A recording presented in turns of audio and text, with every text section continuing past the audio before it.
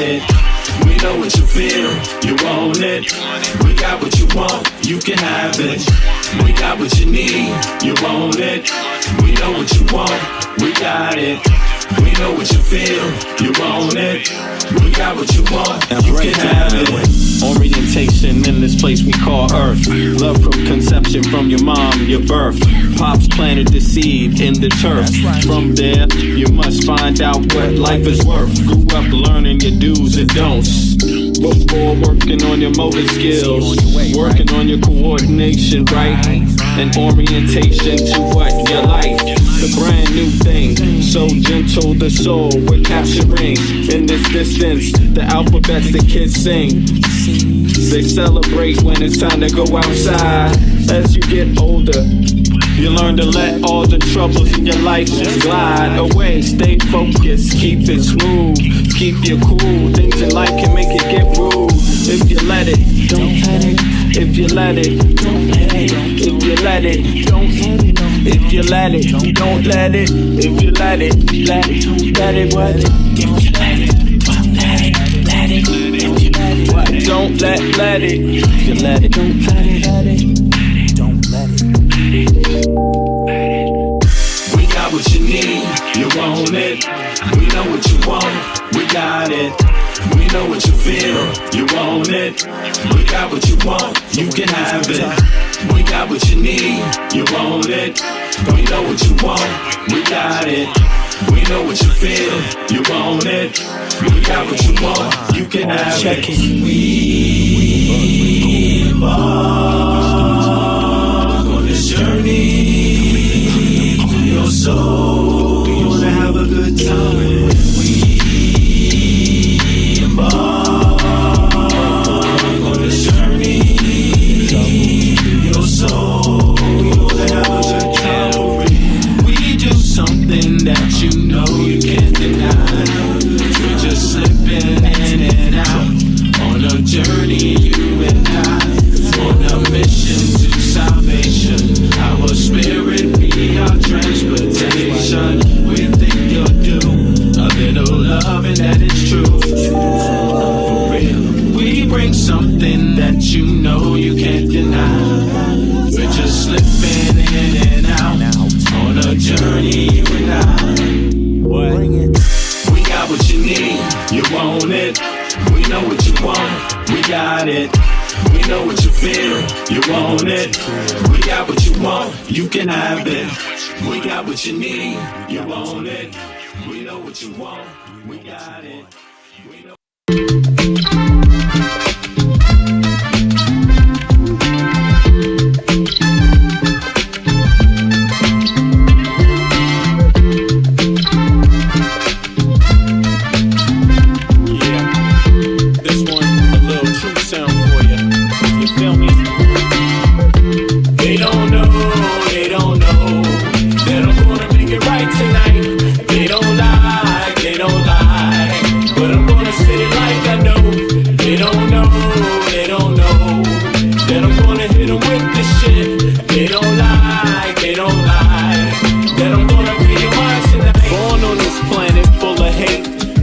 From our harshest past, and better than our society's identity. But then again, can you tell me that's free? They explain to you what your mind should perceive, suggest things they want you to believe, like your skin color dictates your race. They're calling you an idiot to your face, like life is much more simple than that. We're all slaves and the cards are stacked, while we fight over problems we can fix. Industrialists turn our kids to addicts. The television does a job, introduce you. The radio's right there to seduce you, keep you locked on the wrong damn track. Cigarettes is just legalized crack. They want you to catch a damn heart attack. They want you to catch a damn heart attack. But stop believing in the flag, it's a trap. Cause men rule this world, that's a fact. They don't know, but I'm gonna make it right tonight. They don't lie, but I'm gonna spit it like I know. They don't know, that I'm gonna hit them with the shit. They don't lie, that you're gonna free your mind tonight. That you're gonna free your mind tonight.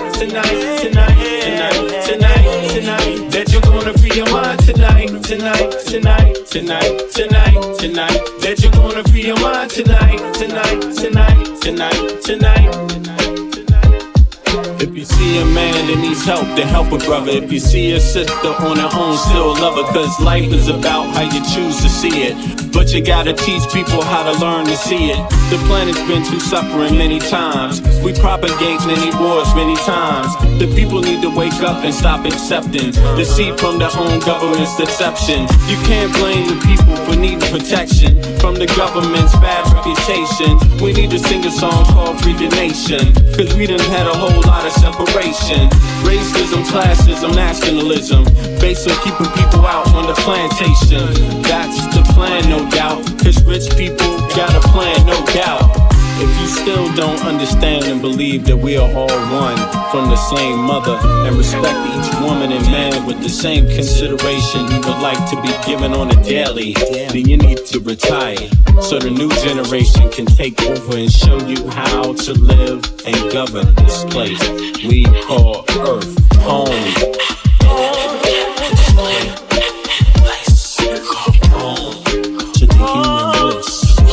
Everybody here, yeah.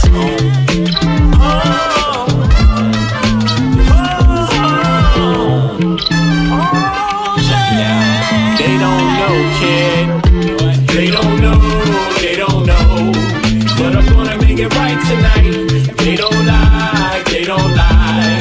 But I'm gonna say it like I know. They don't know, they don't know. That I'm gonna hit them with this shit. They don't lie, they don't lie.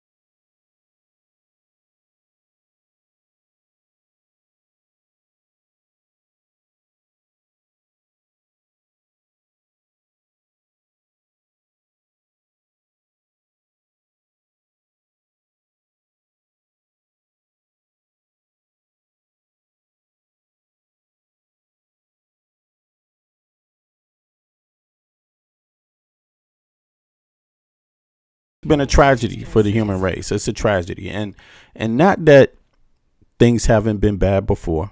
Things have been bad before, but what makes it different this time is we're supposed to be smarter on Earth, and we're not. And this is the home of human beings. You know, this is our home. This is the only home we have. Earth is the only home we have. We have no other home, and yet we are just pretending like it's not fragile, pretending like we can blow it up anytime we have a disagreement. And it's just wrong. I'm just going to say it straight out. You cannot be a person of any type of religion and be okay with attacking and blowing up and using so many weapons. You just can't be. You just can't be. You just can't be. And of course, it's always a situation where somebody's like, who started it? You know, people want to know who started it, you know, and that's, you know, but listen, we just have to first get to before we get to who started it, because who started it, that skips past the first part, which is we're blowing our home up. We're blowing the only home we have up. And if you don't see Earth as your home, no wonder you feel like you can blow it up anytime you want. You know, you either don't really see Earth as your home, or you treat your home like dirt. And 2026, we're supposed to know much better. We're supposed to know much better. Scientists have given warnings about the state of the Earth. And we just seem to keep on ignoring the signs and keep on ignoring the signs. And we want to fight over gold. We want to fight over rubies, and we want to fight over oil. We want to fight over who we think should have power in some sort of region, instead of just saying, look, none of us are better than each other. Why don't you learn how to share? Why don't you learn how to share? Why don't you send your best people out there that know how to speak peace? Why don't you send them out there? Send them out there, you know? And but I'm a firm believer, and what is going on right now has nothing to do with people that care about the, you know, Earth. Straight up, or the people that have to live on it.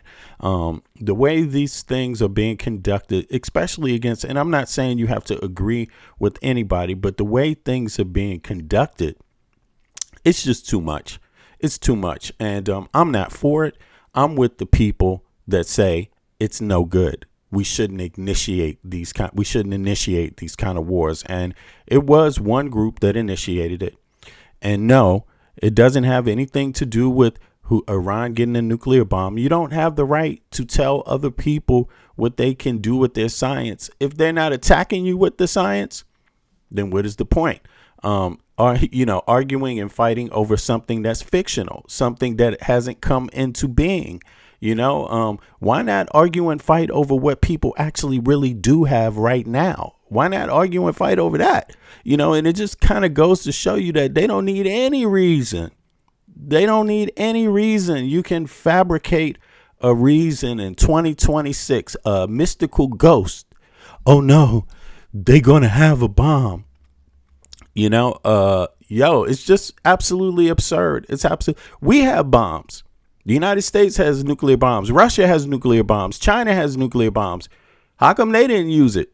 If it's just as simple as somebody gets a nuclear bomb and they use it, then how come China hasn't used their nuclear bombs?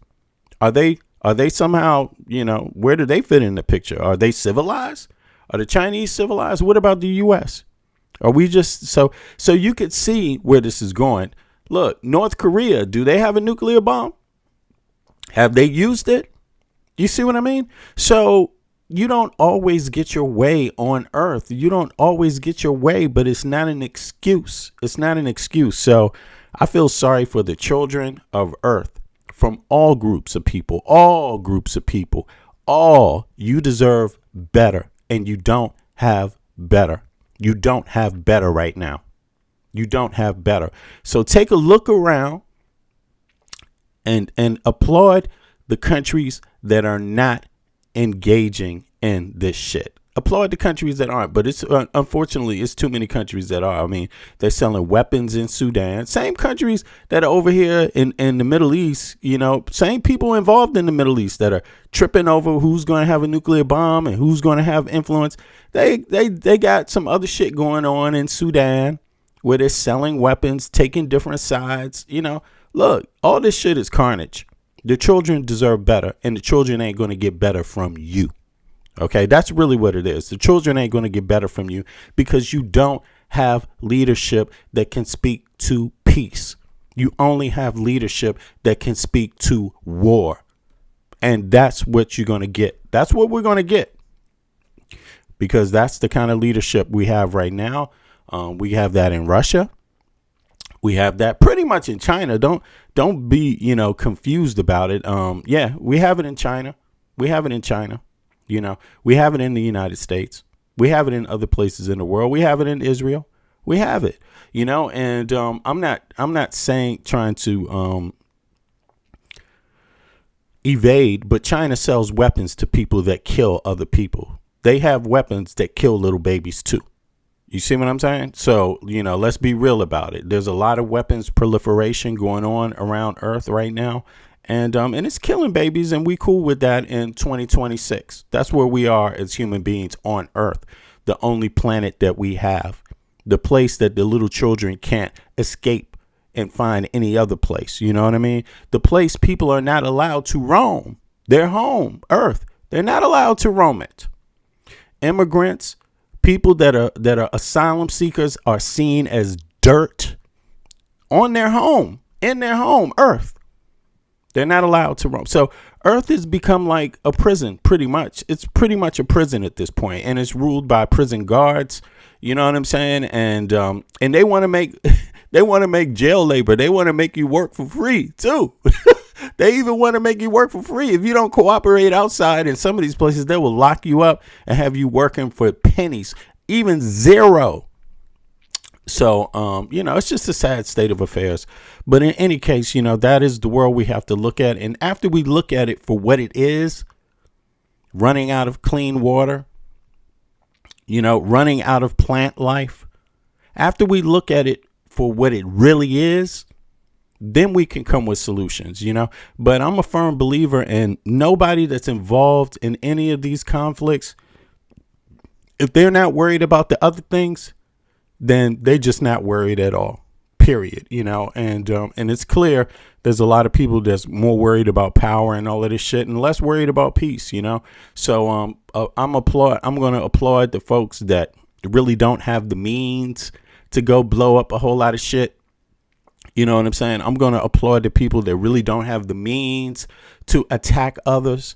I'm going to applaud the meek of the earth, the meek. The ones that just don't have the problem to go attack somebody because they imagined something, you know. Yeah. But in any case, you know, there's a lot in the news right now. But let's start off because, you know, it takes days. It takes days for enough of the news cycle to go around and people to contribute to it. And what we do here is we do comparative data. We do data. We don't just do opinion here. Right. And we like to go into the facts. Right. Not just my opinion. I started off with my opinion. Right. That's my opinion. Now I'm going to go to some more opinions. And then while we do that, we're going to go into the data, the actual facts, not the qualitative. We're starting with the qualitative. And then we're going to break it down to the actual data while we're on our way. The things that cannot be disputed. You see, the things that we really want people to actually focus on also. So having said that, let's see what's going on in the news cycle and get it going. It's some interesting things. I mean, people are tripping on Trump, you know, Trump in his Looney Tune ass speech. We will get into that and some body language breakdowns. Then we will get into the Democratic Party. Then we will get into the conflict with Iran and the oil prices, you know. Then we will get into the Epstein files because that is still jumping off the chain. Then we will get into a few other things. So let's see what's going on. Here. Speaking, I appreciate it. If you haven't clicked the like button, click the like button too. Let's wait till some people come in. We will start off with CNN and Van Jones. Let's see what he got to say, Mr. Van Jones. It's a missed opportunity, in my estimation. What are your thoughts? Well, I think the worst thing you can say is that it just wasn't funny at all. It just wasn't funny. It was mean and small, but you can be mean and small and funny. This was mean and small and not funny. And he didn't talk about any American besides himself and his enemies. There are people at home who can't figure out how to pay for gas. There are people at home who worry about their nephew who's serving overseas. There's people at home who have real problems, who would love to see somebody reflect their reality and maybe make fun of some of their enemies, some of their problems. He missed the entire opportunity to talk to those people, and he started off as this kind of like cuddly Care Bear Trump, and then he turned into this like rabid grizzly Trump that just kind of wandered around in the backyard, like, you know, attacking things, and then wandered off the stage. And I just, you know, it's hard to be disappointed given what I've seen for the past 10 years. But it's like Lucy and the football. Here I am once again, disappointed. Well, and just from a performance standpoint and comparing it to previous presidents at these events, he bombed. He objectively bombed. There were missed opportunities. Listen, I didn't think he was going to work a lot of substance into it. But as I said, he's someone who's actually very capable of humor. And instead, he went for really low ball, unfunny jokes. Like, at least make the punchline land. And it's been reported that comedian Tony Hinchcliffe helped advise on his remarks. This has his hands all over. You'll remember him. This is legacy media. They're not really known for the data, but let's continue. From that infamous Madison Square Garden rally, calling Puerto Rico an island of trash. He's somebody who really just goes low. He demeans women. He leans into racist tropes. And I felt like those fingerprints were on this speech. It's such a missed opportunity because it is one thing you can't say is Trump is a showman, but that was not Obama at the White House Correspondents' Dinner. It wasn't George Bush. He bombed. He started the speech with something that I thought was good and necessary. We do not yield to political violence. I thought that was probably the best line of the speech, given. We do not yield to political violence. What is it when you imagine that someone's going to build a nuclear bomb and you imagine it because of your opinions and your views about them being what? Terrorists? But they still don't have it. Is that not political violence? When you call somebody a terrorist, that's not a political statement. And people just listen. You don't have to like Iran, but the bottom line is let's be realistic here. Calling people terrorists is a political statement. It has political consequences.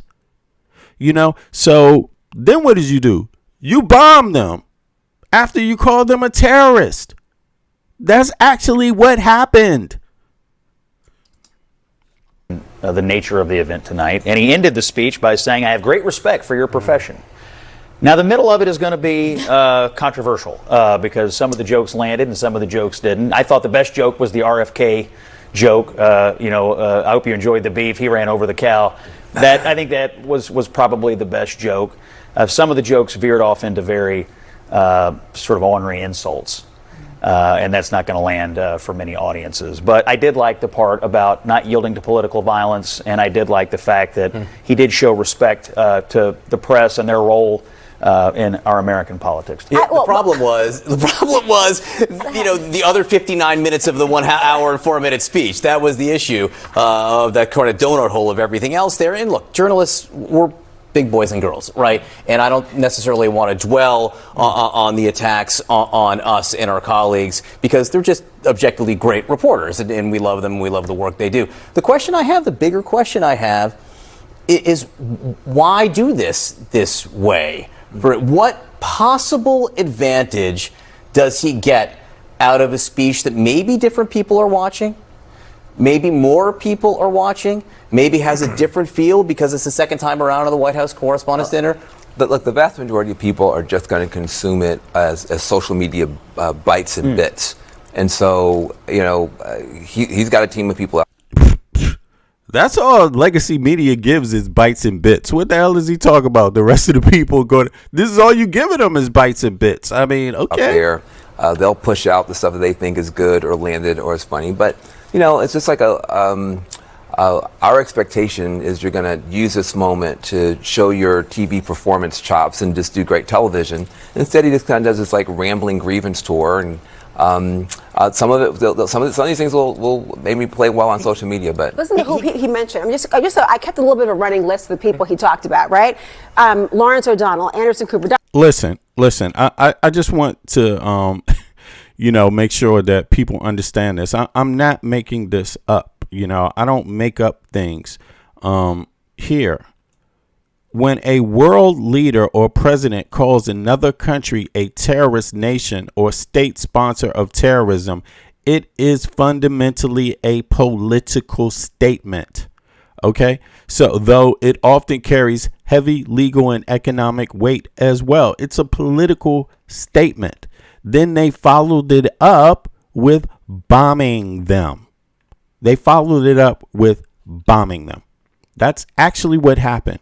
So you put the two together, a political statement first, calling them a terrorist nation, saying they're about to get a nuclear bomb, and then you bomb them. What is that? That's political violence. That's what that is. Don Lemon, Bruce Springsteen, Jane Fonda, Bette Midler, Kimmel, Colbert, Fallon, Adam Schiff, Tapper, Caitlin Collins, Gavin Newsom, Kamala Harris, Ilhan Omar, Ted Cruz, who he called a conquest, J.B. Pritzker, Jack Smith, Chuck Schumer, Tal Rico. That's just a couple of the people that he mentioned. But it took over 30 minutes before he even talked about the war with Iran. He did not talk about ICE, not one time. I don't think I heard him discuss the dignified transfers of the people who died in the war just recently. There were so many moments during this speech when, call me naive, but I sometimes like to hear from a president talk about the issues that are pressing on all the American people, because I look at politics as the effect on the people. And I think the effect in that room, to your larger point, this was a moment a couple months from before the midterm elections that I wonder why he chose this route as opposed to one that would have been advantageous or dignified. Well, every one of those names are legitimate targets for a funny joke, right? Those are all newsmakers. I could see it, but none of them were funny. They were all just like literal bombs. Like it was just bomb after bomb after bomb. It's like, we're not Iran. We're the American people. Quit bombing. I actually wonder myself.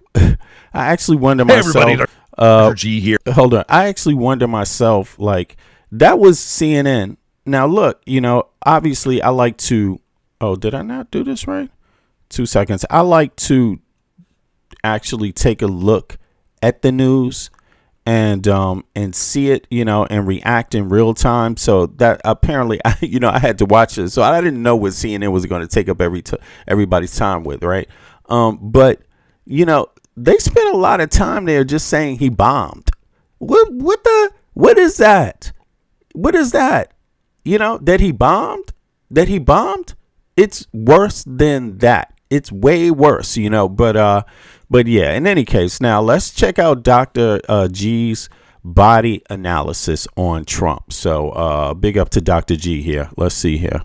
I'm a clinical and forensic psychologist as well as a body language expert, and today we're going to be analyzing the behavior and body language of President Trump's somewhat unusual White House Correspondents' Dinner speech. Before we get started, a couple of quick things. One, I wanted to make sure you know this is not a psychological evaluation of any kind. These are just my opinions. In addition to that, I do want to remind you to like and subscribe if you want to see more content just like this. All right, let's go. What we're going to be analyzing today is Trump's strange behavior during his White House Correspondents' Dinner speech. If you already watch my channel, you may have seen that I have been extensively covering President Trump's mental decline, his strange brain glitches, his odd behaviors. It seems to be getting progressively worse, and this speech is no different. Over the course of the past year, this decline seems to have been fairly steep. There do seem to be some very odd behaviors, and I will explain those as we go. All right, let's just jump right in. But we had a contest for who had the lowest ratings and the lowest IQ on television, and that was actually Don Lemon. When I said that he's the dumbest man on television, I said, when you say some things, you never make a comeback. It's not like, oh, gee,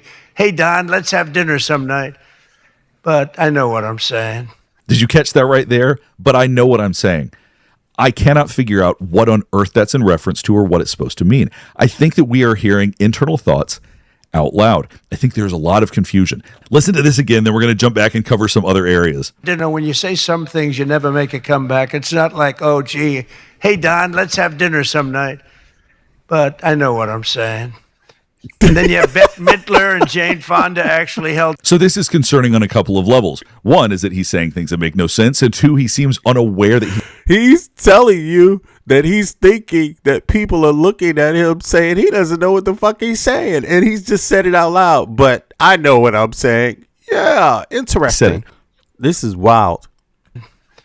And then you have Bette Midler and Jane Fonda actually held. So this is concerning on a couple of levels. One is that he's saying things that make no sense, and two, he seems unaware that he said it.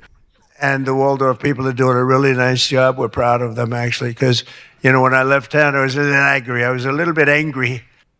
See, now there's a point where he caught himself. That's a point where he slurred and he knew it. So you're going to hear he corrects that, but he frequently does not. Proud of them, actually, because, when I left town, I was a little angry. I was a little bit angry. I was offered a nice price. I said, I'm getting out of that place. And then I said, let's make a comeback. CBS News' David Ellison, who's going to do a fantastic job. He's the owner. So even when he's reading off the teleprompter, he is struggling right now. He cannot get full sentences out. He gets distracted mid-sentence. Listen to this part again.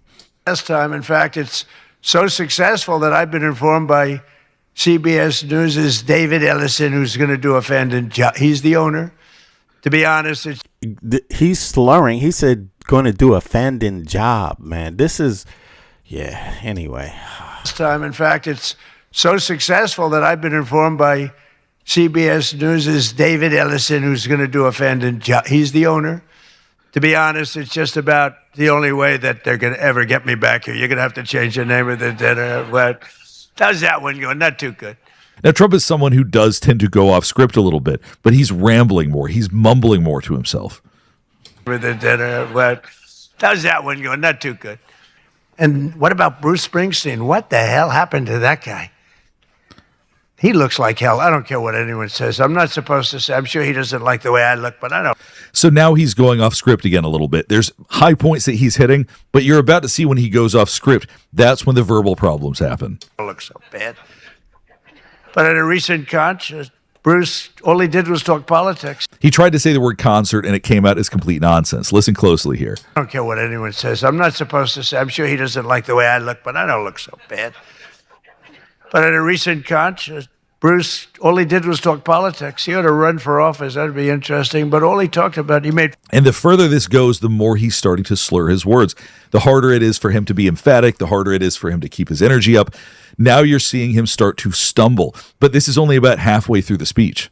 I've watched comedians get up for the dinner because I have been here actually quite a few times. People don't realize.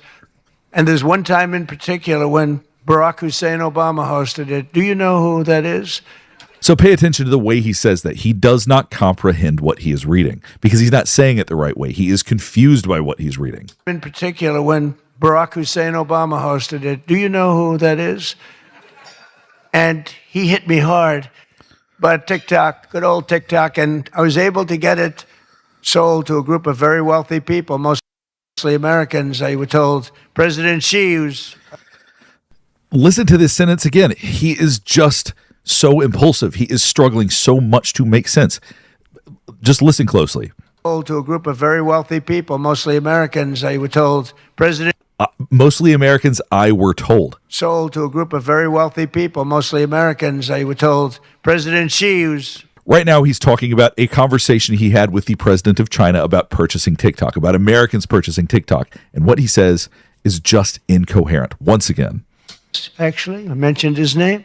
I said, these are wonderful people, and it'll be a good thing. Does it mean anything, President? It's nothing.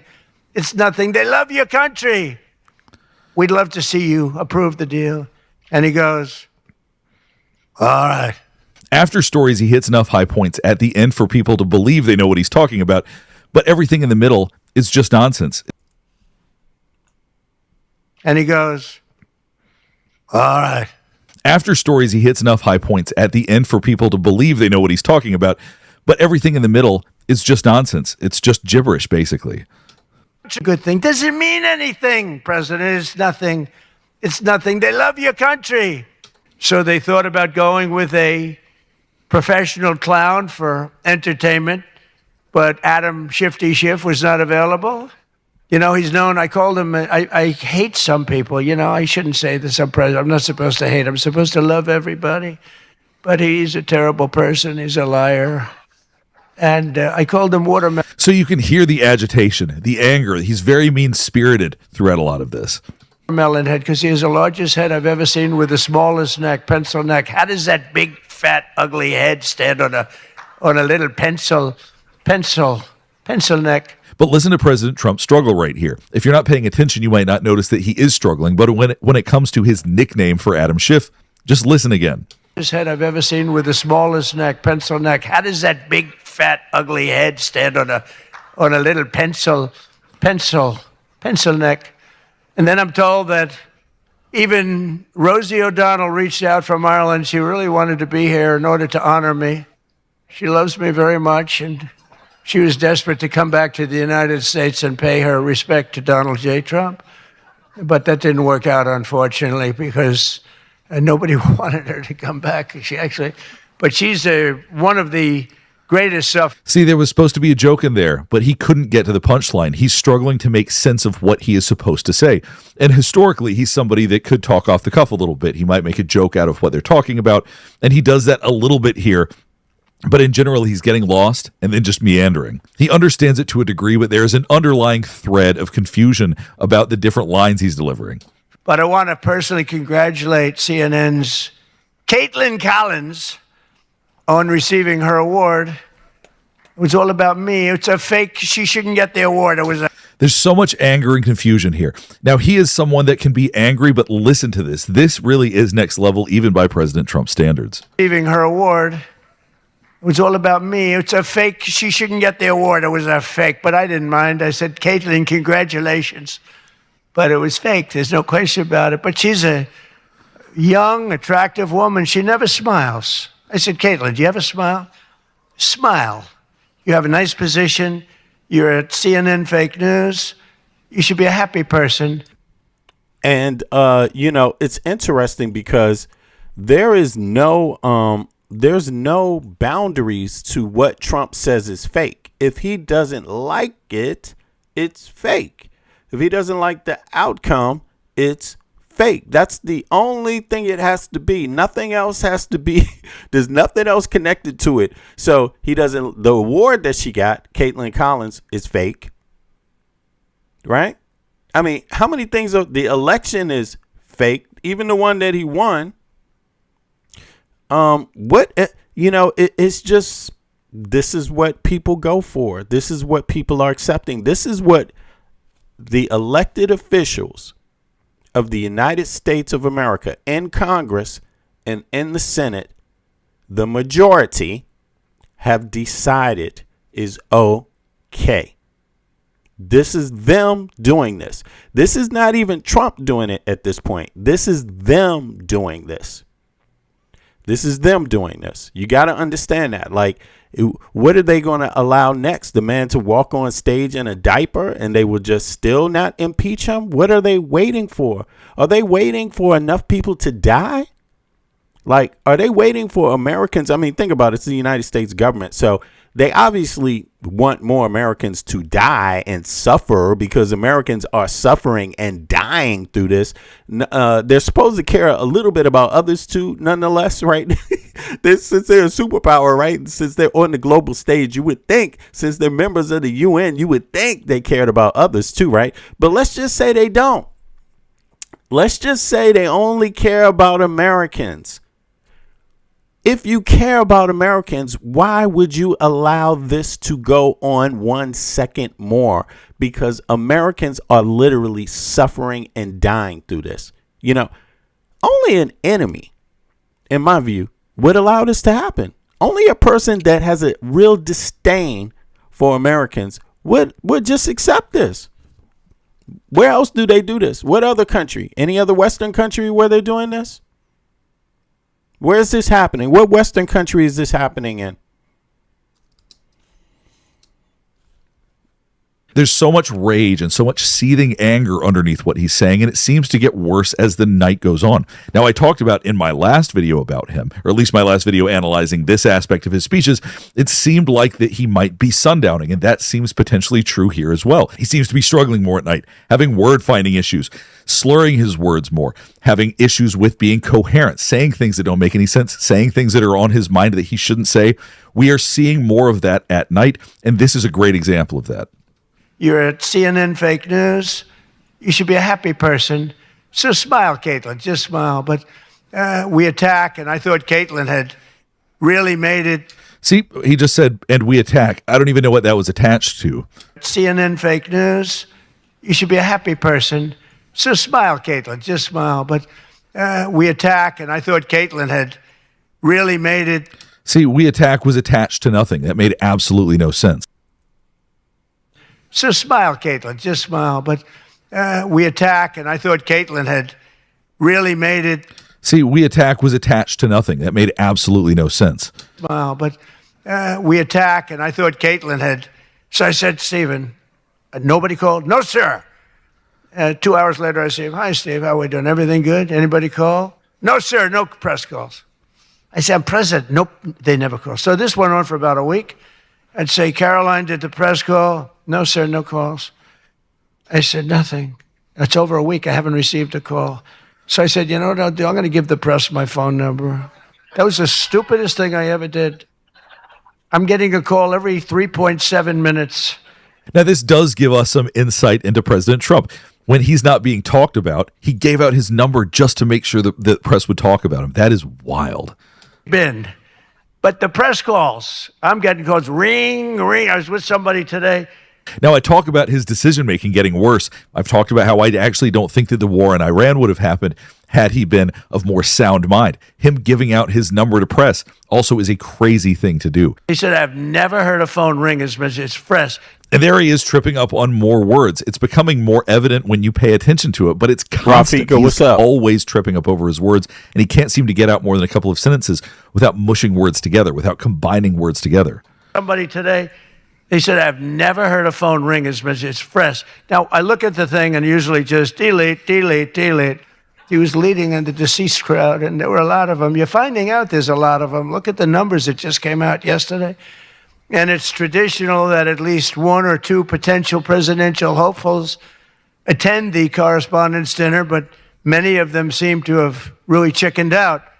I was disappointed that Gavin Newsom didn't show up. Now, this was subtle, but this also shows that Donald Trump does not understand what is going on. I cannot overstate that. So historically, he has called Gavin Newsom Gavin New Scum and sort of emphasized the scum part of it. And I suspect that the way that it was written in the teleprompter was his name was Gavin New Scum. I don't think that Trump realizes that's a nickname right now. I think that he's actually reading it as though that's Gavin Newsom's name. Listen to this again, and he's going to do it more than once.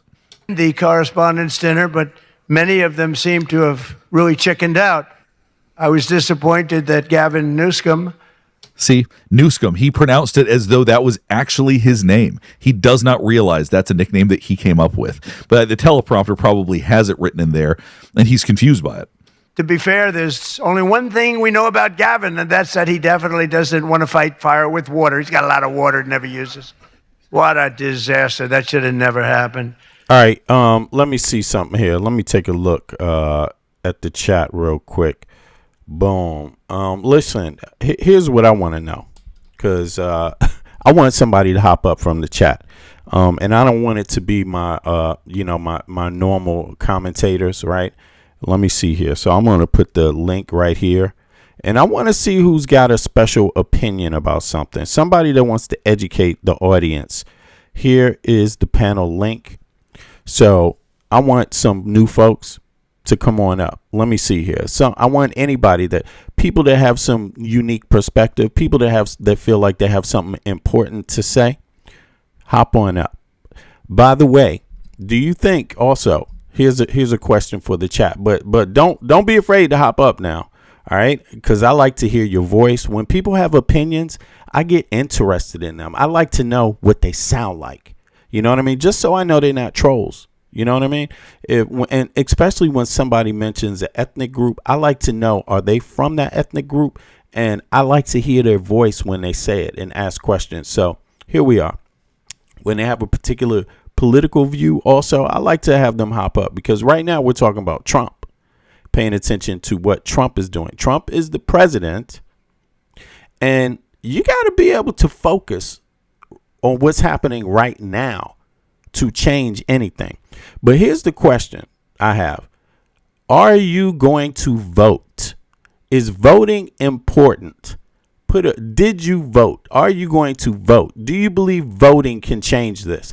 If you believe voting can change this, put a 1 in the chat. If you don't believe voting can change this, put a 2 in the chat. There we go. I just want to see. There we go. It's no need to beat around the bush, right? Because we need to know what type of people we got in here, and we need to qualify it with simple things like 1 and 2. Then we know what the rest of the shit is about.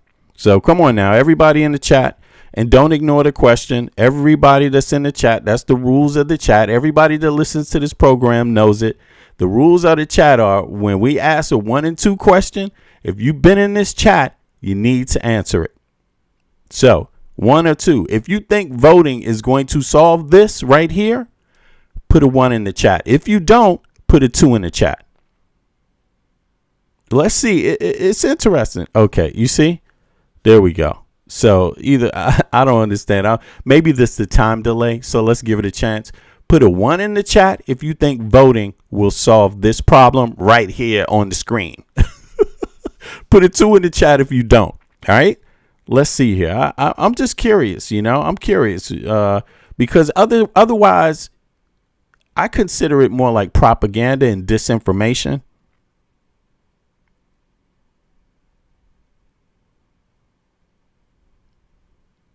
Okay, so here you go. You have a person, insert name is not trying to answer the question. I don't know why that is. It's not a deep question. Insert name. Do you believe voting will solve this problem right here? This person right there on the screen. Trump. Do you think voting will solve that problem?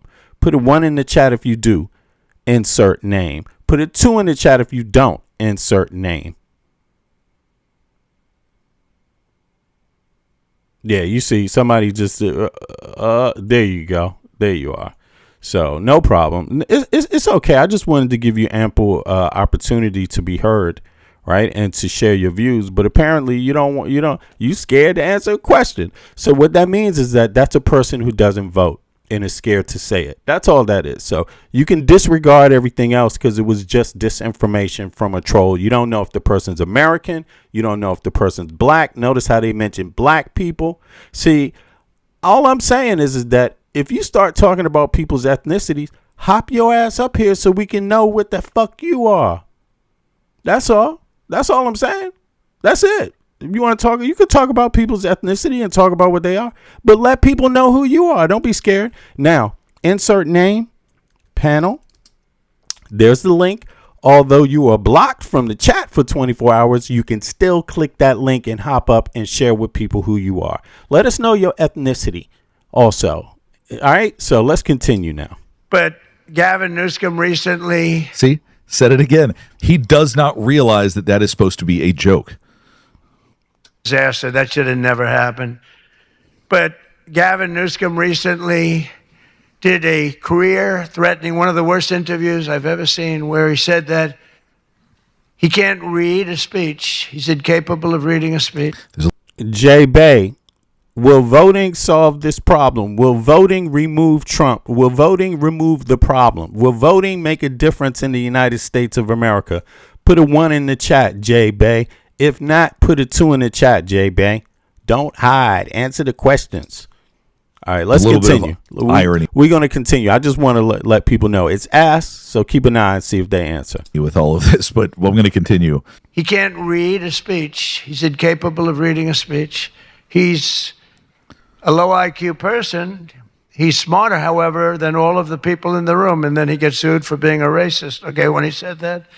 But he basically said he has He said he got sued for being a racist. Once again, there are words he's throwing in there that don't really make any sense. Instead of saying accused, he said sued, which makes no sense. IQ person. He's smarter, however, than all of the people in the room. And then he gets sued for being a racist, okay, when he said that. All these things. And I said, anybody running against him, all they have to do is take that one interview and you can't. Yeah. I see Jay Bay doesn't want to answer the question. Hey, Jay Bay, man, you don't make the rules here. I mean, that's just one question. You think you can write anything you want in the chat, but I don't get to ask you one question. Even if you don't think it's a deep question, why don't you answer it anyway, just so you could stay in the chat? So in other words, you don't really care about being here anyway. You don't care about what you say, and you don't care about what anybody else thinks, right? I understand you. Boom. There we go. See you later. Liz, I actually put out a statement. You can also click the link, Jay Bay. Here's the panel. You can still click it and hop up. Let people know who you are, what your ethnicity is, and your political views. Come on up and join me on the panel, baby. That Gavin Newsom has come out and said he will. He got confused again by the new scum part of things, and so he didn't say it all the way. Trump is definitely confused right now. Actually put out a statement that Gavin Newsom has come out and said he will not be running for president because nobody can say what he said about himself and survive. Newsom was in big trouble See, and now he's saying his name correctly.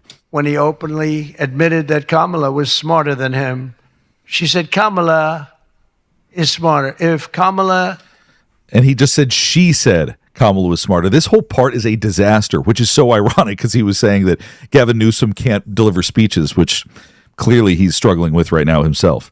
Newsom was in big trouble when he openly admitted that Kamala was smarter than him. She said, Kamala is smarter. If Kamala is smarter than someone, you don't want that person to be president of the United States of America. On a serious note, I want to say once again, I just want to thank you all. So as you can see, he's wrapping things up. He's wearing a novelty hat, joking that he's going to run again in 2028. It's been an interesting evening. I didn't really know what to expect, and it's far worse than I actually thought. But if you want to know that. Now, him talking about it being worse than he actually thought, I believe, is him being sincere. I think that when Wolf Blitzer presented the award to the journalist that covered his connection with Jeffrey Epstein, that I think that was the low point of the evening for him. I think that was humiliating for him, and I think it bothers him tremendously. So that has set a cloud over the rest of the evening. Now we're going to watch a little bit of President Trump's reactions to Oz Perlman's mentalism. Now, Oz Perlman is a world-class mentalist. I'm not going to go through and show what he's doing in terms of mentalism, but I'm going to show President Trump's reaction to what he's doing. Number one place in the world you'd love to go. Look at it at you. Turn your back so I can't see you and you can't see me. As you can see, President Trump is not moving a single inch. I think that he is fully asleep right there. Close your eyes for me, David.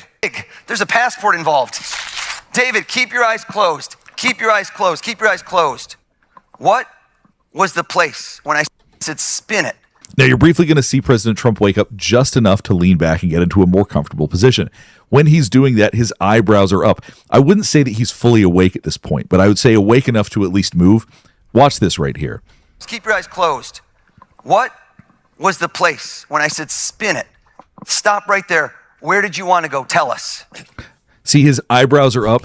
There's some level of consciousness that people are going to be looking at him, but I do think that he is fully asleep right here. Taj Mahal. What? Can I ask you a question? Yes. That's why I said you shifted your balance. Have you been there? And there, Caroline Levitt, she looked over at him. I think she now realizes what's going on. Take it. I'll take it. Did Fiji pop in your head? Fiji came at one point, I will say. Fiji did come at one point.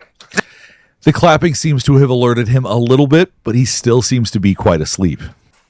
I'm going to show you over here. I'm going to show the president. The president's still admiring the Czech crystal, I'm noticing. Those are beautiful chandeliers, sir. See, he's saying he's good. He's trying to cover the fact that he was just sleeping, I think. The Czech crystal, I'm noticing. Those are beautiful chandeliers, sir. Open your eyes. I have a better idea. Throw the hat out in the crowd. So right now, Oz Perlman has President Trump throwing a hat out in the crowd. It's basically a way to choose somebody random. Let's go. Someone catch. Or nobody catch. Now you see President Trump laugh because I think it landed on somebody's dishes or their glasses or something like that. A fairly normal reaction. But I want to show you his reaction if we go a little further. Live in this room right now. Now at this point, Oz Perlman is at the very end of a very impressive mentalist routine.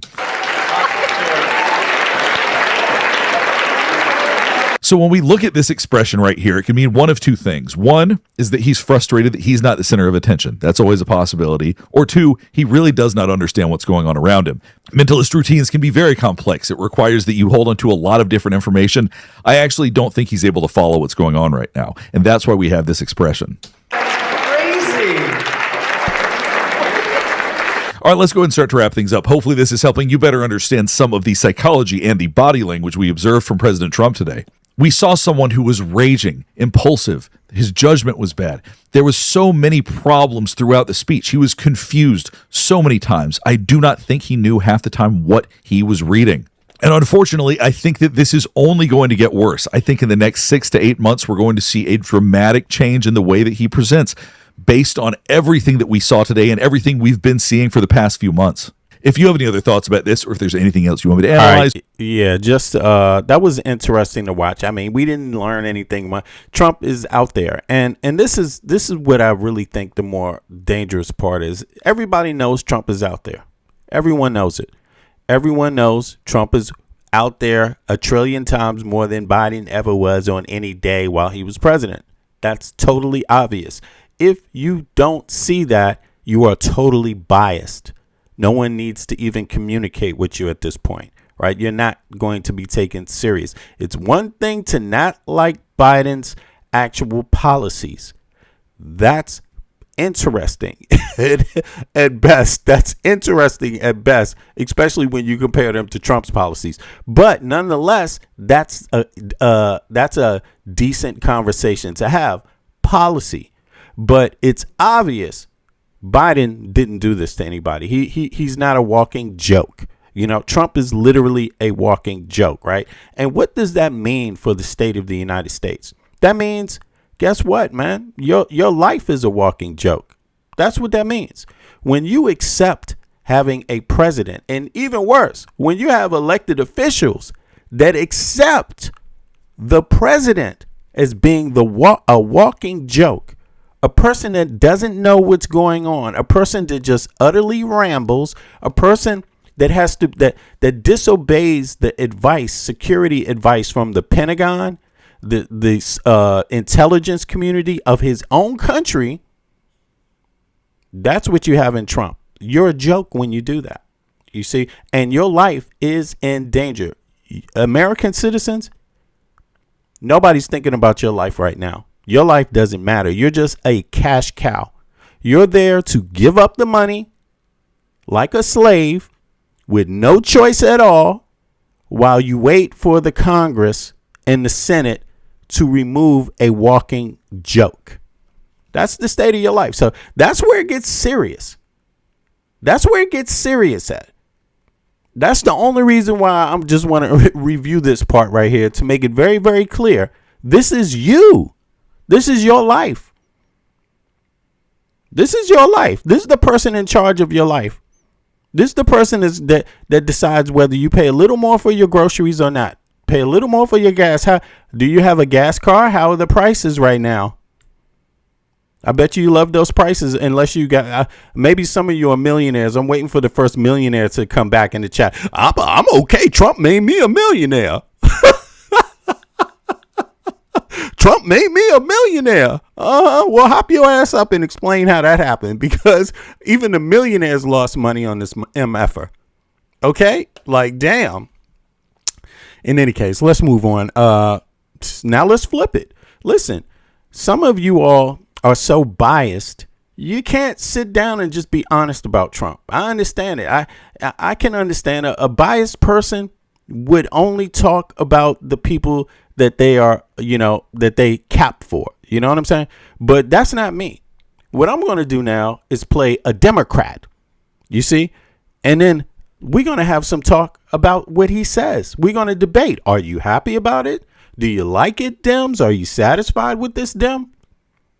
And we're going to see people that are not MAGA.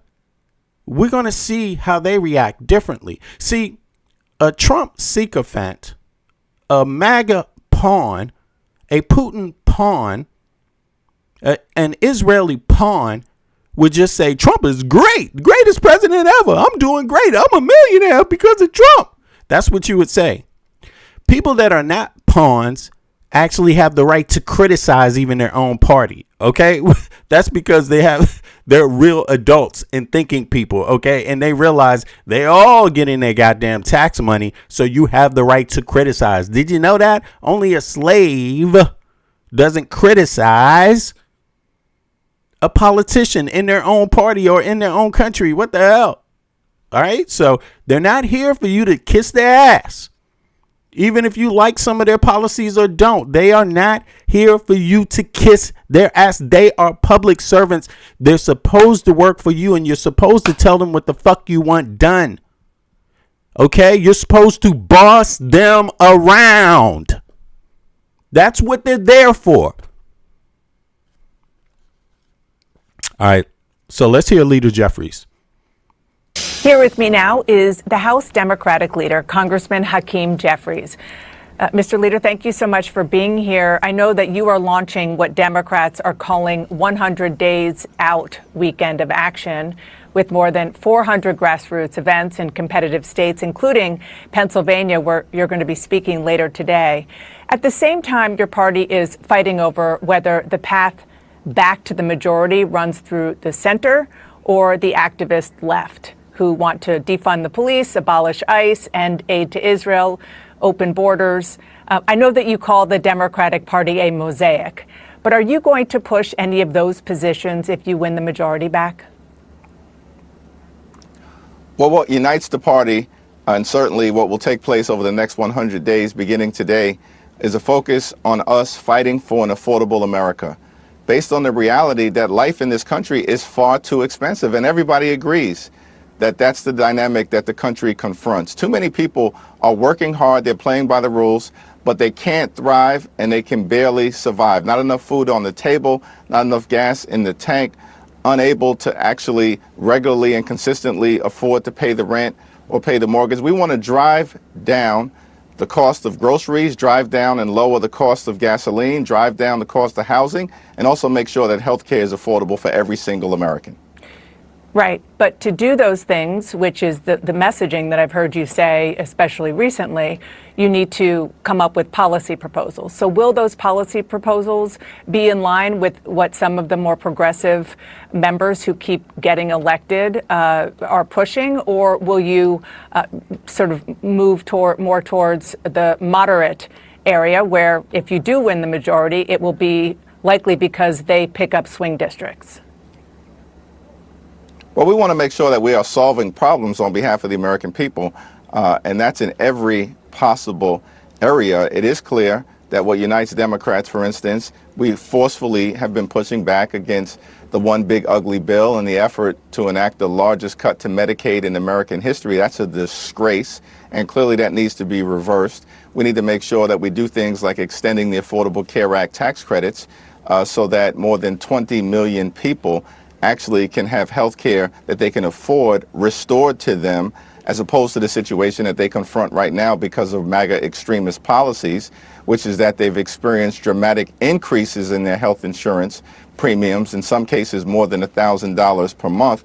It certainly is the case, as we've already demonstrated unanimously on the House floor, that we need to stop this reckless and costly war of choice that has skyrocketed gas prices on everyday Americans. And we need to stop the Trump tariffs, which have increased costs on everyday Americans by thousands of dollars per year.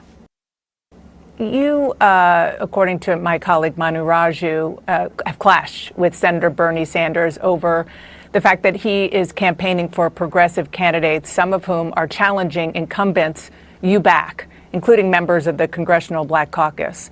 Are Senator Sanders and other progressives in the party making it harder for you to win in November? Is that what you said to Senator Sanders? No, I wouldn't describe it as a clash. It was a candid conversation along with Congressman Greg Meeks to chair the Congressional Black Caucus PAC with respect to one particular race in North Carolina at the beginning of the primary cycle and trying to get a sense of his approach to that race. I do think that Senator Sanders and Democrats in both the House and the Senate understand the stakes that are in front of us, particularly as we are 100 days out. And that's making sure that we actually take back control of the Congress so we can end this MAGA extremism that has been unleashed on the American people, that is actively hurting hardworking American taxpayers, and actually commit to making life more affordable for the American people. That's clearly what the American people want to see done, and that's not what Republicans have been able to accomplish during their time in office since Trump was sworn in back in January of last year. I think one of the things that some of those who are winning their primaries and will likely be in office want to know is if you are going to agree to hold votes on abolishing ICE, opening borders, things of that nature. Will you? Well, I've spoken to several of the incoming members of Congress across the ideological spectrum. Not a single person has raised those issues, other than obviously what they've seen from House Democrats in pushing back against an out-of-control ICE, because we believe that immigration enforcement in this country clearly should be fair, just, and humane, and that's not what's taken place. That's the reason why House Democrats have taken a strong position as it relates to not giving a dime to Donald Trump's violent mass deportation machine until, of course, there is dramatic reform in this country and that ICE agents actually start to conduct themselves like every other cop, police officer, and law enforcement agent in the country. Your next door neighbor, New Jersey, just disclosed that 6,600 non-citizens were mistakenly registered to vote there from 2023 to 2024. 400 of them actually voted in elections since then. It is a small number compared to the 7 million voters in New Jersey, and there's no evidence that that swayed any election. But this is one of the most significant disclosures of non-citizen registration. Now, Democrats have repeatedly said that non-citizen voting doesn't happen. It happened. Is this a problem? I think that I continue to have confidence in state and local What's up, Ashley? authorities in making sure that there's going to be a free and fair election in November. And if modest or minor challenges emerge, such as the one that was disclosed voluntarily by the authorities in New Jersey, that it is immediately corrected. And that's what I expect will continue to happen. Unfortunately, what we've seen from Donald Trump is that in this particular case, Republicans have adopted voter suppression as an electoral strategy because they have failed to actually deliver on making life more affordable for the American people. It was Donald Trump who promised to lower costs on day one, but we know that costs haven't gone down in this country. Costs have gone up. It was Donald Trump, I believe, who said that he was elected not to start wars, endless wars in the Middle East, but to stop them, and then turned around and has gotten us involved in this reckless war of choice in Iran that has skyrocketed gas prices on the American people. By the way, it was Donald Trump who said they were going to love and cherish Medicaid, and then Republicans enacted the largest cut to Medicaid in American history, ripping health care away from more than 14 million Americans. They have nothing to run on. We're going to run on fighting for an affordable America. Mr. Leader, before I let you go. All right. So now I got a question for the chat. Should the United States have universal health care like every other Western country? Put a 1 in the chat if the United States should have universal health care just like every other Western country. It doesn't have to be exactly the way they do it. You can do it in any way you think is best, but universal means everybody can get it and you're not stuck with some huge ass bill. All right. That's what that means. It's bring down the prices of it and not give all your money to somebody behind a desk who wants to go off and fly or, go have a trip on a fucking yacht 100 times a year. All right. So put a 1 in the chat. Everybody contribute. Everybody that's been there typing the whole time. Come on, put a 1 in the chat if the United States should have universal health care. Put a 2 in the chat if they shouldn't. And I've been watching the chat, so I know who's been in there. So I'm very curious about how some people just disappear as soon as you ask a 1 and a 2 questions. So here we go. Now, Metal Dreams. Do you think the United States of America should have universal health care? Put a 1 in the chat.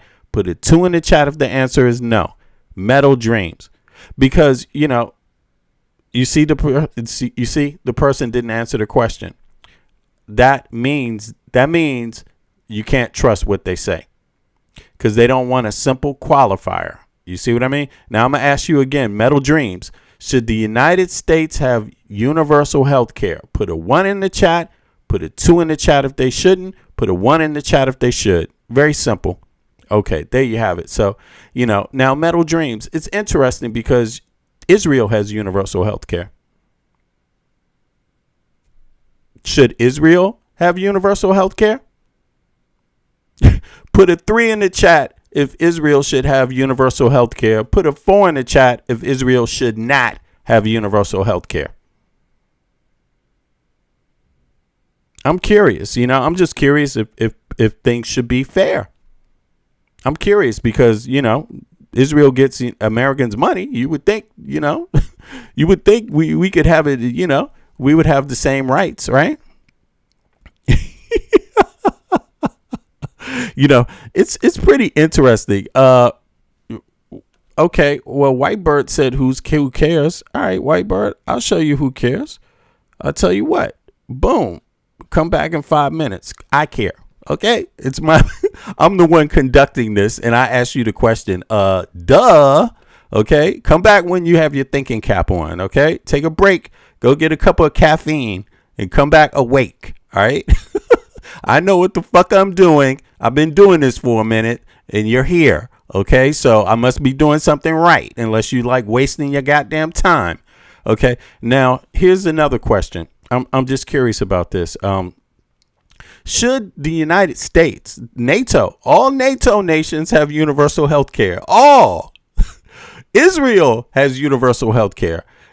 Trump said himself, and the MAGA people said, we're always defending NATO. We're always defending Europe. And we're defending Israel right now. Why is it that we're always fucking defending people that have universal health care and we don't have it? Why do you think that is? Just tell me your thoughts on that. What is it about us that we defend other people that have universal health care, but when it comes to us, we don't even think we don't even think we should have it? Why are we insanely defending people that have universal health care all the fucking time? According to MAGA, according to the Republicans. Yeah. Why? Why is that? Why is that?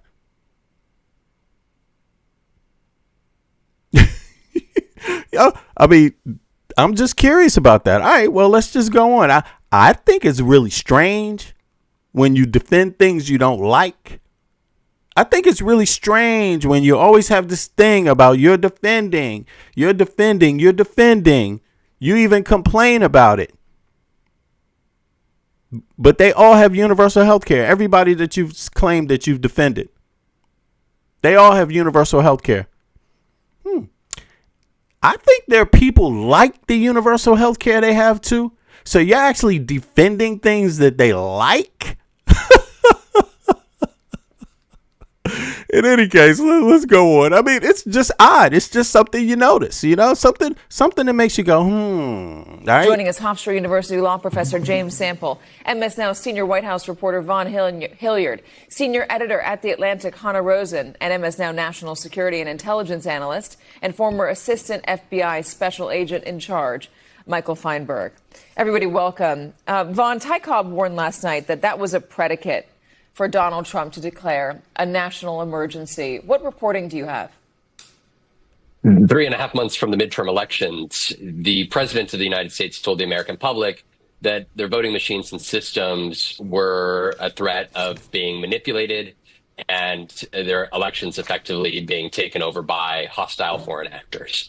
And I had a conversation with a source within the administration earlier this week, before the president publicly made that assertion, that this was intelligence, Katie, that the president had been presented by his intelligence agencies back in 2025, that the White House specifically, including Susie Wiles, were presented this information. And yet, fast forward, it's no longer 2025. It's July of 2026, 3.5 months it took for the president to go and make this declaration public. And the reason why this is significant is the fact that the president has effectively gutted CISA, the main cybersecurity agency within the Department of Homeland Security that works to ensure the security of voting systems at the state and local level. And just today, Mark Wayne Mullen, the DHS secretary, threatened states that don't turn over their voter rolls that they're not going to get any federal resources to help with their elections. And so essentially the president is setting up, Katie, out of his speech last night. Yo, Jan, I don't believe you, Jan. I don't believe you, Jan. Jan, C, Z, U, whatever it is, I don't believe you. And here's the thing. It's great that you say you're from a NATO EU country, but are you not proud of the country you're from? Because you didn't even mention the country you're from. Okay? I mean, I don't get that. I don't understand that. I don't understand. It doesn't say, I just don't trust that statement. That's all I got to say. I don't trust you. Hop up on the panel, though. Let us know. Come on. Here we go, panel. Prove me wrong. Prove me wrong. I just don't think you're from a NATO nation. And so that's all. I think you're a troll, and I think you're lying. All right. So anyway, let's go on. A potential of declaring a national emergency, or some means in which he tries to justify the federal government potentially trying to handle the elections in the states based off of what he set up was a national security threat posed by foreign actors. So can he do that? He can try, but legally speaking, the answer to that is absolutely not. And the reason I say that the reason is absolutely not, Katie, it actually goes to a different. So listen to this. They're talking about Trump's threat. Trump made a threat, right? And his threat was to go into a national emergency, right? And that he wouldn't, and that means he could stop the election. He could declare, the election null and void, or he could halt the election and maintain power. So let's just peep that. Now, can Trump do this?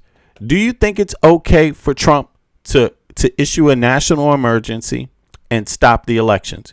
Doesn't matter what the reasoning is. I'm not asking what the reasoning is. I'm asking very simple. Do you think it's okay for Trump to declare a national emergency and halt elections? If you think that's okay, put a 1 in the chat. If you think that's absolutely not okay for any reason whatsoever, put a 2 in the chat. I'm just curious. I don't think it's okay. So I'm putting a 2 in the chat. Yo, Mike, you there? Yeah, I'm here. I've been here for a little while now. Okay. Yeah. So let me know your thoughts. You've been listening. You got any particular thoughts on this? I mean, I heard. Go ahead. Go ahead. Go ahead, big dog. I heard Hakeem's statement. I was listening kind of closely to it. But listen, number one, Hakeem can think and articulate pretty precisely. Whether you like what he's saying or not, that's another thing. When you juxtapose him to Trump, Trump cannot speak and think. He can't think and he can't speak articulately. So, I mean, we can be hard on Hakeem. We can be hard on him, yeah. But it's really, really hard to be rational and be that hard on him. Let's be fair, though. Let's be fair. That's all. You have any thoughts about what he said? I mean, I didn't see anything really steamingly wrong. Yeah, no, I mean, he's giving the standard lines that he has to in order to maintain a winning position throughout the midterms. Right? Yeah, to me, he didn't move. He didn't really move left or right. He didn't do what they wanted him to do. Number one. Yeah. He didn't really do anything, right? Yeah. But what I will say is that he didn't address. I mean, pretty much Trump saying that he's going to run in 2028. He didn't address that part? I mean, not in full, right? Not in detail, right? Okay. Not explaining how does Trump plan to run in 2028. Right. Which is where we're at now. Which is where we're at now. Exactly. Okay, go ahead. I mean, we're not even fully there, right? Because no, I mean what they're commenting on. Because he's not going to run. No. And I'm saying that they haven't even fully explained that, right? Like it's speculation because they haven't said. All they said is that he could postpone elections. They didn't say that he could run, right? Because he's saying he's running in 2028. Yeah, right. He's saying he's going to be granted a whole nother term, which is 4 years, right? Not suspending elections. How you going to run when the states don't let you on the ballot? There you go, right? Like that's what they're not addressing. Yeah, right. And I think that's the bigger question. And I think it's something that when it comes to these reporters and whoever else is involved, they have to really dig deep in constitutional law, right? They need to have some of these experts come and explain how he is going to do that, aside from the regular suspension of elections, right? State of emergency, and so it postpones elections, and if so, what are the nuances of postponing elections, right? What are the guidelines around that? What are the timelines around that? I think there's a lot that's not said that just continues the rhetoric of just people believing that he can do this, right? Right. And and I think obviously they've known this for a while that he had plans.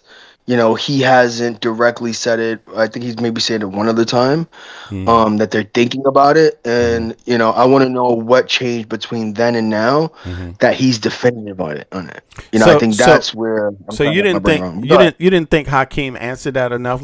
Should I go back and play that? Yeah. I personally don't think he did. Okay. And I do think that the nuances is because, he's not, how can I say it? He's not a lawyer of constitutional law, right? So I don't think he can give the answer that I'm looking for, right? And I think that, they need some clarification in terms of what would be the scenarios under which he can, right? If we're talking about declaring a national emergency, under what circumstances can he do that? And if he is going to do that, how can he be challenged, right? Because if he's just going to say that, the votes are rigged, we went through the votes being rigged, we went through, Dominion voting being changed and being bought by a different company that is directly tied to the Republican Party and Trump himself. Like, we went through that, right? So, and that's another thing that they're not even covering. So if they're going to say that he's going to still claim that the elections are rigged, what is the pushback and how are we going to combat that as a country? Forget red and blue. Like, even the Republicans should be against that, right? Right. Yeah, because that means he doesn't want anybody else either. Exactly. Yeah, that's ridiculous. Yeah. Okay. Well, let me just play this real quick. It was at the top, right? Okay. Let's hear it. Let's see what they got to say. Hakeem Jeffries. Mr. Leader, thank you so much for being here. I know that you are launching what Democrats are calling 100 Days Out weekend of action, with more than 400 grassroots events in competitive states, including Pennsylvania, where you're going to be speaking later today. At the same time, your party is fighting over whether the path back to the majority runs through the center or the activist left. Okay, so she's just blah blah blah. Yeah, this is an interesting question she threw out there. It's bullshit. I'm like, is that really? This is Trump right now. She's talking. People are worried about the activist left. At least they want to follow the damn law. Like, what the hell? I just don't. Especially recently. Yeah, let's. I think this is Trump now. You need to come up with policy proposals. So will those policy proposals be in line with what some of the more progressive members who keep getting elected? She's worried about. She's worried about lefties getting elected democratically. Like, hello, what is this? They can afford. Yeah, I like how he answered it, because the issue is affordability. Everybody should focus on what the common issues are. On everyday Americans, and we need to stop the Trump tariffs, which have increased costs on everyday Americans by thousands of dollars. It wasn't at the top, by the way, so I think it's right. It's coming up right now. Per year. You, according to my colleague Manu Raju, have clashed with Senator Bernie Sanders over the fact that he is campaigning for progressive candidates, some of whom are challenging incumbents you back, including members of the Congressional Black Caucus. Are Senator Sanders and other progressives in the party making it harder for you to win in November? Is that what you said to Senator Sanders? No, I wouldn't describe it as a clash. It was a candid conversation along with Congressman Greg Meeks, to chair the Congressional Black Caucus PAC, with respect to one particular race in North Carolina at the beginning of the primary cycle, and trying to get a sense of his approach to that race. I do think that Senator Sanders and Democrats in both the House and the Senate understand the stakes that are in front of us, particularly as we are 100 days out. And that's making sure that we actually take back control of the Congress so we can end this MAGA extremism that has been unleashed on the American people, that is actively hurting hardworking American taxpayers, and actually commit to making life more affordable for the American people. That's clearly what the American people want to see done, and that's not what Republicans have been able to accomplish during their time in office since Trump was sworn in back in January of last year.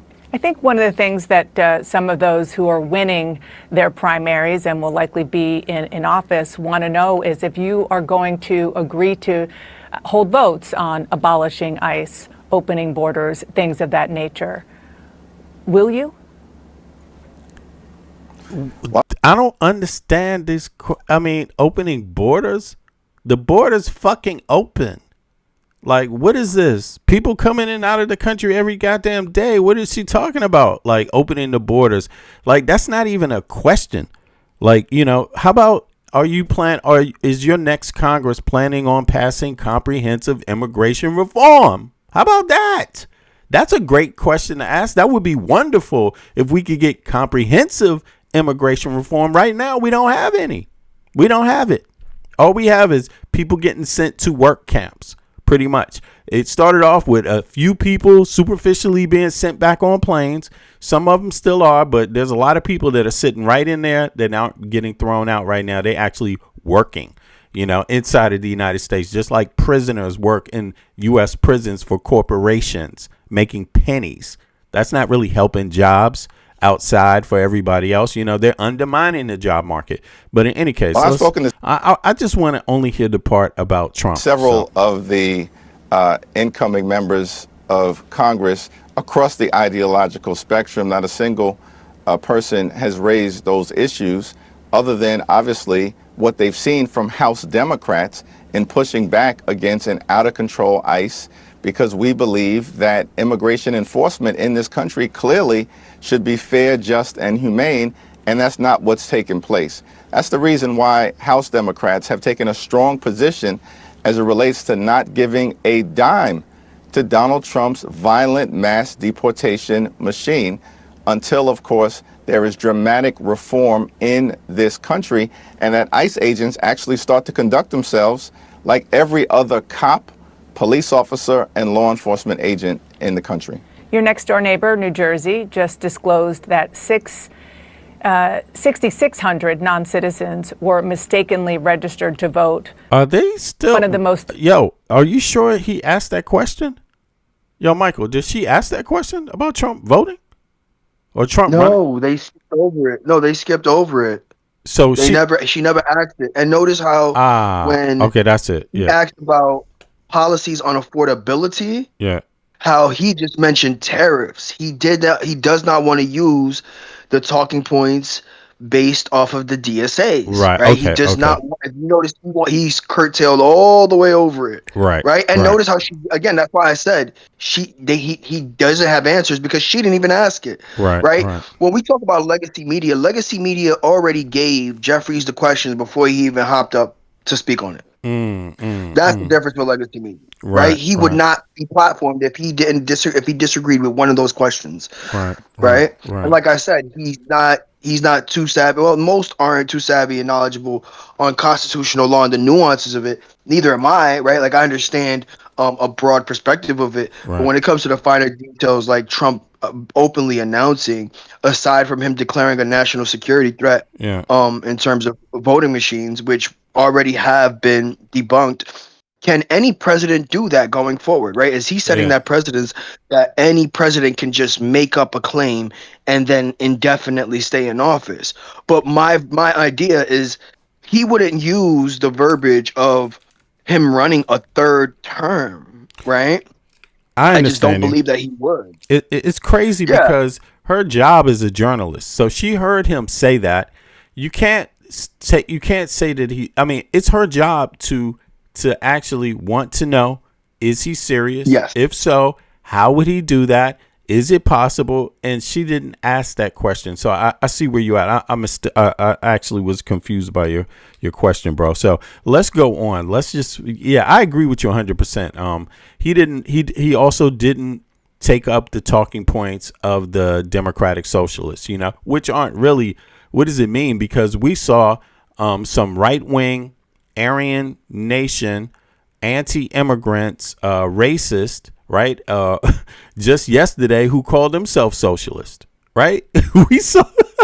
So what does the word mean? It's crazy. Like, literally, if anybody wants to see some right-wingers that call themselves socialists, that hate blacks, that want an all-white American town. If you want to see them, they're called the what did they call it? The Nationalist Socialist Movement. And we just showed some of their videos yesterday in the last stream. Yeah. So don't fall for this term. So even though people use it, I think people should pay close attention and just listen to what they want to do. Stop calling something socialist or communist. Think about the policy, because every capitalist nation in the West has universal health care, and pretty much most of them have 80% of them have universal education too. So they're capitalist nations that have those things, and you don't call them socialists and you don't call them communists. So yeah, people should pay attention. But let's go back to this. I'm sorry about that. We almost did. Even before we move on, when it comes to immigration, it will be a lot more comprehensive if we granted amnesty to who's here and then reutilize that budget to reform what immigration looks like at the border, right? But that's a whole different conversation. But go ahead, B. True. Yeah, she didn't ask about comprehensive immigration reform. That's what Democrats wanted, and Trump became president, and that got taken off the table. That's what Republicans wanted before Trump became president. That's what they were working on a bill with before Trump became president. And you know, now, you know what? We need to ask the chat. What would you like? What do you want comprehensive immigration reform? And I'm not asking people that aren't inside of the United States, so don't worry about it, because you know it doesn't matter actually. But I'm asking Americans that are listening. Do you want comprehensive immigration reform? Put a 1 in the chat if you want comprehensive immigration reform. Put a 2 in the chat if you don't. And what I mean by comprehensive immigration reform is that you know how many people you're going to let in. You know where you're going to let them in from. You know the purpose of letting them in outside of asylum. You know the actual purpose. Like, are they supposed to have a certain kind of education if you let them in? Are they supposed to have a certain kind of skill set if you let them in? You know, this kind of thing. That's what comprehensive, it means. It's very detailed. There have to be a lot of specifics to the people you let in. There has to be specific understanding to why you're letting a person in. It can't just be like yes or no, you know, this kind of thing. So if you want comprehensive immigration reform in the U.S., put a 1 in the chat. Denmark has comprehensive immigration reform. It's very detailed. It's very, very detailed. Now, a lot of right wingers in the U.S. don't even bother to look at it. They just like it because they hear that it's very harsh. But that's comprehensive immigration reform. You shouldn't think about whether it's harsh. You should want to know what are the details in it. You see what I'm saying? You should want to know what is it that they're actually looking for. How nuanced is it? You see, because it's not black and white. It's very nuanced, and it's designed to work for their economy, to work for their society. Very simple. Not somebody else's society, the Danish society. You see what I'm saying? So that's what I'm curious about, because a lot of times in Americans, they get like this idea. You heard some things in the chat. Close the border. Don't open the border, man. The border is always open. What are you talking about? Shit is you don't know the border's open right now under Trump? Right now under Trump, if a person crosses the border and applies for asylum, do you know what the law says? The law says you have to allow them to apply for asylum. The law has not changed. Congress has not changed that law. So we're talking about laws. What do you want the law to be? Not just what you want to happen, because what you want to happen is not going to be constant if there's no laws. You see, but in any case, let's go back to this. I want to hear what Trump's idea is. You know, he put on this hat and he said he was going to run, but we pretty much know he's not going to run. The legacy media should have broke that down. They haven't really broken it down, but people are paying attention to something else. People are suspecting that he's going to try to mislead the public and call for some kind of state of emergency that stops all elections. So let's hear what they have to say about that. And then we got a few other exciting things. The Epstein files are coming right after this. So let's peep. An intelligence analyst and former assistant FBI special agent in charge Michael Feinberg. Everybody, welcome. Vaughn, Ty Cobb warned last night that was a predicate for Donald Trump to declare a national emergency. What reporting do you have? 3.5 months from the midterm elections, the president of the United States told the American public that their voting machines and systems were a threat of being manipulated and their elections effectively being taken over by hostile foreign actors.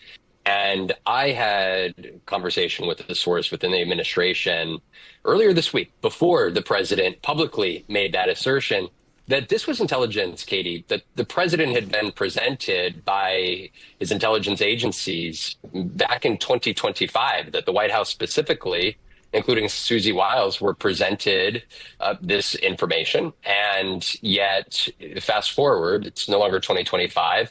It's July of 2026, 3.5 months it took for the president to go and make this declaration public. And the reason why this is significant is the fact that the president has effectively gutted CISA, the main cybersecurity agency within the Department of Homeland Security that works to ensure the security of voting systems at the state and local level. And just today, Mark Wayne Mullen, the DHS secretary, threatened states that don't turn over their voter rolls that they're not going to get any federal resources to help with their elections. And so essentially the president is setting up, Katie, out of his speech last night, a potential of declaring a national emergency or some means in which he tries to justify the federal government potentially trying to handle the elections in the states based off of what he set up was a national security threat posed by foreign actors. So can he do that? He can try, but legally speaking, the answer to that is absolutely not. And the reason I say that the reason is absolutely not, Katie, it actually goes to a different president, Truman, not Trump. And this takes a second, so I want you to bear with me. But 1952, Korean War, there's a threatened steel strike. And Truman wants to seize the steel mills because in the middle of wartime, losing the ability to produce steel is a very serious matter. He declares a national emergency and wants to seize the steel mills in order to put them to work, in essence. The Supreme Court says, in an opinion that it remains a landmark to this day, an opinion by Justice Robert Jackson, sets out a three-part test for what a president can do merely by declaring a national emergency. And the test is simple. It is based around the relationship between Congress and the president. Have Congress been silent on the question? Is Congress supportive of the question? Or has Congress spoken against the action that the president wants to take? The president here is trying to, in essence, pass the Save America Act without Congress. That puts the president at his lowest ebb of power. He does not have the power to relocate constitutional authority that exists in the legislature. The word emergency is not a get out Well, of. you had three examples there. What is this Congress doing? This Congress has rejected the SAVE Act repeatedly, as we know. So that would put President Trump declaring an emergency and trying to do any of these things at his lowest level of potential power vis-a-vis declaring an emergency doesn't solve that So problem. if he tries to declare it, I'm trying to get the logistics here. If he tries to declare it, what happens then? I assume there'll be lawsuits. Is there an injunction? Does the Supreme Court get immediately involved? What is the process? There would be injunctive relief immediately. There would be lawsuits. There are lawsuits that are being prepared for this eventuality or hypothetical eventuality right now. The lawsuits are already prepared and ready to go. Could it happen fast enough before Donald Trump started trying to seize voting machines or whatever it would look like to declare a national emergency? He could declare the emergency. It doesn't change the fact that declaring an emergency, we have statutes, a National Emergencies Act, IEPA, which was the statute at issue in the tariffs case. Think about IEPA as a perfect example. It certainly applies to foreign monetary policy. It applies to lots of things. But international emergency economic policy, right? The Supreme Court said the word tariffs isn't in the statute. The word taxes isn't in the statute. You know what is not in any emergency act, any emergency statute? Elections? The word elections. He has no authority to assert executive power over elections. And the reason here, Katie, is simple. The framers of the Constitution didn't omit that emergency power accidentally. They were very aware of what an executive who had control over elections could do. Well, that's heartening. All right, let's talk about what the president tried to claim last night. He presented a lot of intelligence, declassified stuff, tried to make it sound like it was big and revelatory, that this was information that was being kept from the American public. Michael, did you see that? No, not at all. What I saw the president do was a subtle but very manipulative maneuver. I don't know if it was of his own volition or because his advisors set him up for this, but he fundamentally elided the difference between raw intelligence and a finished analytic conclusion. The intelligence community collects hundreds of thousands of data points any given day, from human sources, from signals intelligence, from environmental variables, from more sectors than you could possibly imagine. And not all of that is evaluated, and not everything that is evaluated turns out to be true. But because it's been collected, it ends up in a file somewhere in the CIA or NSA or FBI. And what we saw last night was the release of a lot of unverified allegations. And what I strongly suspect is also there that he did not release, and I'm saying this based on the conclusions his own government drew in the final month of his first term, what he didn't release is all the information and conclusions that the government has contradicting those allegations. This was selective declassification of unfounded rumors and accusations that have no evidence backing them up. And let's be clear, this is why he installed people like Bill Pulte and Kash Patel and John Ratcliffe in their positions. They've shown time and time again they're willing to engage in this sort of behavior. So we're unfortunately at the point where the president and the intelligence community are lying to the American people by omission. I mean, I have the intelligence document in front of me. The point where the president and the intelligence community are lying to the American people by omission. I mean, I have the intelligence document in front of me, the declassified intelligence document. You're talking about what was left out, what was cherry-picked. Well, I'll give you a big one. We assess that Russia is using a range of measures primarily to denigrate former Vice President Biden and what it sees as an anti-Russia establishment. For example, it's directing or encouraging proxies to spread claims about Vice President Biden. Some Kremlin-linked actors are also seeking to boost President Trump's candidacy on social media. More broadly, Moscow's efforts seek to amplify social discord in the U.S. and undermine Washington's global standing. There's also this, other foreign actors. A range of other foreign actors have expressed preference for the outcome of the election. We have reporting on a few that have either considered or taken steps to attempt to covertly influence U.S. voters, presidential candidates, or U.S. politics surrounding the election. That includes Turkish officials. The president has been glowing about Erdogan and Turkey of late, just leaving the G20 summit there the other day. Hannah, besides the contradictions in what was presented last night on paper and what Donald Trump tried to present to the American public, there is an inherent contradiction in the actions that he's taken. He's accepted the primary results so far this year. He's talking about rigged elections and vulnerable elections and elections that Americans can't trust. They can't be validated, he's implying. And yet, Ken Paxton is somebody that he's happy to champion. Thomas Massie lost his primary to a Trump-picked candidate. Same with Bill Cassidy in Louisiana. He's had no problem accepting those results. Why should we believe this administration is suddenly so worried today? That contradiction is so obvious it's almost hard to talk about. What about the 2024 election? You didn't mention that. He doesn't talk about that election, but he talks obsessively about the 2020 election.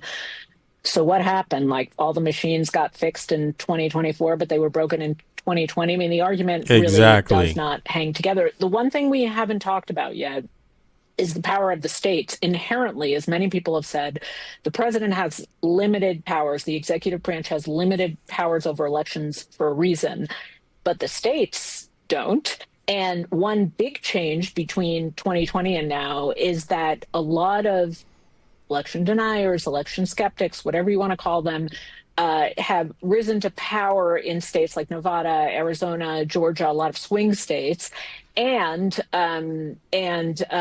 also Stephen Miller's legal group is filing challenges in a lot of these states about very specific things, like the voting machines and drop boxes and all that kind of stuff. And all of this is preceding the argument to say, oh, the results are null and void. If we lose, the results are null and void. So they're not just addressing this at the executive level; they're also addressing this at the state level around the country, but especially in swing states. So I guess what is that going to look like if they're going to declare them null and void? Does that mean votes don't get certified? Does that result in another riot? What is if the courts are going to get involved, as James was arguing a moment ago, Hannah, if they start to try and deny the results at the official level, the federal level, what does that look like and what happens? One of these people can correct me. I don't think we've been there yet. I mean, in Georgia, there was the famous call with Brad Raffensperger, who was then the Secretary of State, where Donald Trump said, find me those 11,000 something votes. And Raffensperger said no. However, there was recount after recount and investigation. The Georgia Bureau of Investigations got involved. There were several, there's a hand recount. There was a machine recount.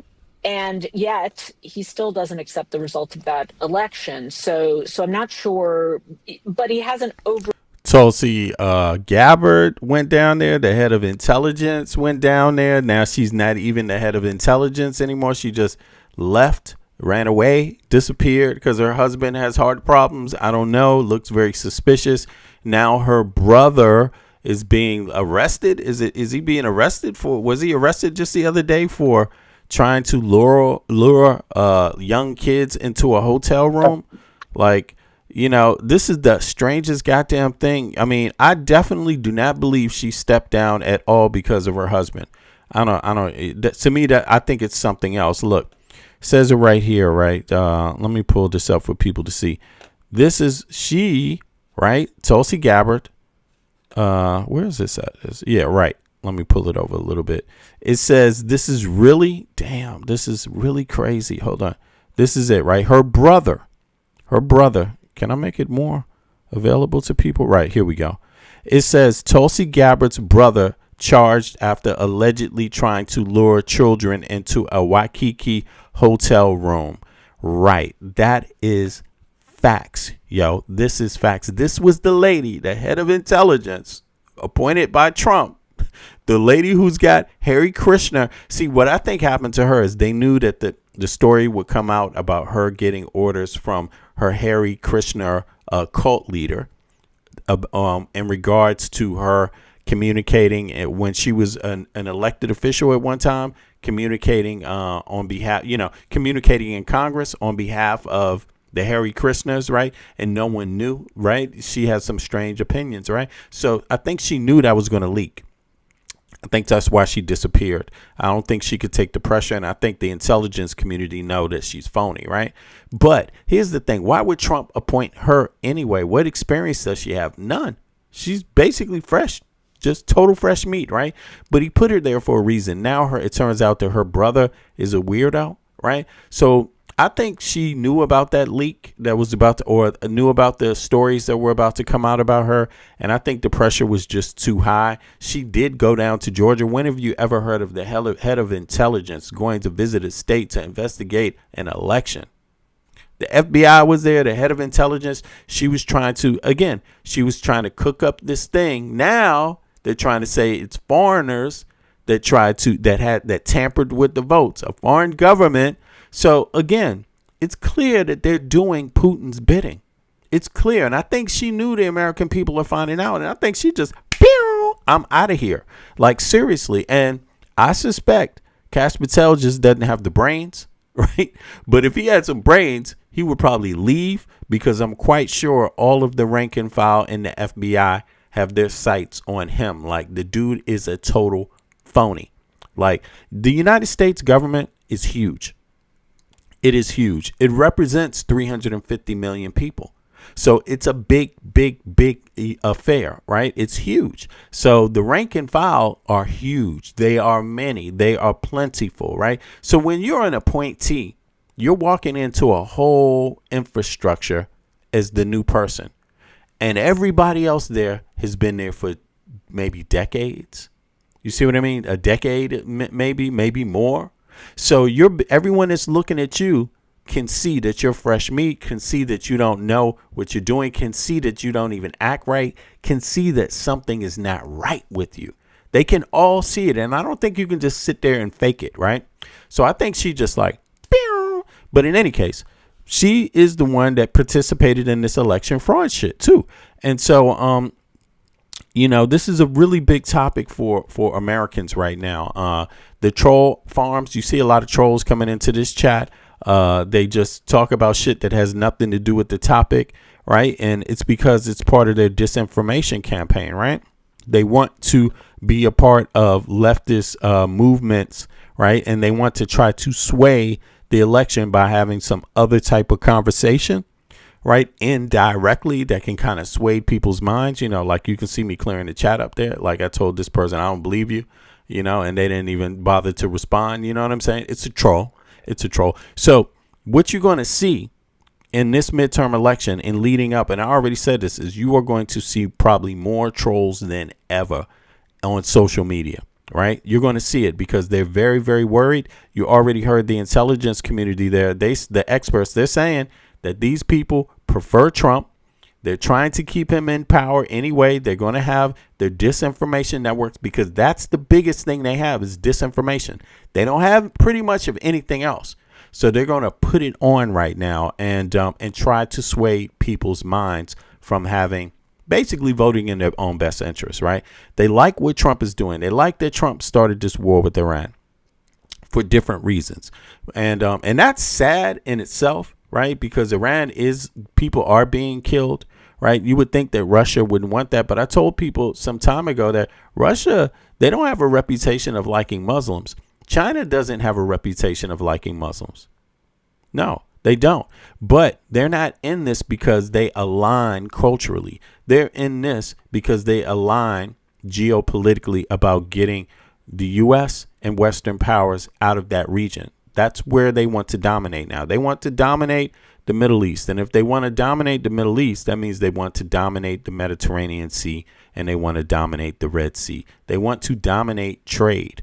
That's what all of this shit is about, and at the end of the day, it's about trade. So Americans need to ask themselves, do you want to just give up your position? And what position do you want to have? Or do you want to change or morph your position? But here's the thing. It's not just about the globe. Like, what do you want for yourself? Because right now you are the least represented people in terms of in terms of democracy. You have the least amount of representatives than any other Western country.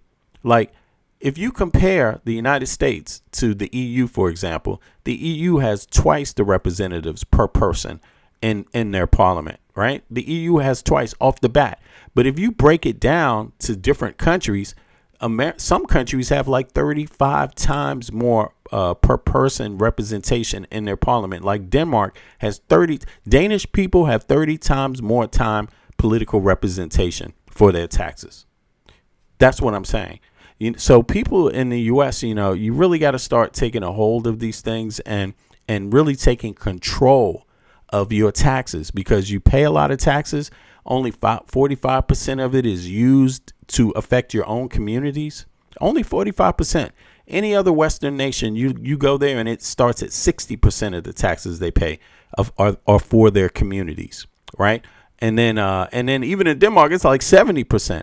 So you got to start realizing that you've been a little scammed. You've been scammed by these congressional members. You vote for these congressional members. These congressional members allow Trump to be the president. You have to understand that. They are the ones allowing it, right? You pay their health care. They have private health care. You pay them enough money from your taxes. They have enough money They don't even need Medicare. They get private health care. 80% of government workers in the United States, 75% state level workers have private insurance. 80% federal workers have private insurance. They don't even touch Medicaid and Medicare, barely. And they don't subsidized by who? And it's subsidized by the taxpayer. Yep. Exactly. And Americans just have to start doing the math and stop being fooled. Look, what is it? What's the term? What is it that, like, when you say universal health care, they say communist. So they already know the term they're going to use, communist socialist.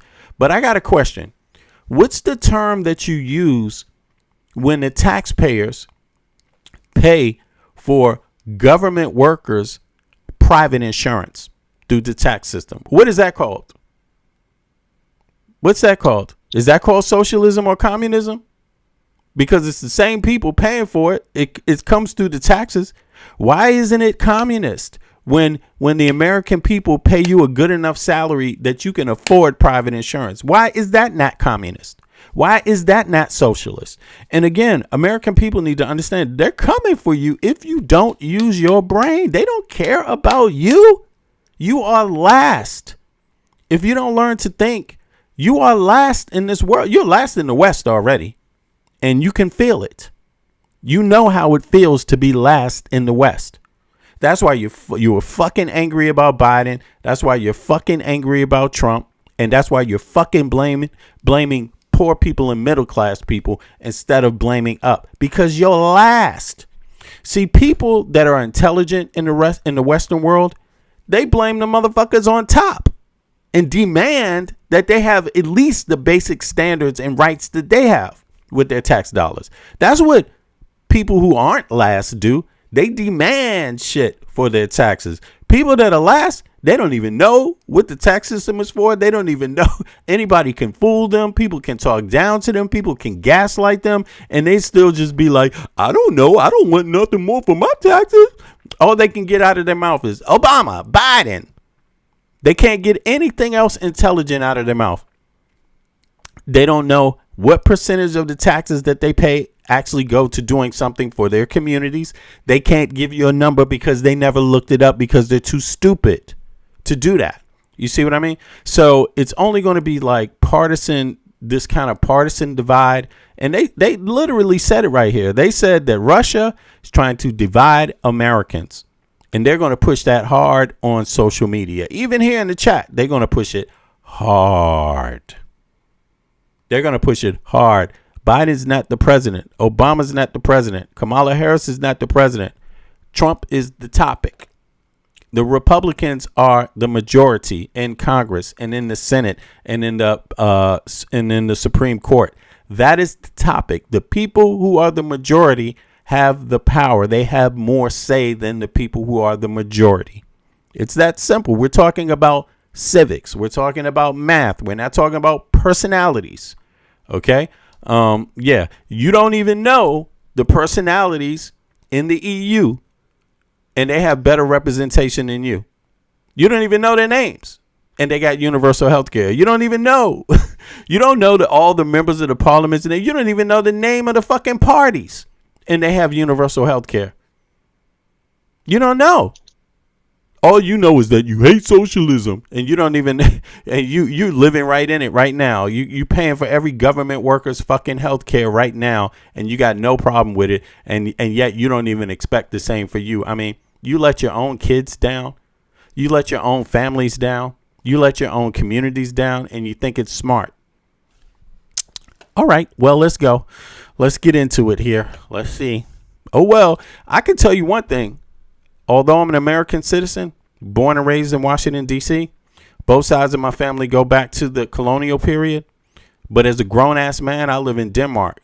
So, I mean, whatever punishment you accept for yourself is not what I get for myself. You know, I expect better for myself. I've made choices to have better. You know what I'm saying? Like, so if you want to live in in that bullshit inside of the United States, and it is bullshit. It is bullshit. It is beneath me. And it's beneath every Dane. No fucking Dane People are like, who the fuck wants to live in a trashy ass country like the United States of America? You all don't even care about yourselves. You don't even care about your own community members. You don't even care about your own countrymen. You worship the billionaires, and the billionaires beat you down and talk down to you every fucking day. Who does that? Americans do. All right, let's hear some more. Let's hear what they don't like. America deserved September 11. Well, he could say, Dr. Sayed would say, well, I didn't say that, and I don't think that. Hassan Piker said it. The real reason that corporate candidates are opposing Abdul al-Sayed is because he is taking bold, progressive positions. We need to abolish both private prisons and abolish ICE. Covering what the corporate media covers up. The Democratic establishment is threatening to sink a Democratic candidate in a crucial swing state in this year's midterm elections. I'm JT Siskowski with Status Coup. The candidate I am talking about is Abdul al-Sayed, who is running for Senate in Michigan. Michigan is a must-win state for Democrats, and yet Representative Hillary Scholten went on CNN and said that she would not support Abdul al-Sayed if he does not win the primary against his more conservative Democratic opponent and corporate Democrat Haley Stevens. This is what Scholten had to say. Choosing to campaign with Hassan Piker, who said America deserved September 11. Sure, he went on to disavow those comments, but I'm telling you, nobody on my team would ever, come even close to making a comment like that. So will you not back him if he wins the primary? Will you not support him? Jake, I think that it's really important to make a clear distance from yourself and these comments, and that's exactly what I've been doing, in this race. I will not even come close to being associated with comments like America deserved September 11. Well, he would say, Dr. Sayed would say, well, I didn't say that, and I don't think that. Hassan Piker said it, and I don't agree with everything everybody I campaign with says. But here's the critical point on that, Jake, is that he might say that, right? And sure, I give him credit for disavowing it after the fact. But the reality is he also didn't have to choose to campaign with Hassan Piker. To me, how many Americans, even Trump plays with this idea, that somehow the Republican Party had something to do with that. Like somehow, what's Bush and Cheney had something to do with 9/11. I mean, that's a non-starter. Trump uses incendiary rhetoric all the time. Something like America, and he's the president, and he got 34 felonies, and he's the president, and he got people out here saying that he assaulted them, and then he lost a actual civil case. So I don't get it. People say lots of stuff that's incendiary. Whatever happened to freedom of speech? Whatever happened to that? I mean, they're big on freedom of speech when it's only coming out of one party. When it comes out of someplace else, then they don't like freedom of speech all of a sudden, So, yeah. Deserved September 11th. So why are corporate Democrats like Hillary Scholten looking for any excuse to oppose Abdul al-Sayed and not committing to supporting him in this November's elections, even though they're supposed to be like the vote blue no matter who types? Isn't that what we're supposed to do? The left is repeatedly told that in this country. They have to vote for Democrats because it's the lesser of two. If you don't know Trump is a 34-time felon, you're stupid. Two evils. They have to hold their nose and still turn out for Democrats. But here, though, corporate Democrats are saying that they are not going to support Abdul al-Sayed just because he made the choice to campaign with Hassan Piker. By the way, Hassan Piker's comments are drastically taken out of context in almost every situation in which they are cited in these kinds of interviews by corporate candidates. But I digress. The real reason that corporate candidates are opposing Abdul al-Sayed is because he is taking bold, progressive positions on issues that most corporate Democrats would rather not deal with, like his stances for, say, on ICE, on Border Patrol, on the fact that we have concentration camps that exist in plain view here in America. We actually interviewed him ourselves here at Status Coup on the ground at the Delaney Hall ICE prison in New Jersey, where Abdul al-Sayed was not afraid to go on the front lines and actually stand there with other people opposing this rising fascism in the United States, something that Hillary Scholten, did not interview her outside of Delaney Hall. That's for damn sure. This is what Abdul al-Sayed had to say to us. This is not about the southern border. This is not even about immigration enforcement. This is about normalizing the inhumane treatment of folks in this country under the power of a paramilitary force that is answerable only to one person, the President of the United States. And now our representatives in the Senate want to vote to give ICE another $72 billion, give their donors another handout, operating the same kind of bullshit private prisons that we're seeing here. None of this is justifiable. We need to abolish both private prisons and abolish ICE. If that kind of on-the-ground journalism is important to you, to actually see firsthand who are the leaders who are showing up in this moment and actually bothering to stand on the front. Yeah, now I don't understand what's so revolutionary about that. Trump just had Elon Musk go up there. He created some little fake government agency called Doge, and he's abolishing all kinds of shit without even Congress's permission. So what's the issue? Again, if you can do it, if you can say it, why can't someone else say it? Are you better than them? Do you just think that you're better than them? Do you think people are just going to accept that you think you're better than them? Trump is trying to abolish all kinds of shit. He's trying to close down the Museum of African American History. You know, he's literally. Okay. He's trying to eliminate it from the Smithsonian. Yeah, he's trying to eliminate it from the Smithsonian. So why can't we get rid of Doe? Why can't we get rid of ICE?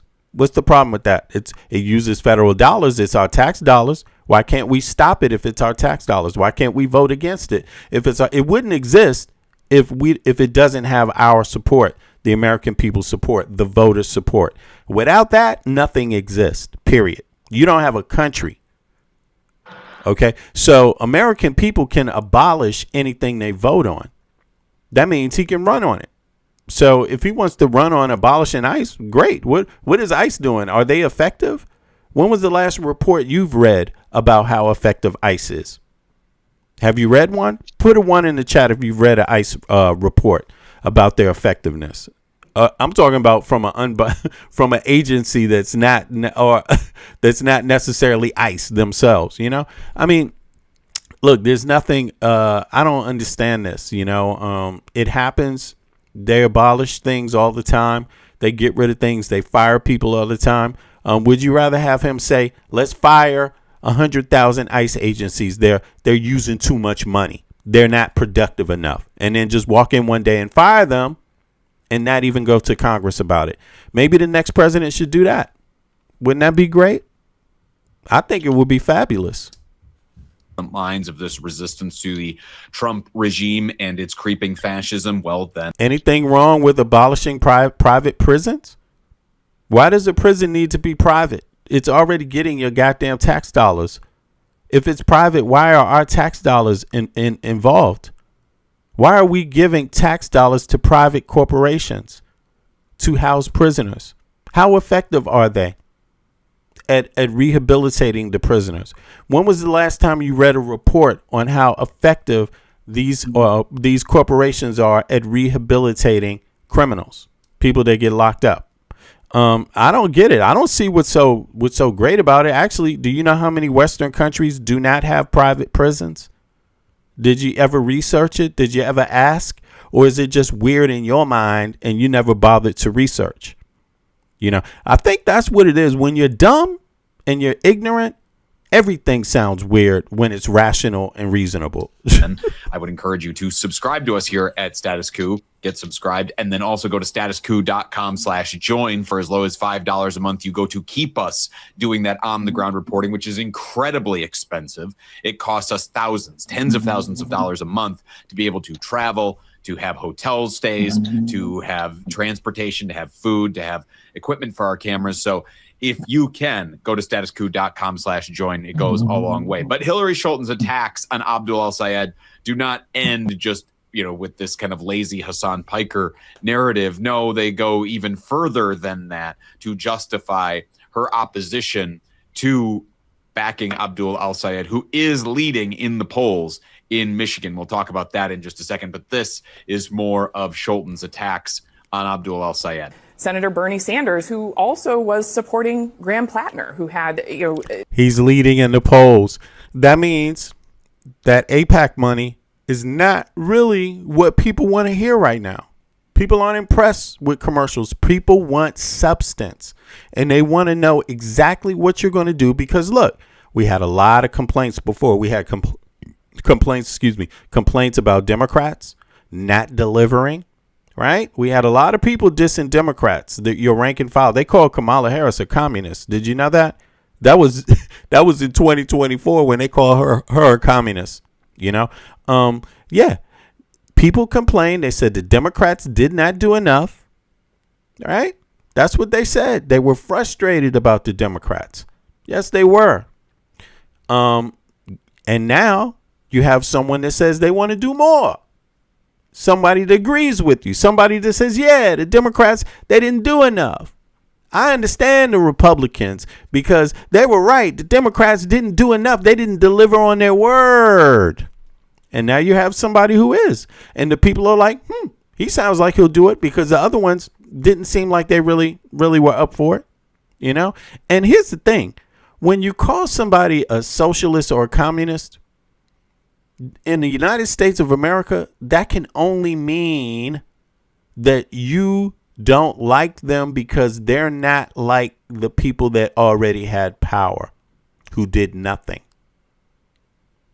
That's what that means. That means they're not like the other people who didn't do enough, who always had power. Otherwise, you wouldn't call them something different. See, if they were the same, you would just call them Democrat. If they were the same, you would just call them, Democrat, wouldn't you? But they're not the same. But you complain about the other Democrats. So I think people are figuring shit out right about now. And they're saying, you know what? Why are we the only people in the West that don't have universal health care? Why am I having my grandmother having to make a choice between her house and an operation? Why do my parents have to lose their home because they have health care issues, health problems? I think a lot of Americans are figuring that out right about now. And if they do, that would be right. Those would be the Americans with a brain. The other ones, they have something up there, but there's something wrong with it. It's just not sharp enough. Deeply problematic record with women credibly accused by multiple sources of sexual assault, even. Rape in one case. Rape in one case. Abdul al-Sayed and Graham Plattner campaigned together. They fundraised together. That is some bullshit mixed in with some truth there to try and make it all sound like truth.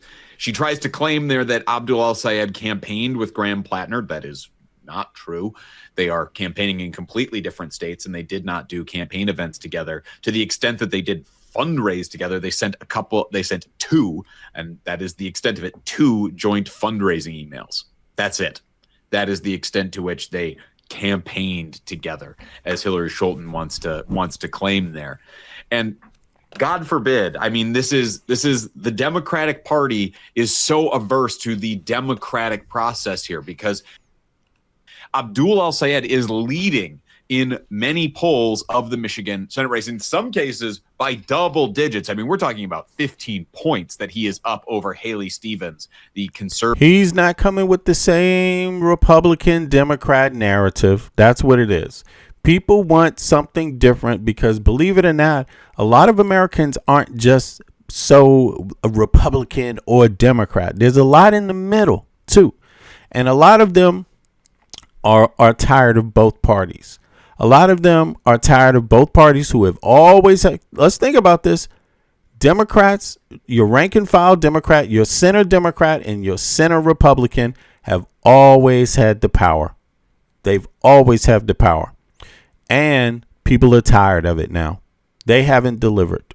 They have found a way to explain to American people how they're going to lose services, but their taxes still stay high. That's what they've done. They're even talking to you about losing your Social Security, warming you up to it.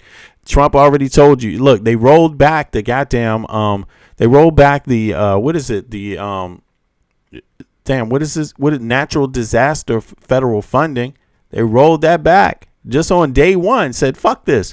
We're not sending out money for natural disasters anymore, but you still pay the taxes for it. Where did that go? Who got that money? You know? So, yeah, it's going to be interesting. I think this little magic spell is kind of wearing off. I think Americans that are red that voted for Trump, they're also getting a little tired of Trump. And they're tired of the rank and file because, look, they were tired of the rank and file Republican before. That's why they voted for Trump. But now they see that Trump is a total crook. Trump's not going to make things cheaper for them.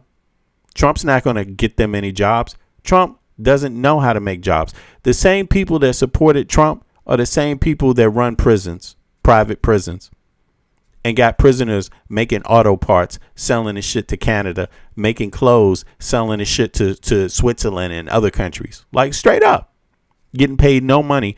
Couldn't that be your job? Meanwhile, in Europe, if you're a prisoner and you actually have a job, because you're supposed to be getting reformed, you know what I'm saying? But if you actually have a job, in the EU, tell me this. In the EU, if you have a job and you're a prisoner, what does the law say about what they have to pay you? We covered that yesterday. What does the law say your pay is?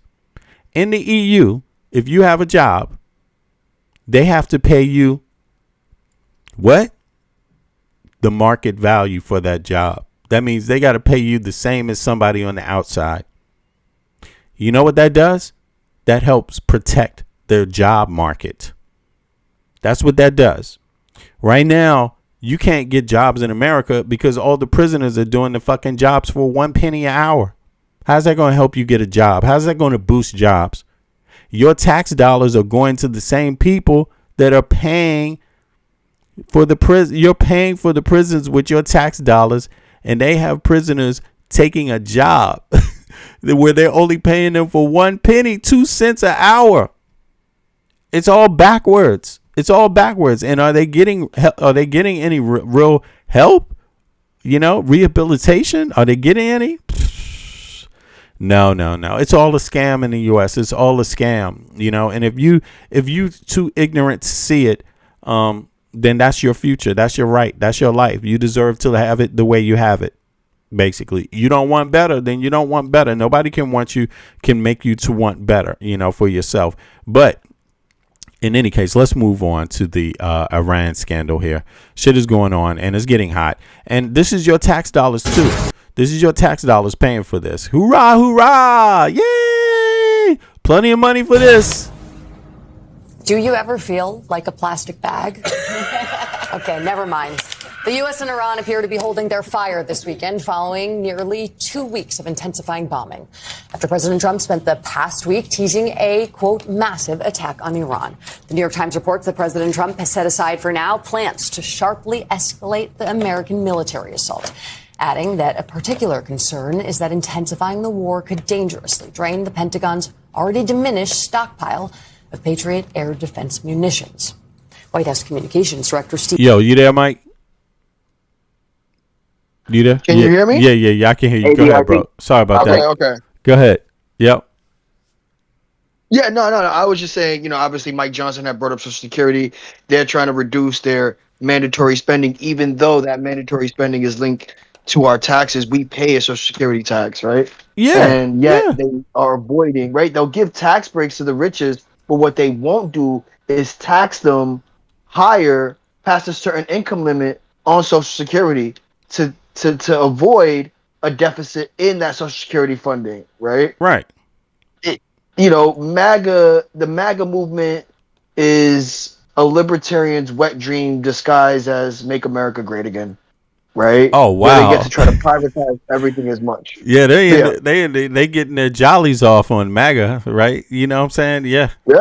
This is crazy. They're passing every MAGA single some bill freaks. that they've ever wanted to. MAGA some freaks, man. I didn't know they got down like that. Damn.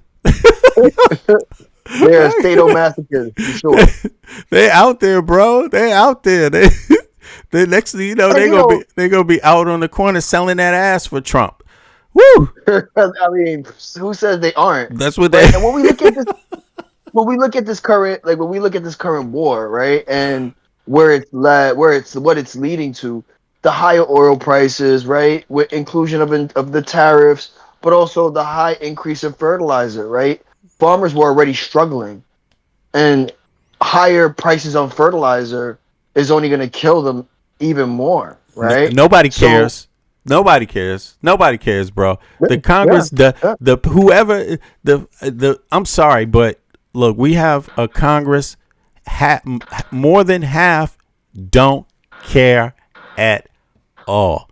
They just don't fucking. And I'm not a farmer. You know what I'm saying? But I care. I get it. I get how it's hurting. They've been explaining how it's hurting. It's not rocket science. It's on international news. All farmers are hurting when they do this shit. Yep. All farmers around the world are complaining about the goddamn price of what is it? What do you call it? They need some of the fertilizer, right? You know, all farmers. It's not just the U.S. and yet they do this any fucking way. Trump is doing it anyway, and it's like. But see, the thing is that I can understand that he may be muted to how it affects other people. But to be muted to how it affects your own people when they tell you right in your face, bro, there's no bigger diss. And these maggots just go for it.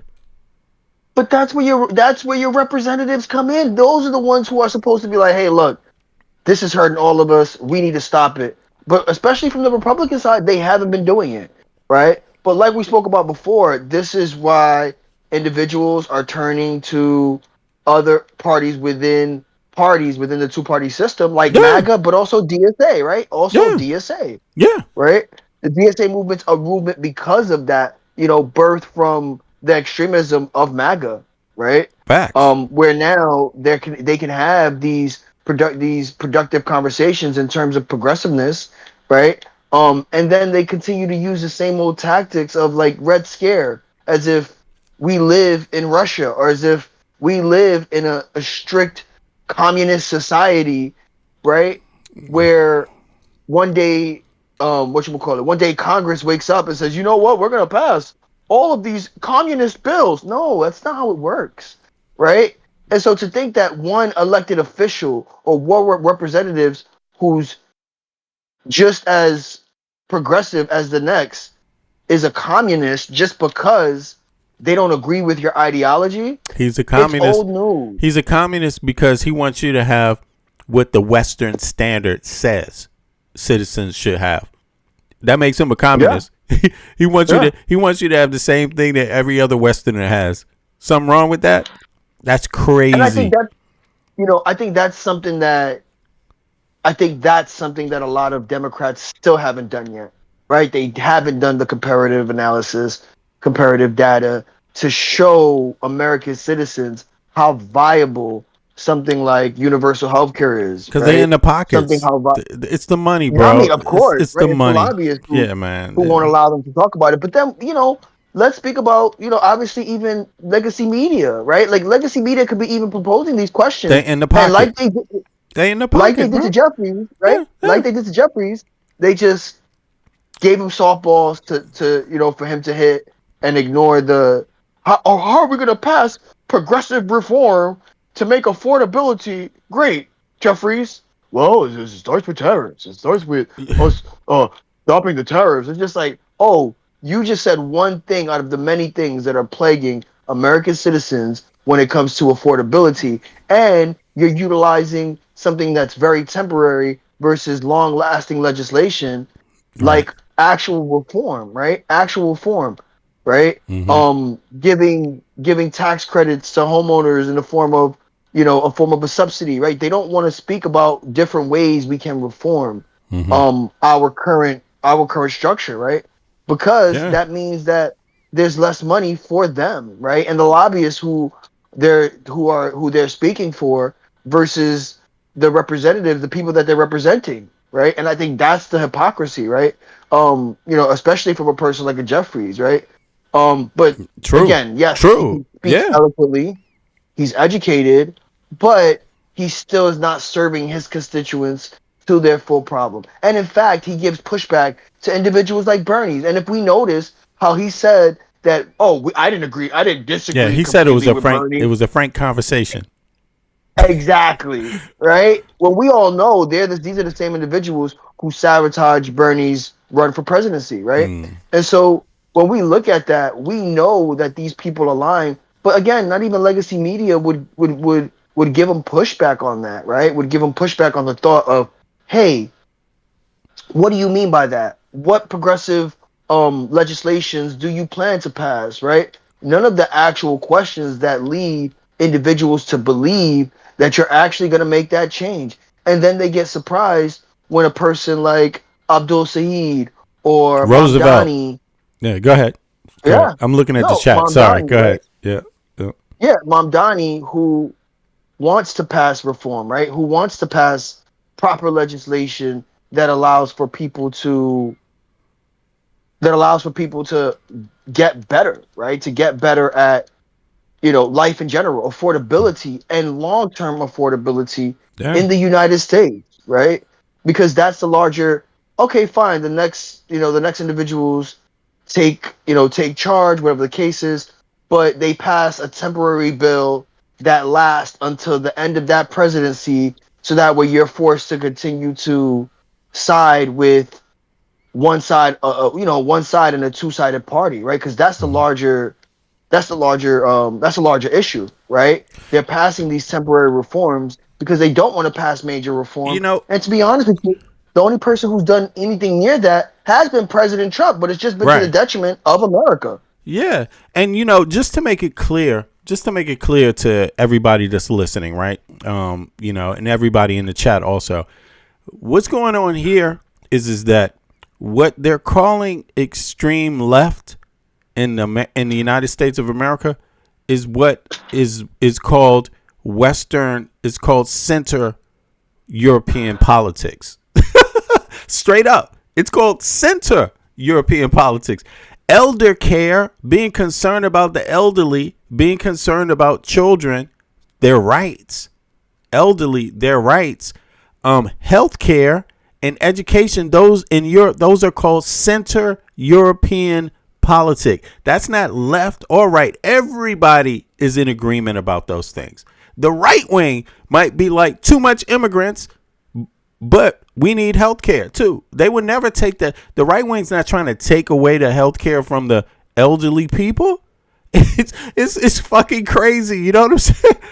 And in the US, we're the only country that sees these basic things that are a part of Western society. We see those as extremist views.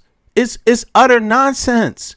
It is utter nonsense. And I'm going to tell you, if you believe it, if you believe what they're telling you, it is because you are not free. That's really what it comes down to. You are not free. Yo, what's up, Uno? I appreciate that, man. Let me see. Uno says, appreciate the live, bro. Not just because it helps me make it through the work night. Hey, brother, I hear you.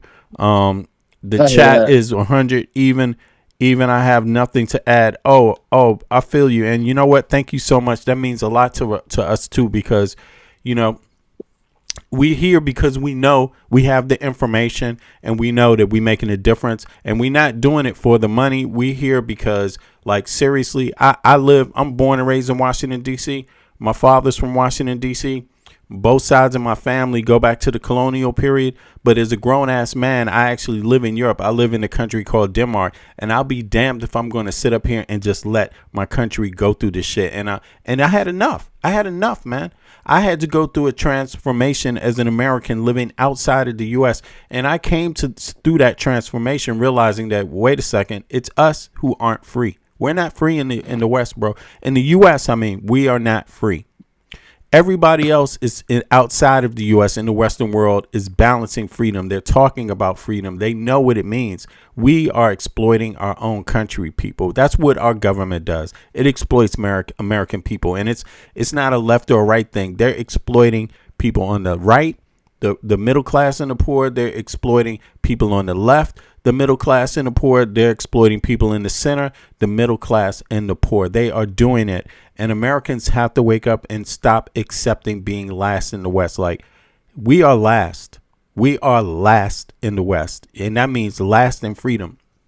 We have half the parliamentary. I know some people may not know what I mean when I say that. When I say parliamentary representation, I mean your elected officials on the federal level. That's what I mean. We have half the parliamentary representation than Europeans have. That means if there's 10 people, right? If there's 10 people in Europe, those 10 people have 2 elected officials. In the United States, they have 1. That's what that means. And that's at best. That's at best. That's if you just throw all of Europe together. If you break it into singular countries, right, it gets even worse, because places like where I live, Denmark, they have 35 times more elected officials per person than Americans do. So what does it tell you about how they value democracy? What does it tell you about how they use their tax dollars? Denmark uses like 70% of their tax dollars go to families. That's where it goes to in Denmark. Families, communities. That's where it goes. The United States of America, at best, 45%. How can you feel like you're the best when you're not the best? What is it? And Americans just need to know that feeling deep down inside, whether it's on the left or the right, that feeling like something like you work too fucking hard. It's because you do fucking work too hard. You literally work longer than other people and get less for it. It's nothing. You die faster than anybody else in the West. That's not something you're imagining. It's because you have it fucking hard, you know. And these damn politicians, they are doing nothing. They're sitting here talking. They're talking, and they know what's good. They know that Europeans have a better quality of life, or have stronger representation in their elected in their governments. They know the Europeans use more of their taxes on things, on their people, on things that matter in society: education, healthcare, childcare, elder care. They use it on those things. You see what I mean? And they still got enough left to make bombs. You see what I mean? Like, what the hell? You know, they got enough. You see what they did? Trump tried to pull out like that was going to mean something. They were like, oh, you want to pull out of that? Oh, and the reason why. Europe has 450 million people. The United States has 350. You think you're just going to play games with that? Second of all, they were happy. You got everything. The United States got everything out of NATO. Because of the NATO, the United States got #1 on every single trade item there was across the globe. #1. Every other European nation said, what do the Americans want first? We'll take second. Go ahead. We'll take second. That's what they said. And Trump lied to Americans, making it seem like, you know, the difference is that Europeans manage what they have better. It's not their fault that we have a fucked up government. You know, it's not Europe's fault that we have a fucked up government. It's our fault. It is our fault. You know, they're doing what they're supposed to do and doing better at it. We don't even care about our own citizens. We don't even care, you know. And this is a hoax. You know, when our politicians go out there and talk, it's like a fucking hoax. And then they want to pick on a guy, a young dude who understands that Americans are frustrated, and they want to pick on him and call him a communist. But understand something. They might call him a communist, but they called Kamala Harris a communist in 2024 too. And she wasn't even saying half of what he was saying. So just remember that. Just remember that whenever it just comes to the concept that the government is supposed to be for the people, by the people, they fucking call you a communist. That's bullshit. That is bullshit. But I appreciate that, brother. I'm gonna tell you that straight up. I appreciate that. And it's not about the money. It's just the fact that you notice that we're doing something different. You know what I'm saying? And it does help to hear that. So I appreciate that. All right, now look, let's go. Let's continue. Mike, you want to say something about that? Brooklyn, what's up? No, I think, it's great to know that we have supporters that appreciate us without really being heavily in the comments, right? We do have great commentary. I think we have great mods, but it's also great to know that a good chunk of these views come from individuals who just hear us in the background, play, play us in the background, learn, right, get educated in the same way, and also get galvanized to understand the future of our politics, right? Understanding the civics, the economics, the political science of it all, right? Like when we speak politics, it is a vast majority of other subjects that coincide with speaking politics, right? That help you understand politics on a greater level. And it's something that, as Americans, we haven't done that, right? Which allows for a space like V Media to exist, right? The comparative analysis, right? The deep dives that are done, again, on an economic basis, on a political science basis, on a civic space, right? Because when you don't understand all of these things, where do you get it from, right? And legacy media isn't going to do that. In fact, they're just going to put debate circles around each other of both left and right, and again, capture that sensationalism, which we don't do here. And you know what they do? They make people, they make a lane for us, because I'm gonna tell you, they and this is why we go to keep this shit up, because I'm gonna tell you, myself and Mike, we know just as much as anybody that you see commentating on legacy media any goddamn way. You know what I'm saying? Number one. But number two, we will wipe the floor with them. You see what I mean? Like, understand that. We know that. Like, we know that ourselves. We will wipe the floor with their ass. And let me tell you, I'm gonna put I would really love it. I mean, look, independent media is wiping the floor in general with legacy media. They're wiping the floor. But I'm so proud of what we do here, because we even bring another level to it. We are literally bringing information forward that a lot of independent media isn't doing. They're not doing the comparative data in the way we do it. They're not doing it that way, So that's the edge we have on it. We may not be as popular as a lot of them, but hey, there's space for us, and we happy to do what we do also, and we will get there. We will get there. You know what I'm saying? They weren't the first to call representatives when the NDAA was still on committee level. Like, we were the first to call representatives when the NDAA was still on the committee level. We were the first. You see what I mean? And I mean, we're going to be the first in a lot of things. We are the first in doing the comparative data. We were the first to tell you that on average, right, when you compare the EU citizens to American citizens, on average, EU citizens, after they pay their taxes, see, a lot of people like to say these little dumbass lines, they pay more taxes over there. It's not about whether you pay more taxes. It's about what do you take home in your fucking pocket after you pay your taxes and all your expenses. What do you have left? That's what it's fucking about. That is what freedom is about. Okay? And so they always try to trick people by these same old talking points. European citizens, on average, after they pay their taxes and they pay their expenses, take home keep $1,000 more in their pocket than American citizens. That's because they're freer.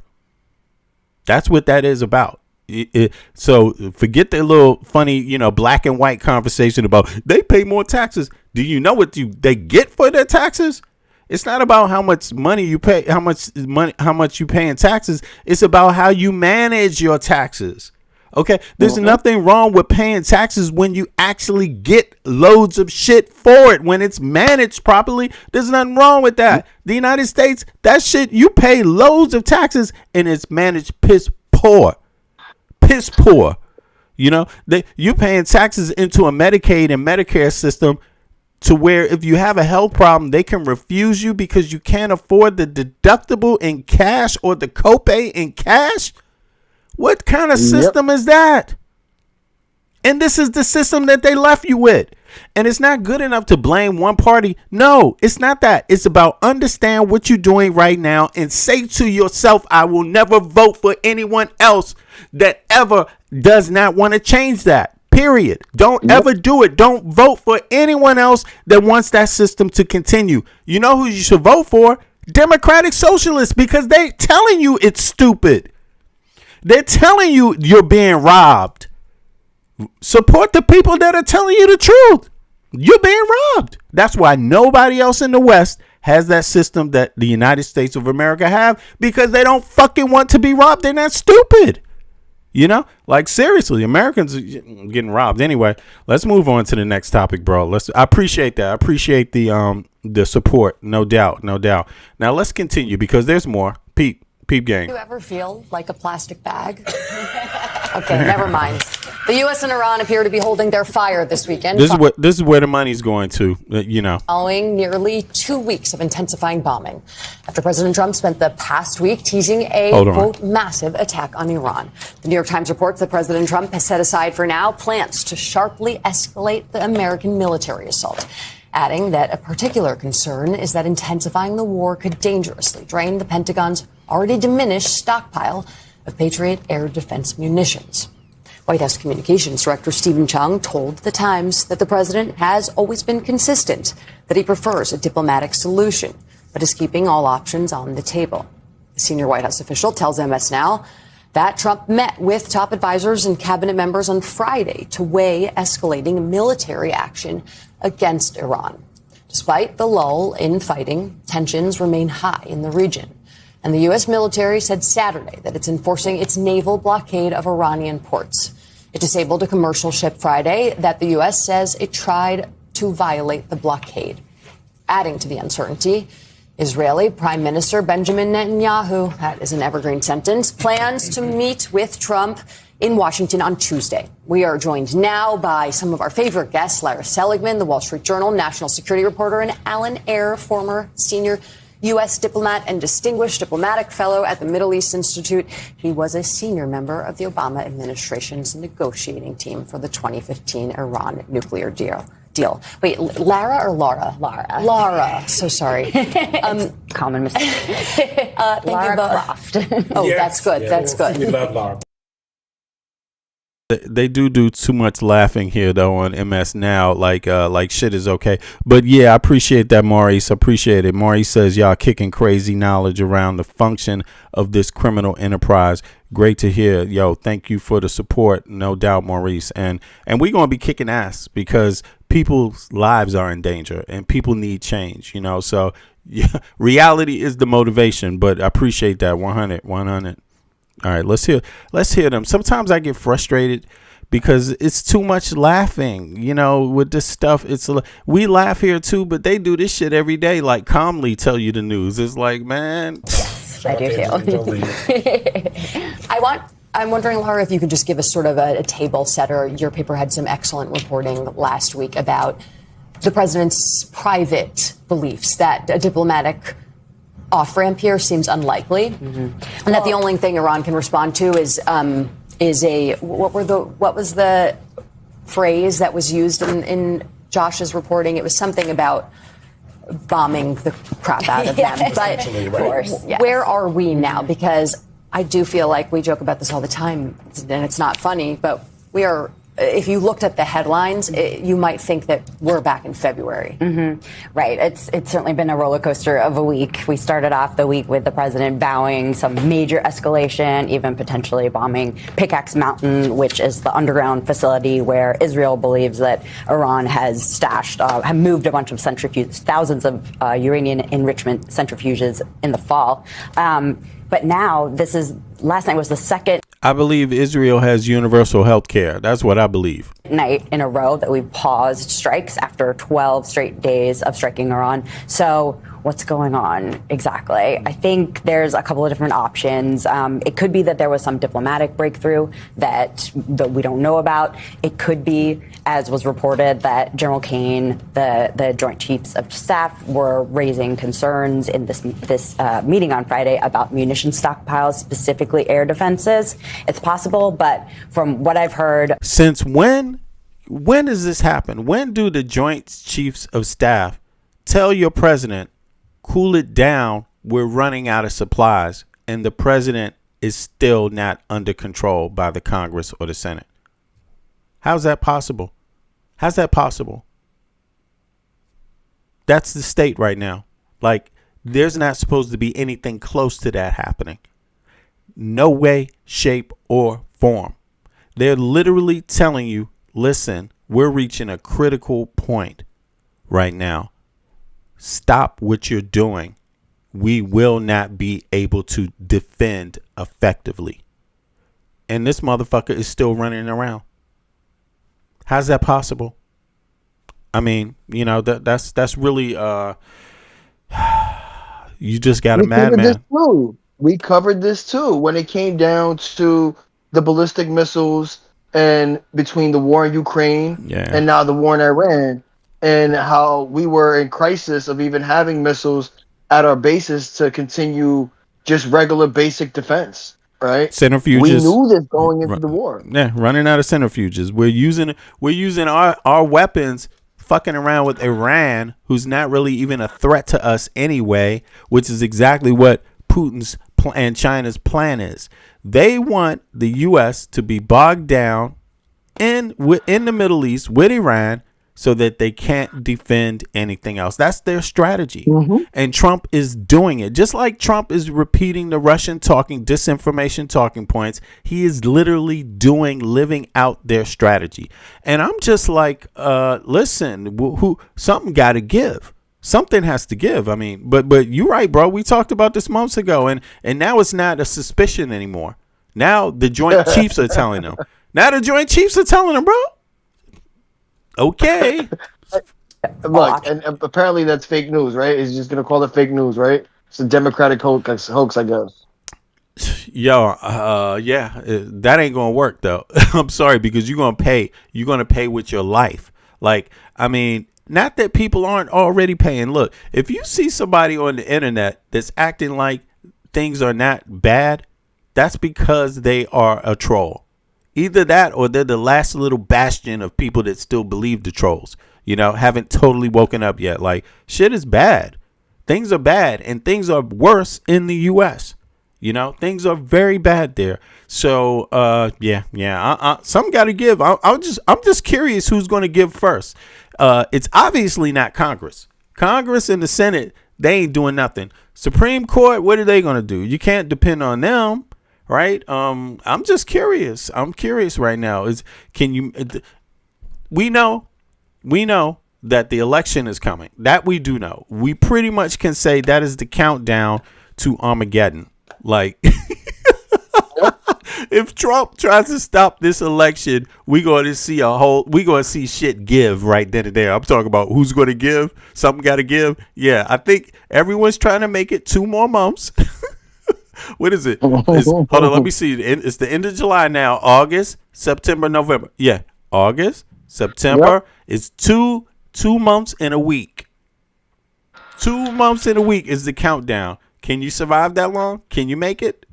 Look, and after this point, if this Congress is not totally filled up with people that are like, this shit has to end now, and the American people need immediate support. Start issuing checks. Start issuing checks, boy. Like, straight up. They've been waiting for. Yeah, right? The Doge check. Start issuing these checks. And while you have your little dumbass debate, you better issue some checks, because people ain't even going to have time to even wait for Congress to debate about how they're going to make the economy better. Motherfucker, you better start off with a check. Okay, like, you take this shit serious and totally repeal any cut of the big beautiful bill. Start off with that. That should be just get rid of all of that. Anything that Trump did, over with, and start impeaching while you giving people checks. Start impeaching Supreme Court justices for corruption. Start filing charges, criminal charges, against all of his stooges. Like, look, this has got to happen. The country cannot get in. It will not regain any power, let alone be better for its citizens if it doesn't do those things. You know, but let's hear some more. I mean, you never would have thought you'd hear the Joint Chiefs say, listen, motherfucker, we're running out of weapons. We're running out of defense. We don't have any. How can you do that? You're supposed to be preserving your shit for Russia and China, and you waste them on Iran? Like, are you dumb? Like, who does that?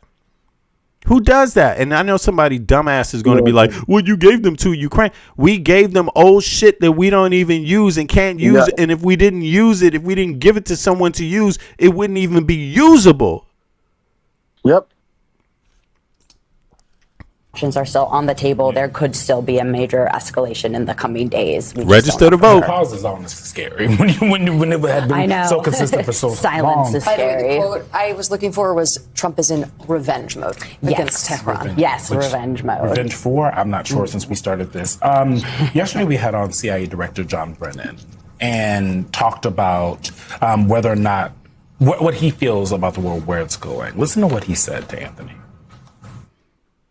Do you feel like this escalation that he keeps teasing is about to happen? And talk to us about boots on the ground and whether or not that is still a viable option for this president to bring the war to an end more quickly. Well, clearly I think he's flailing right now because, as pointed out, he doesn't really have a good plan or way ahead. We've launched massive attacks, repeatedly against Iran, and they've not capitulated. They're not going to give up. It pains me to say, this is an unwinnable war for the United States.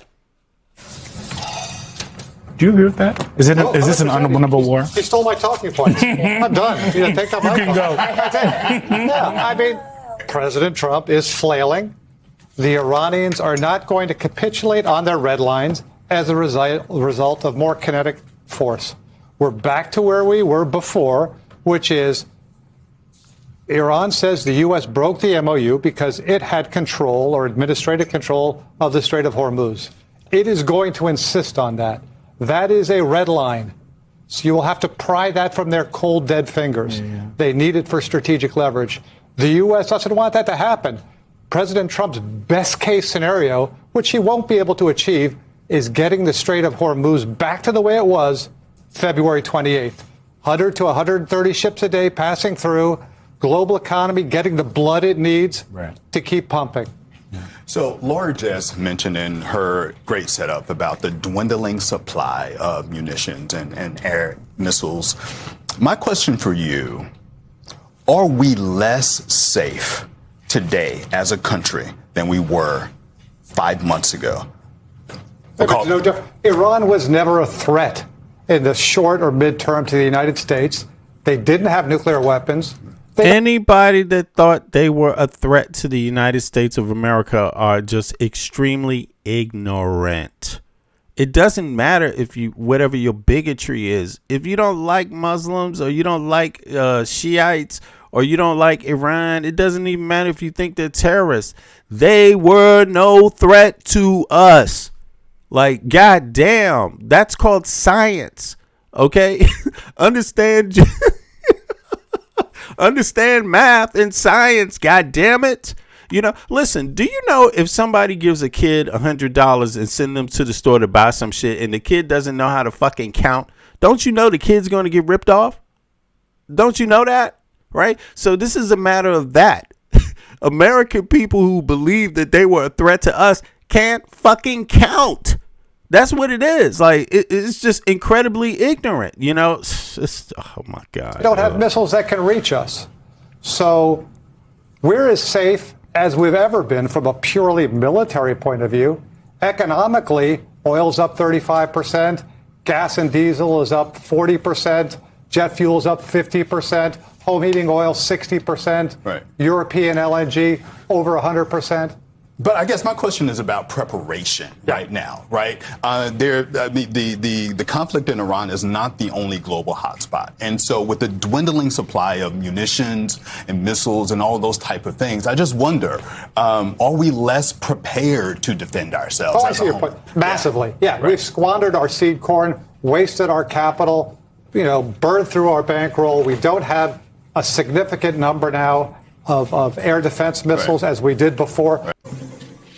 A new CBS poll shows most Americans suspect the conflict in Iran will last months or even years. This as President Trump holds off launching a major military escalation in Iran, in part because of the dwindling stockpile of U.S. munitions. This according to the New York Times. Those concerns were dismissed this morning. As the president said, we are locked and loaded. even more assets are going into theater, but he's giving talk some space. He's giving it a little bit of room. We've had both Oman and Iran and a number of our other negotiators engaged at every level, from the most senior levels all the way down to the technical level over the past few weeks, and particularly in the past few days. Joining me now, former CIA military analyst and former spokesperson for the Counter-Extremism Project, Tara Maller. And Tara, I'm glad to have you here. Let's talk about that CBS poll. Are you surprised? I mean, based on the current developments in Iran and reported intelligence assessments, how long do you suspect this could go on?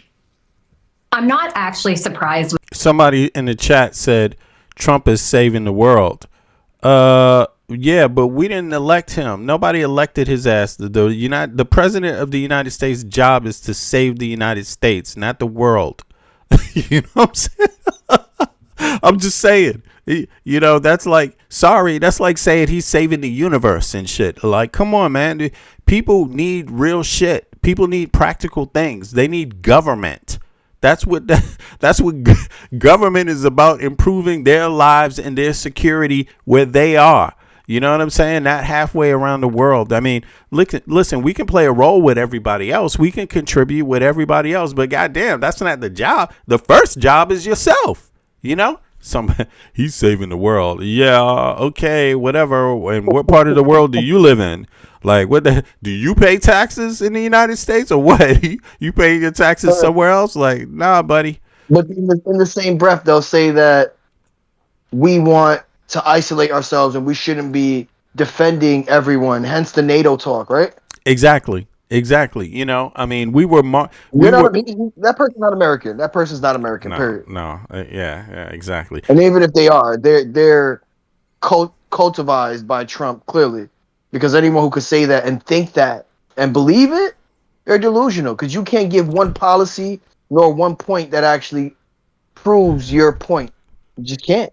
Yeah, what part of the world is he saving? Everybody else is fucking complaining about him. You don't listen? What the fuck? The only people ain't complaining about him is China and Russia. What the fuck is wrong with you, man? It's like, you don't listen? You're not hearing? With the polling, we've seen the American public shift their views over the past couple of months, because what we've seen is sort of a start and stop to the fighting since March. And I think the American public's patience is growing thin until the administration lays out a clearly articulated strategy and shows that they've made demonstrable gains towards those actual goals. And so I'm not actually surprised that this is where we're at. While we do seem to have a temporary cessation in fighting at the current moment after 13 consecutive nights of strikes, it remains to be seen if the administration can turn this into diplomatic leverage and back into talks. We had the crumbling of the memorandum of understanding. So simply going back to that status quo, I'm not that optimistic. We're going to need to see more leverage towards the Iranians in a diplomatic negotiation that, frankly, is going to take a while. Just to remind everyone, the JCPOA under Obama, whether you agree or disagree, took 22 months to get that on paper on the nuclear aspect. And here, there's a lot more at play with the Strait and other maritime difficulties that the United States and international community are facing. All right. Yeah, there's more on that. War is basically happening. And if I articulate people, oh, you're being so hyperbolic, you're just saying world. No.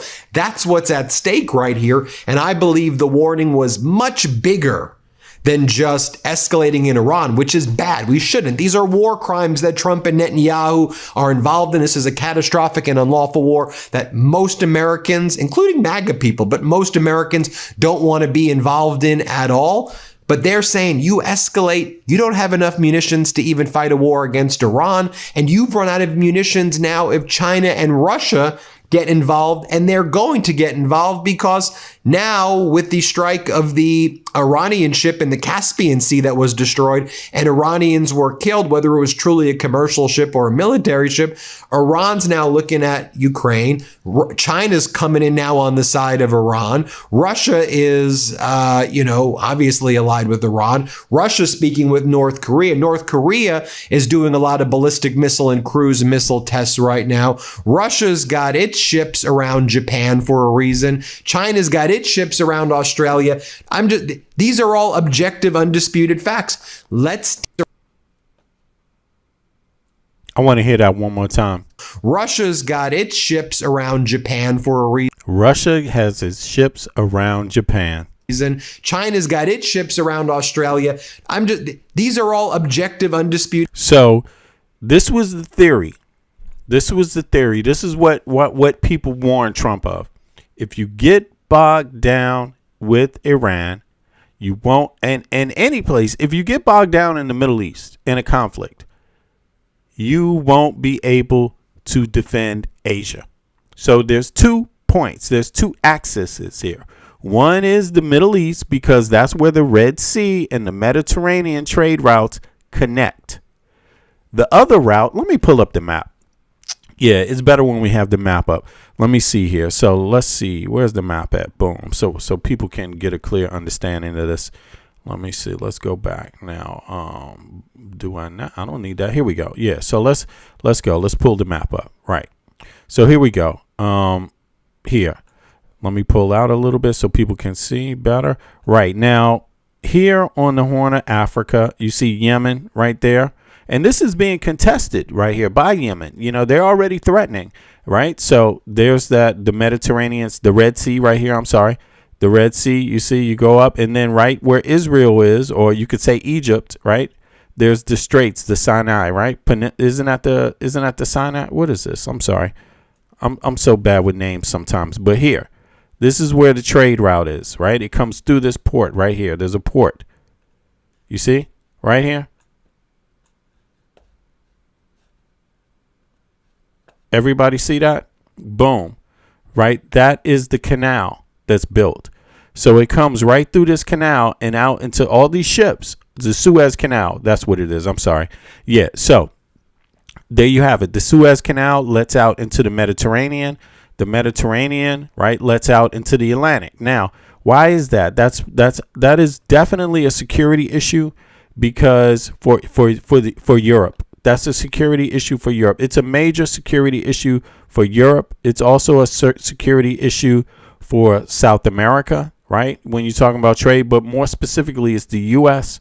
and Europe, right? That's a shortcut around Africa, right? So if you don't do this, all of this trade has to now come South Africa and then back up the Atlantic, you see, to the United States of America, right? You see that? Or to Europe. Right. So if they cut this off, they can do that. Now, if you move over here, right, similar dynamic going on here. They want to try to control this area, Philippines, Indonesia, Vietnam, right, Malaysia, Japan. Right. But if you're fighting, if you get bogged down here, if you get bogged down in a conflict here, and you're not, you got to understand one thing for sure, too. It's not about who can start a war. It's about who can last. Don't you have to understand that? The reason why the United States won World War II is because they had so many things, such a long time. People blamed us for not stepping in fast, but that's because the military strategists knew it was going to be a war of fruition, right? You would have to stock up a lot of arms. Once you go into it, you don't want to lose it. You need to be able to sustain the war to win it. Same thing with the Cold War. The United States won the Cold War for that reason primarily, right? Because we could sustain a long conflict with weapons, with resources. That's what it's about. So when you talk about being in a conflict with China and Russia, you are particularly China now, because China is not engaged in any war. They've had a long time to stack up their resources and to prepare for this. Russia has depleted a lot of its resources. Doing what? What did Russia do? Russia launched this war right here with Ukraine, which is stupid for them, because that really harms Russia. But you got to understand, they still got nukes, right? They may not have food, but they still got nukes. You see what I mean? And they got this shit out there for whatever they can use it for, because they're hoping that China is going to come through for them, you know? And where's China? China is right here to the right of Russia. There's nothing between Russia and China. China's just right over here. So China they would have to move a lot of supplies. They would have to move a lot of things through land, but they will do it. You know what I mean? Supplies and whatever they need. Now, if they need it, right? They can. It's easier for them because they don't need a sea to to ship. They just can go through logistically. They're connected, so just really moving it. Exactly. So, so Russia took their chances with Ukraine. The EU stepped in and was like, nah, that's too close. We don't want you doing that. You need to stop invading countries around us. We don't want it because we will be next. We know how you do your proxy war. You will be next to one of our EU countries, and you'll be doing proxy war all the time, saying, you can't do anything about it. Right. So the EU was like, fuck that. We're going to arm Ukraine and finish this thing off. And they were wise to do it. But Trump has already wasted in the Middle East. How much time has he wasted? How long has this war already gone on? How long has he made this take? He's gone from Yemen to Iran, from Iran to Yemen to Israel. How many times has he done this runaround with Israel, with Yemen, and goddamn Iran? That cost American taxpayers a lot of money. But slowly, it's depleting because they're not using our cheap weapons. See, it's not like they did what Biden did. Biden took old weapons that were about to expire, shit we don't even use, and gave it to another country to use yourself. We did not send troops. We did not use the weapons we would use against China or Russia directly if we engaged them. No. Trump is using the shit we would use. It's like, what? And you're using it on someone that we don't even need to use it on, because you could have told Israel to stop and they would have stopped. Why? Because we're giving them all our weapons. It's just ridiculous, right? So the question is, and the question has always been, can we defend both axes, right? Now, the other question is, has the whole game plan been all along to draw the EU into this war the whole time, so that the war, once this war gets started, think about this. You got to think about it. Iran is one thing, but the superpowers are another. Israel's one thing, but the superpowers are another, right? Now, think about this. If this shit starts spreading, do superpowers want that? What are they going to do? Start proliferating more weapons around?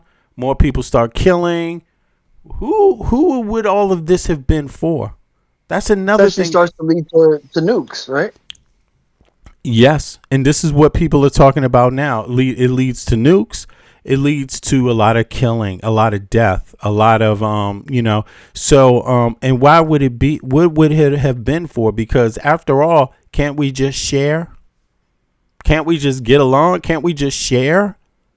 Like, come on. What is the fight about? Is the fight about oil? No, it's not really about oil. What's the fight about? It's about a nuke. So far, it's all about a nuke.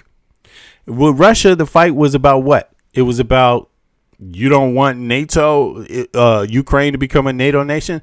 So you see, there's a lot of lying going on here. You don't waste 1 million soldiers because it was about NATO.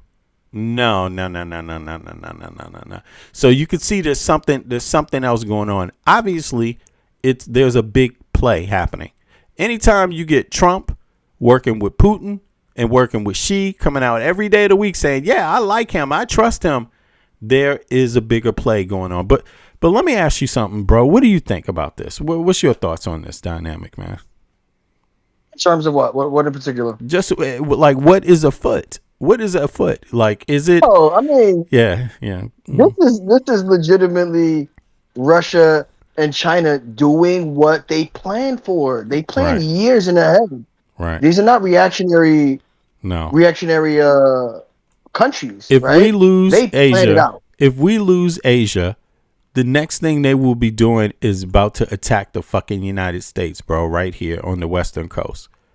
That's what I mean, and I don't even think they need to do that. Honestly, they want the greater theory, right? They want control. Greater China, greater Russia, right? Right. They will get that. They will get that, right? They will get that, and they will get that in terms of acquiring more land. Think USSR, think ancient China, where they had Mongolia and all these other colonies, right? Think Japan as well, right? And so essentially what it is it's them having, as we continue this conflict, they know that militarily we can't produce the weapons that we need to in the time frame we need to in order to be successful, right? Which is why in order for even this Iran situation to solve itself out the way Trump wants to, it would take boots on the ground, which I don't think Congress will allow. And if right? Europe comes into it now, they won't be able to hop in later when it counts. So they ain't gonna hop in now. They're not stupid. No, obviously, right? And they want to make sure that with this conflict, that Russia and China still stay in check, right? Right. The more that Russia and China continue to be a presence, while the U.S., because as we continue to use our ballistic missiles and our ammunitions, that means that we start pulling from our bases, right? Whatever our resources we've left at our bases that are essentially around Russia and China, now they become less offensive capable and more defensive capable, right? They're not going to attack these bases, but they know that, if a conflict breaks out, that the U.S. can't be able to respond the way the U.S. has normally been able to respond. And it's the reason why we spend so much militarily, right? We are ranked number 1 through 4 when it comes to military power. 1 through 4, we outrank, we are number 1, 2, 3, and 4. And then the fourth largest, now the fourth largest is what comes after the U.S., right? So we spend so much in military, but these weapons, on average, take 2 to 3 years to build, right? They take 2 to 3 years to build. A lot of these parts are outsourced, and then they ship them here to the U.S., where these weapons manufacturers build them here, and even then it would take an overhaul in manufacturing to really increase the production and the production time of missiles or any ammunitions that we need on average, right? And you're supposed to walk your way up to that capability. You're not supposed to just say black and white from one day to the next. Stop. We don't want this here. We're gonna start building our capacity while we stop with you. Totally. It's like ridiculous, man. No, and you can't, because from an infrastructure level, you're setting yourself up to fail. Because if not, you're just spending ridiculous amounts of money, and in fact, now you're shifting your workforce, right? What jobs normal people would do now, because you're putting so much money in defense and building what that looks like. Now the market of the job now shifts to people acquiring jobs in defense, or defense making, right? Which isn't viable, because these aren't careers. This war's not going to last forever, right? We're not looking to be the next major military power takeover when it comes to taking over countries, right? Because that time has passed. So it's null and void. It's idiotic to assume a military position the way that it would take for us to be successful, fighting multiple wars, right? And so when we look at it, he's gonna probably spend more money. But again, he has 2 years left. Yo, bro. 2 years left. This is not something that happened in the very beginning of his tenure. He has 2 years left, right? Which is why he's signaling for a 2028 re-election. This is why, right? Because he knows that everything he's gotten himself into is going to last well beyond his presidency, and it's going to make him look like a fool, because it's all going to be undone, right? The minute the next president comes, guess what happens? Iran gets a new nuclear deal that stifles their ambitions, right? And now, whatever happened before with Trump is null and void, because it's like, oh, look how easy it was to come to an agreement where they don't have viable nukes, but we also win, because now the conflict is over and we're no longer spending that money randomly on a war that we're not directly fighting, right? A proxy war. So he doesn't want to. He doesn't want that to ruin his legacy, because it will ruin his legacy. It will most definitely ruin his legacy. And look at this bullshit here, bro. Like even before we even get to any conflict, goddamn, just these tariffs have raised the cost of weapons manufacturing, bro. Like, because they have to ship these items from across the sea. He's got a very poor strategy in how you go into things, man. It's like totally backwards. No strategy. In the meantime, while we sitting around trying to figure out what we're going to do with Iran and if we can defend ourselves from anybody else, how about we just make it cost more money for us to make weapons, even though it's going to take 2 years? Let's just bring the price up immediately. And who pays for it? The American people. I mean, exactly, the American people. All while we don't have healthcare, housing, education, right? All while wealth inequality continues to soar. And things like this spending allows for more wealth inequality, right? As we continue to inject the stock market with more money, who do you think benefits from the stock market rising at all-time highs with money that is spent from the American taxpayer dollars, right? This is not natural growth. It's not a company hitting all-time highs because they did great quarterly. No, it's not. It's it's hitting all-time highs because guess what? We are spending that money and essentially subsidizing what that looks like and giving these companies money, right? And giving them private contracts so that way that their bottom line increases. Once these government contracts dissipate or disappear, guess what happens to these countries? Guess what happens to these companies? They fall back and guess what they do? They make major cuts to employment, right? They make major cuts to their staff, right? And so the American people still end up failing and getting the wrong end of the stick because of how the spending just poorly managed. benefit. It's poor spending, right? We think, and Trump had bankrupt, all of his companies. That's his mindset, right? I could just spend until the bank tells me no. But this is the U.S. government, and the U.S. government's bank is virtually unlimited. And unfortunately, we don't have people in Congress to challenge him. But yeah, bro, this is not looking good right now. They need to stop him now, but it doesn't seem like they're going to stop him. I mean, it's just a matter of how much harm can be done. Yes. Yeah. And because I think strategically we're entering into any conflict with China, strategically we're at a disadvantage. And I think it's because of what we're doing right here with Iran. Primarily, we wasted. All we had to do was continue to just support Ukraine in small ways. So, limit our support, but also call for peace. Think about this. We already had a trade agreements across the Middle East already in place. We had an agreement with Iran already in place. This bozo just threw it all apart and created this chaos, bro.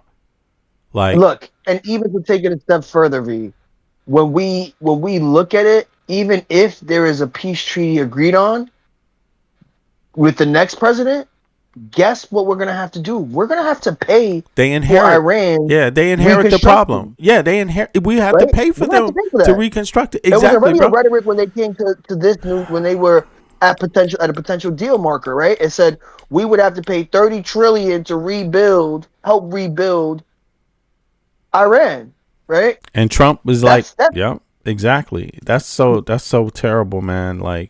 And Americans, I don't understand it. I think American people did this to themselves, bro, because we don't vote well. We vote stupidly, bro. Straight up. We do. But we lack a level of civics that now I think Americans are waking up to. I think they truly do, right? Hopefully, they are forced to understand these nuances now because it's like, oh, how did I get myself in this mess and how ignorant was I before? I think there's a level of ignorance Atomic Peace, that Americans are waking up to. Yeah. I see Atomic Rooster is out. Peace. I see you in there. We're looking at the chat, just having some convo. Peace. All right, let's continue this. I want to see what Midas Touch has to say.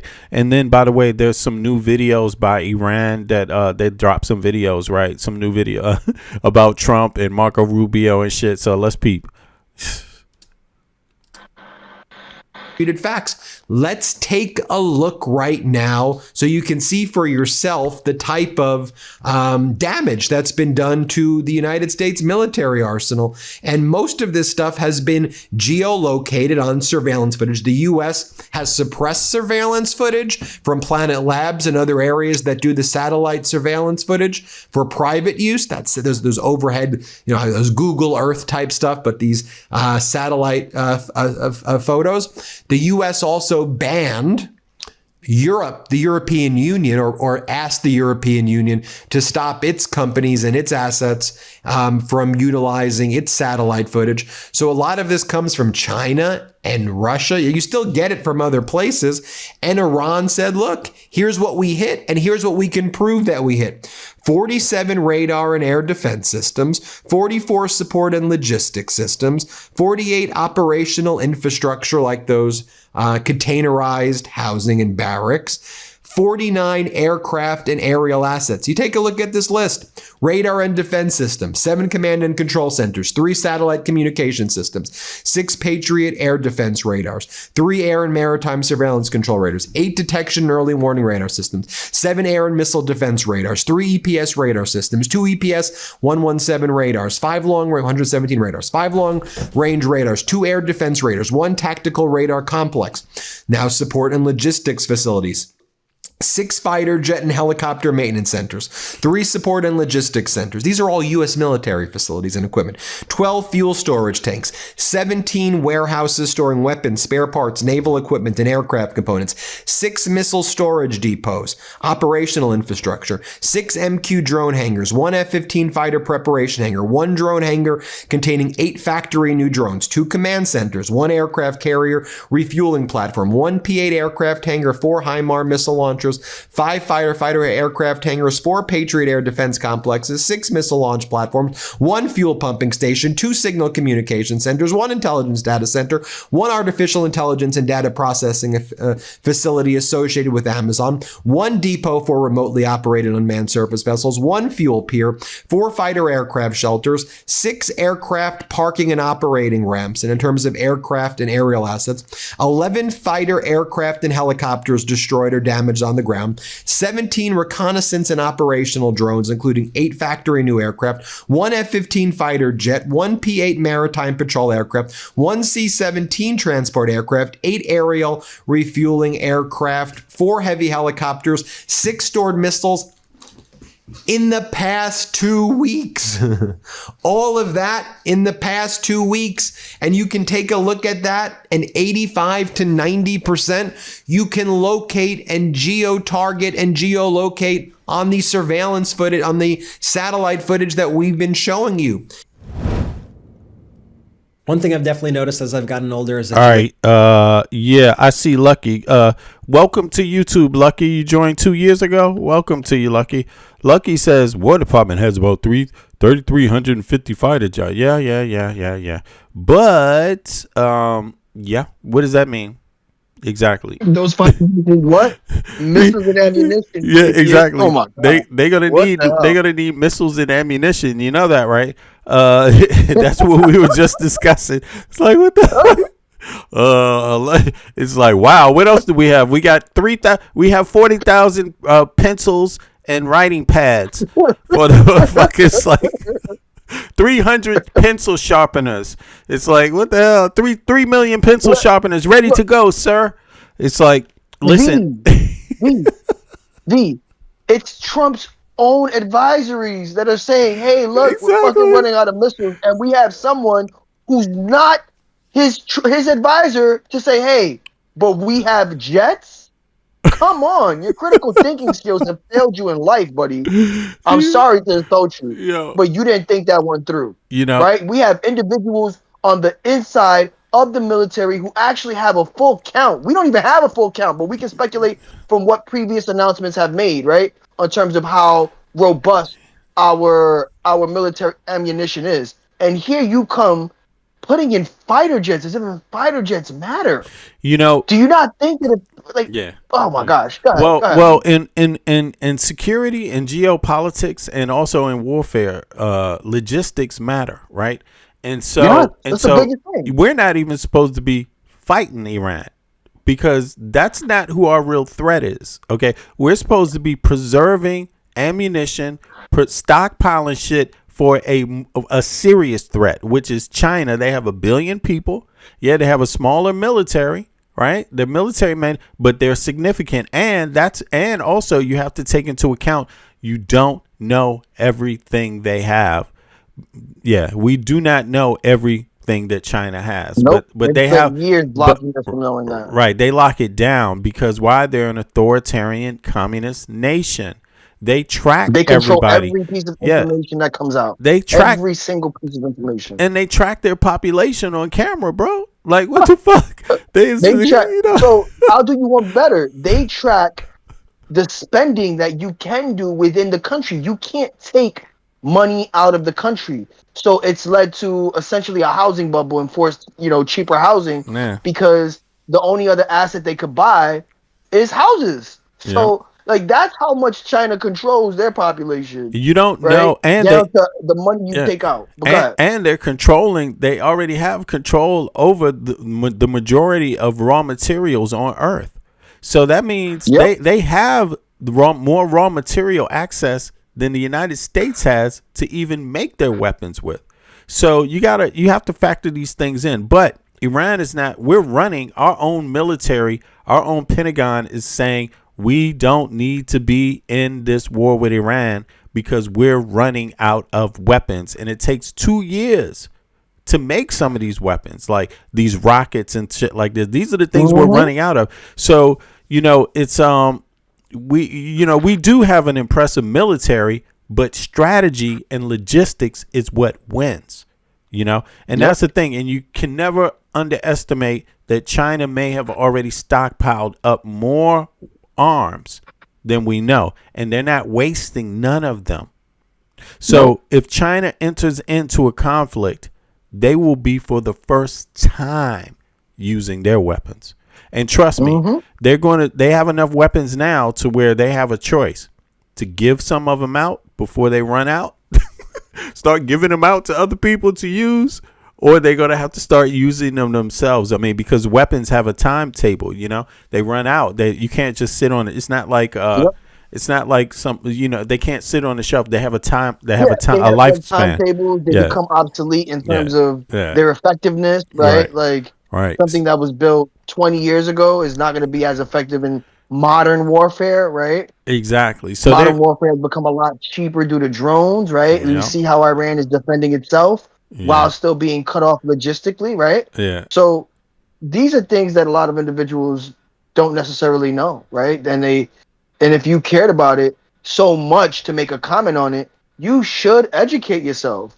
Utilize critical thinking skills that allows for you to ask the proper questions and go down the proper channels to be able to educate yourself on a literal level, right? On a literal level, so you can understand or get a greater picture of what the regular media and legacy media doesn't decide to tell you, right? And if you're depending on, echo chambers like Fox News to tell you what you can learn yourself in the information age, then I don't know what to tell you. Yeah. I'm looking at the chat. Yeah. Trump sold ties in China for years.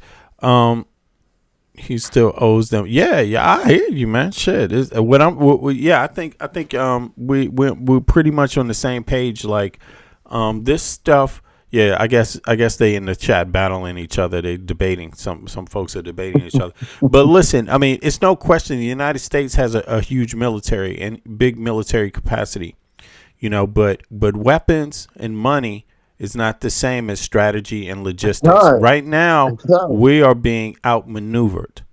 That's what we're being outmaneuvered. Our military is being outmaneuvered, and because there was a strategy employed to isolate us, the United States. Trump is part of that. He's part of implementing that strategy to isolate us. So he went out and talked down to our allies, basically attacked our allies, talked about taking Greenland, talked about making Canada, a part of the U.S., did tariffs against all of our allies. I mean, he did every single hostile act, lied about our allies. He did everything to try to weaken us. Then he pulled out the support from Ukraine, to make Europe have to fight on two fronts, defend Greenland and help defend Ukraine. So he did everything to weaken us, to isolate us. And now we're using a lot of our weapons for something war we don't even have to be involved in because Iran wasn't even trying to attack us. Secondly, he ripped up the agreement that we already had with Iran, and that set into motion a lot of what's going on in the Middle East. Now he's around the second time as president, and now he's doing it even more. He not only did that, listen, people are not happy. The EU is not happy with Netanyahu at all. They don't want anything to do with Netanyahu. And there's a reason why, because human rights and appearance on the global stage does matter in terms of where you're going to move, how you can move around the globe, who's going to want to trade with you, who's going to want to work with you. And the EU wants to keep expanding, so they don't want to have Netanyahu in the picture with them. dirtying it up. Everyone's going to hate. They're going to be like, oh, so you supporting Netanyahu also? Yeah. So they don't want that. What the EU wants is to expand trade because it expands their defense also.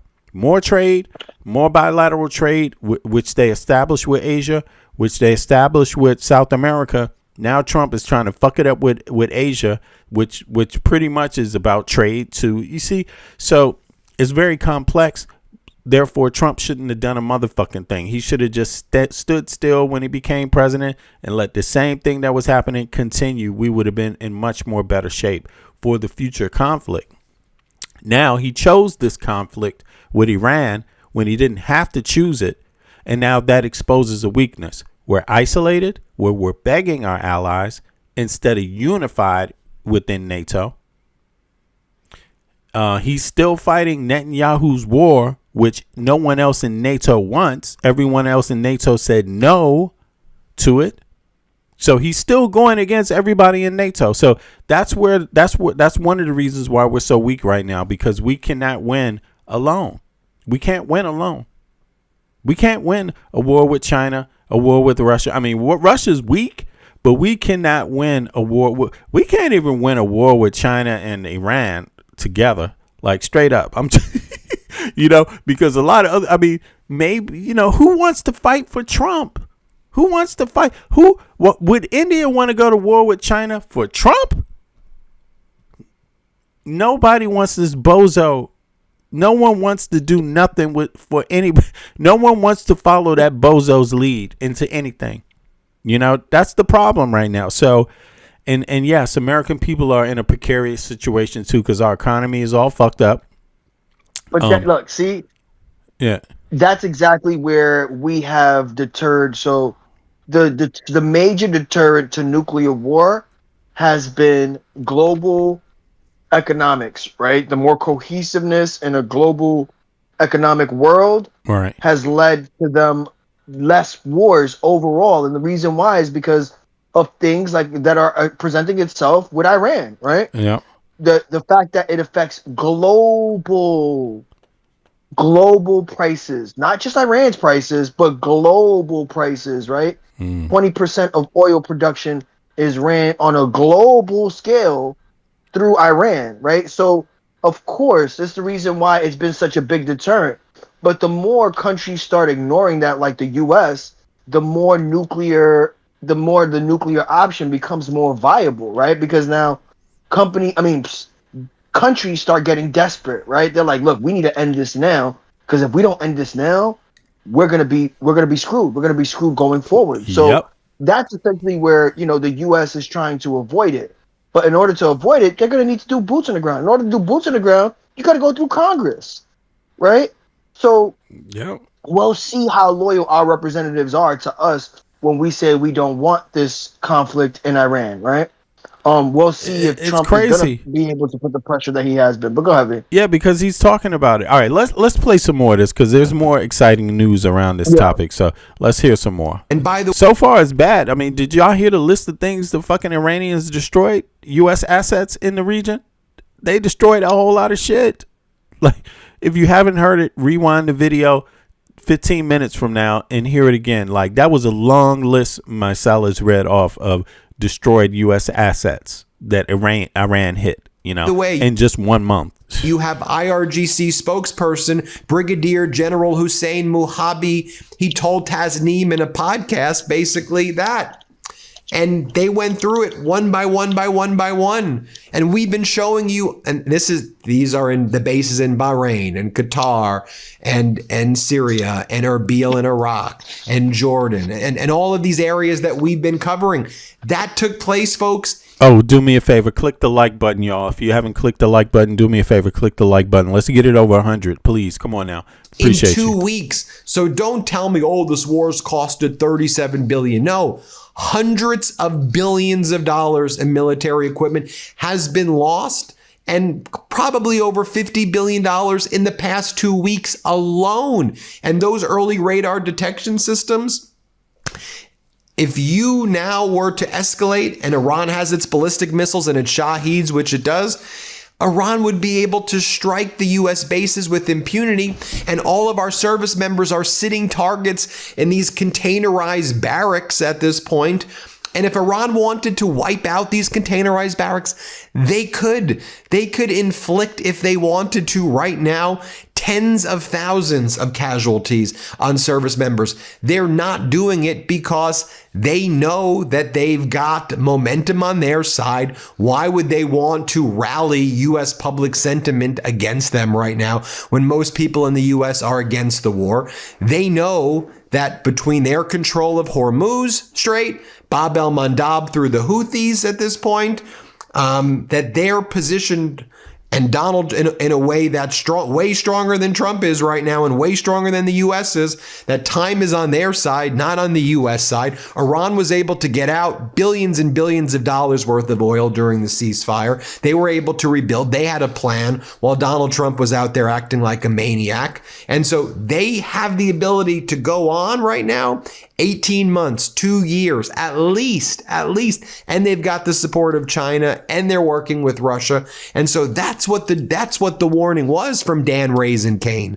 It was bigger than what's being reported in the New York Times, which is still big in and of itself. I mean, the headline from the New York Times: Trump holds off on major escalation against Iran as advisors raise concerns. Among the worries is that expanded hostilities could dangerously drain and diminish could danger. Look, somebody in the chat said that it's only $7 billion what's been spent against Iran, spent by the U.S. government. Well, no, it's not. It's $100 billion. What he said, what Ben Marcellus said, is accurate. Okay.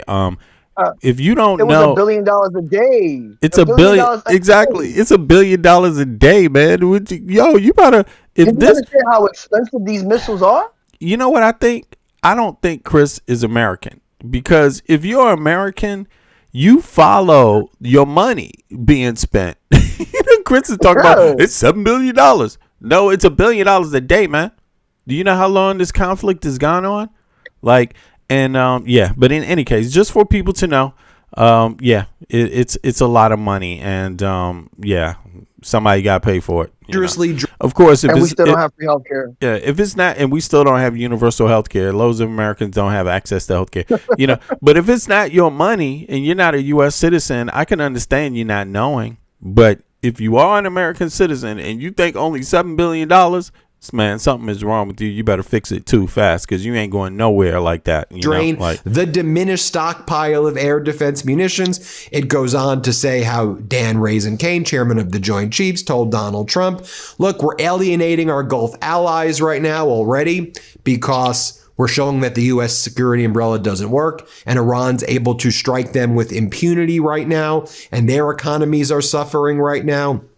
I mean, look what you're doing to Saudi Arabia. Also, the Houthis hit those two major oil refineries, the Aramco oil refineries in Saudi Arabia. And Saudi Arabia's like, maybe we could talk, and maybe we can do a deal as well. You have the top military officials warning Trump about the shrinking inventory of Patriot interceptors and other air defenses, which I just laid out for you, the full nature and extent of that. And I may be downplaying some. There may be even more than what's been reported right there.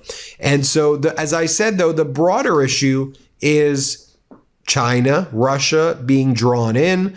We already have the Ukrainian strike on the Iranian ship.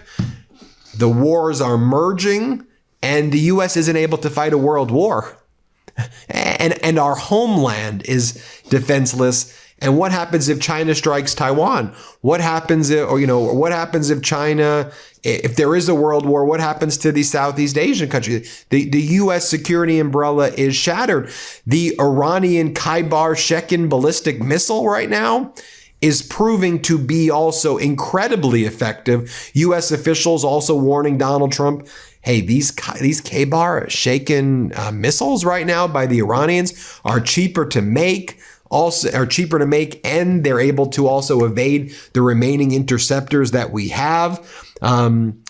whether this is actually happening or a bluff, but IRGC potential, according to the Telegraph, is IRGC positioning people inside the UK now, that their air bases are being used to help the United States. And by the way, the intelligence coming out of Israel from the Mossad and from all of their media in Israel is that Trump's genuinely afraid to ramp up strikes because, and who knows, he's a maniac, so he may end up doing it anyway, but because the U.S. ran out of munitions. So Al-Mayed, all these other networks over here, like Al-Mayadeen, talking about how Trump will not, according to Israeli media like Israeli Channel 12 and 14 and others, Trump will not escalate with Iran soon because the Iranians destroyed a significant portion of the defense system in the Gulf. And fears of further escalation led Trump to refrain from expanding the military campaign. But now I do want to mention this. Israel broadcaster News 12 reports that Prime Minister Netanyahu of Israel is scheduled to meet with Donald Trump in Washington on Tuesday, where Netanyahu is expected to present intelligence claiming Iran is once again racing towards nuclear weapons and accelerating its actions. Now, with all of the background that I am giving you, what's the Department of Defense posting? I mean, they're posting, just the dumbest, most infantile, elementary, ineffective propaganda. They're posting photos of U.S. drones, which the U.S. drones, called the Lucas drones, kind of copy the Shaheeds. That's how effective the Shaheeds are, is that the U.S. ones copy the Shaheeds. And then the Department of War goes, the War Department doesn't miss. To which Professor Marandi of the Iranian negotiating team, a professor in Tehran, he posts the photos of all of the little girls the United States slaughtered at the Manab Elementary School and says, we know. So, we know. With that as background, I want to share this video with you. This was Donald Trump during all of his campaigns where he said, I'm not going to get the U.S. into World War III. I'm not going to get the U.S. into World War III, but basically drew us into a World War III. Here, play this clip. These globalists want to squander all of America's strength, blood, and treasure, chasing monsters and phantoms overseas. In addition, there must also be a complete commitment to dismantling the entire globalist neocon establishment that is perpetually dragging us into endless wars, pretending to fight for freedom and democracy abroad. We should have never gone into the Middle East. Under my leadership, we will turn the page forever on those foolish, stupid days of never-ending wars. We're rebuilding our military stronger than ever before, and we are not going to deplete it again on stupid, senseless, endless wars. World War III has never been closer than it is right now. We need to clean house of all of the warmongers and America last globalists in the deep state. I am the president who delivers peace. I was the first president in decades who didn't start a war. And the worst, most incompetent, most corrupt president in history is going to drag us into World War III. And then to remind you, during the hearing, when Pete Hegseth was asking for more money of the United States Senate, Republican Senator Hoeven asked him, are Russia and China helping Iran? Here, play this clip. Important and will make a big difference for our farmers right now. So thank you for that. Secretary Hegseth, are Russia and China helping Iran? And if so, how? Well, Senator, as the chairman alluded to, there's definitely adversary alignment, attempts to do so. And there are many ways that we deter that, some of which are, and the depth and extent of it ought to remain classified, and it should. But there are ways in which both of those countries are limiting at different levels, enabling some of the things Iran is doing. Yeah. Right, of course. Because why?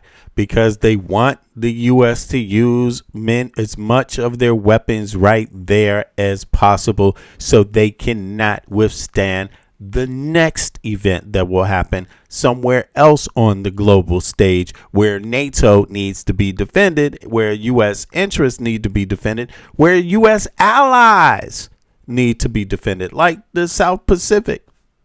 You know, I mean, it is what it is, and Trump fell for it. Hegseth, you know, he's admitting it here, and then dumbass Trump actually says the opposite. It's crazy. Trump, after Hegseth said this, the media literally asked Trump, what's your view on that? And he said the exact opposite of what Hegseth says. Watch this. I'm sure Ben's going to play it. So I haven't seen it yet, but I'm sure he's going to play it. Watch. Ought to remain classified, and it should, but there are ways in which both of those countries are limiting at different levels, enabling some of the things Iran is doing. Yes. General Kane, would you like to add? Sure, I'd rather not opine on the specifics because that would divulge what we know, and I never want the adversary to know what I know. I just want to know it. And hopefully we'll get a chance to do that in the skiff. Yes, sir. Happy to do that in the skiff, sir. And then Ducey on Friday, notably, right, because that's finally when Donald Trump didn't escalate when everyone thought he was going to escalate for all of the reasons that I'm telling you right now, said, you said today Russia and China are not helping, but earlier this week, Hegseth said that they are. Here, play this clip. And you said today that Russia and China are not helping. Earlier this week, the War Secretary Hegseth said that they are enabling. Exactly. Watch. So what is the difference?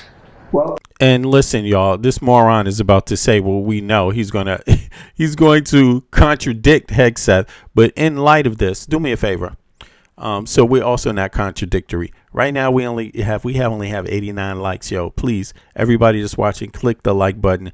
Let us help us get it over 100. Most of the people that watch the restream or whatever, and maybe don't hear us ask for the likes. But please do me a favor, because the likes help more people come across the stream, and more people that you know too.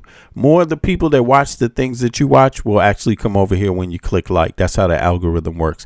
But in any case, let's watch Trump contradict his own secretary, defense secretary, or War Department secretary. Here it is. They are. Here, play this clip. And you said today that Russia and China are not helping. Earlier this week, the War Secretary Hegseth said that they are enabling. So what is the difference? Well, I don't know that they're enabling. I mean, I will tell you that President Xi said he will not partake, and President Putin said the same thing. I think, I trust them. Do they? He said he trusts Xi and Putin.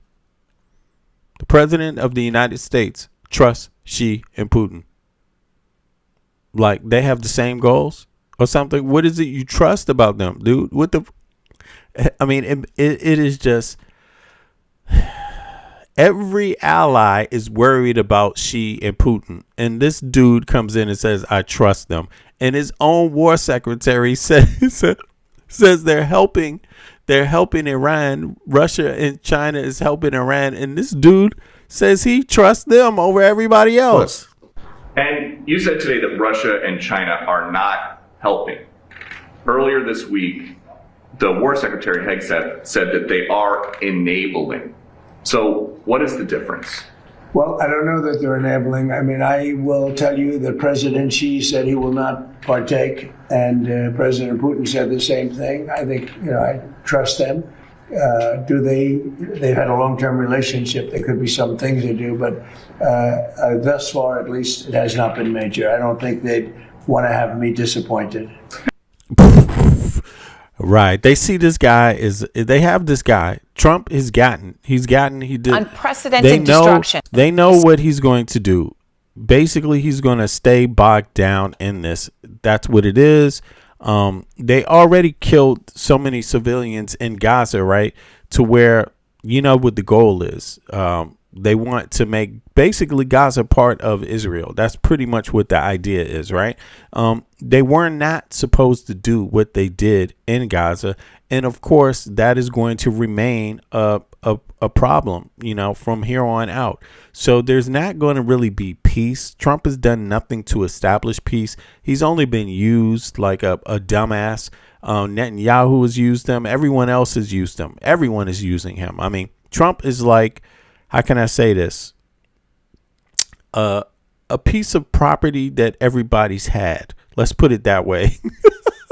People passed around Trump. I mean, at this point, and he's still there, and the U.S. Congress still allows him to be there. I mean, I'm trying to think: is this some sort of genius plan that the U.S. Congress has, the U.S. Senate has? Is this? Do they know something we don't know, or is it as bad as it looks? But in any case, let's go on. CNN investigation discovering Iran has caused extensive damage to a majority of the U.S. military sites in the region.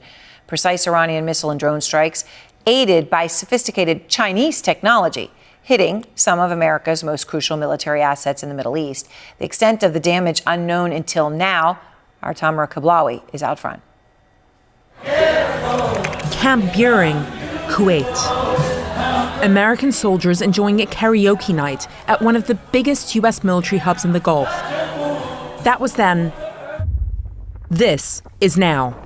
A once bustling American microcity in the desert, nearly empty and heavily damaged after a weeks-long barrage of Iranian missiles and drones. One of many U.S. military facilities in the oil-rich Arabian Peninsula, targeted by Iran even as the U.S. and Israel pummeled the Islamic Republic's large arsenal. So what impact have Iran's strikes had on America's footprint in the Middle East? A CNN investigation found evidence of unprecedented destruction. We can reveal that strikes damaged at least 16 U.S. installations across 8 countries. According to our analysis and sourcing, that's the majority of American military positions in the region, and some of them are virtually unusable now. A U.S. source familiar with the situation told us that they'd never seen anything like this at American bases, that these were rapid, targeted strikes using advanced technology. Iran's main targets? They're testing this shit. This is like, you got to understand, it's the same thing that went on. That's the whole reason why you don't send out, your best stuff. And that's the whole reason why the United States military is not supposed to be in direct warfare with Iran. Why? Because your adversaries watch and learn. There is no better opportunity for an adversary to watch, learn, and adjust. And the adversary, I'm not talking about Iran. It is China. They are watching. Anyone that wants to go into conflict with the U.S. would be watching very closely what the U.S. does, what they're using, how they maneuver the entire thing. Why? So that they can make their adjustments and have a better, opportunity at defending or winning. You see, so they will learn from the mistakes of the U.S. military right here, and they will learn from the victories. It's not about it's not about, are you killing more civilians? Are you killing more Iranians than they kill of you? No, it's not about that. It is only about an opportunity to learn.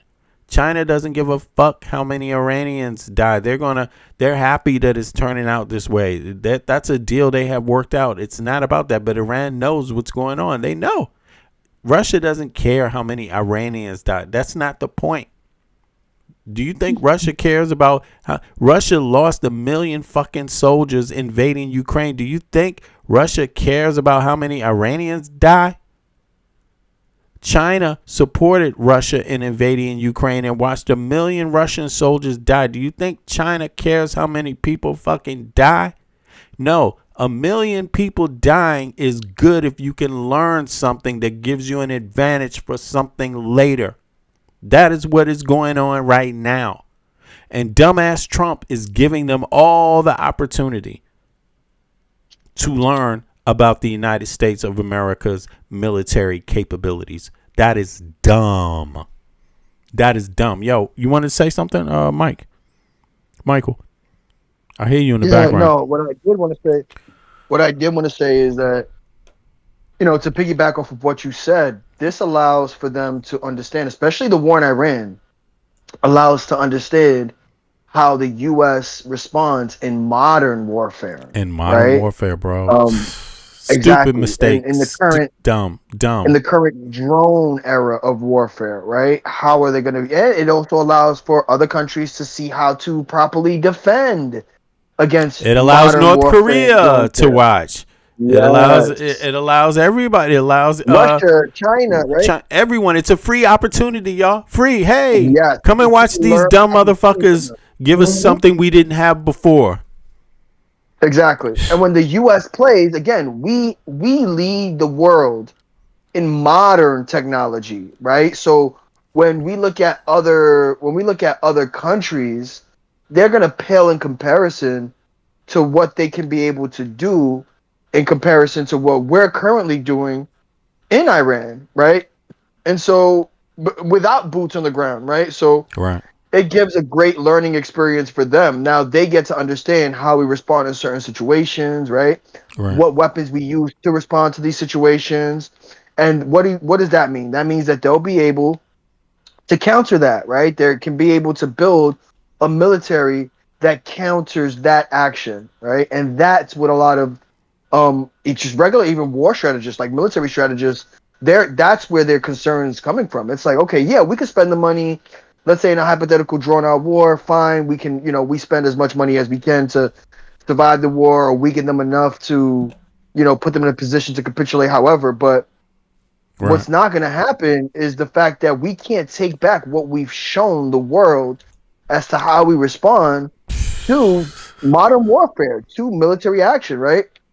And a lot of people don't think about that. A lot of people who obviously, don't know the nuances of, military warfare, they don't understand that, right? They don't understand that. And when we look at Iran's capability and how capable they've been in defending themselves, lacking boots on the ground from the U.S. though, but still nonetheless, how effective they've been in defending and drawing out this war that Trump said was won yesterday. Well, 6 months ago? who's really, North Korea is taking close notes.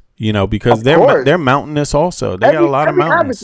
Every adversary. Yeah, and remember, at the end of the day, guess what Iran doesn't have? Nukes. Guess who does it? Guess who has nukes? Right. North Korea. Right. And so, who else? Who else got nukes? Pakistan. Russia, China, Pakistan's mountainous. India. Yep. So it's like they're all sitting here, and they're getting a free lesson, an opportunity that people would have paid billions for. Even without a conflict, they would have paid $20 billion just for a show, right? And they got their show, they got it, and the only difference is we're paying for it instead of them. Yep. What the hell? Like that's just something that people don't like. How can I say it? They strategy. get so galvanized in what they think. They don't understand strategy at all. But people get the regular average U.S. citizen, at least the conservative base. Funny because when Trump was bringing up no new wars, you know what he said? He said the neocons, as if he's not a neocon himself now, right? He used populist rhetoric in order to gain the trust and his MAGA people. They let him get away with it. They let him he was calling Obama, Biden, all of them a this. Neocon. Exactly. Neocon. And he's doing it even worse. He's not one. He's doing it even worse. Right? Right? And without the approval of Congress. Like he's curtailing and with no success Congress to get approval. Exactly. Yes. It's crazy, bro. With no success because they understand it. Yep. And the longer the Iran is able to create drones at a fraction of what it cost us to even fight them. I think it's around $30,000 a drone that they're able to build underground that competes with the U.S. military, both air and whatever effective bombings they do, right? So think about that, right? Think about that. If we think a country with a larger budget, with a more comprehensive military, can't have a long, drawn-out war, and it's the reason why a lot of other countries and a lot of other presidents have avoided attacking Iran. You think he's the first president to bring up, hey, let's go to war with Iran? Oh, he's an idiot. You don't. Israel's idea, but go ahead. No, you don't. The reason why they didn't do it is because you don't want to give anyone the advantage of watching you, of learning from you. That's the whole point. You can't win it. And the global hurt, the economic hurt, the economic pain hurt, the economic hurt, the fact that you won't finish the job because it's a mountainous region, and the fact that even if you tried to finish the job, you would have to commit so many troops on the ground, and many will die. It will. You think Iraq was a problem? Shit, Iran will be a real problem trying to walk through there. You won't walk through it. It's mountainous. You're gonna pay 1,000 times more that price, you know. And then on top of that, it doesn't matter because you won't be saving up your troops for a real conflict with China. China has 1 billion people. Very simple. They have been saving up and stocking up for a while. You know, you don't go into conflicts you don't have to. It's one thing, Iran and Israel trading blows. That's one thing, you know. Biden was willing to, you know, take some of the ease off by shooting down some of the rockets. That's one thing. But that's not even good enough. They should have done something, you know, Iran, but they couldn't because Iran attacked Israel. So, you know, they put the U.S. in a position. But here's the thing. Where did it start? It started with Trump ripping up the agreement that they already had. Yes. See, if Trump had not ripped up that agreement, they wouldn't have. All of this shit wouldn't even be happening.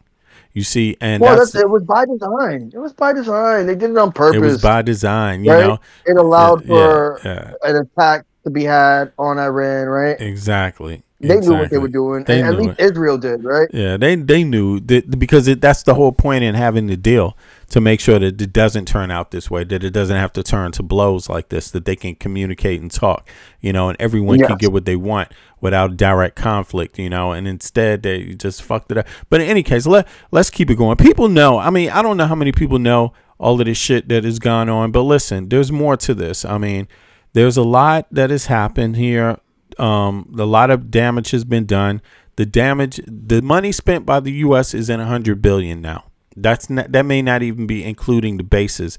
Also, you know, there's $100 billion in spent money, and $50 billion maybe in bases damage, right? Something like that. I don't know, but it's a lot of money at this point, and the U.S. taxpayers are paying for it. But at the same time that the U.S. taxpayers are paying for it, check this out. This is like Iran is doing this on top of it. They know that Americans are getting tired, you know, and we're not responding well to this. Now, peep it. He does not know how to deliver jokes. He does not know how to take jokes. He doesn't know how to speak in sentences, for that matter, either. So you have Iran dropping a new Lego video.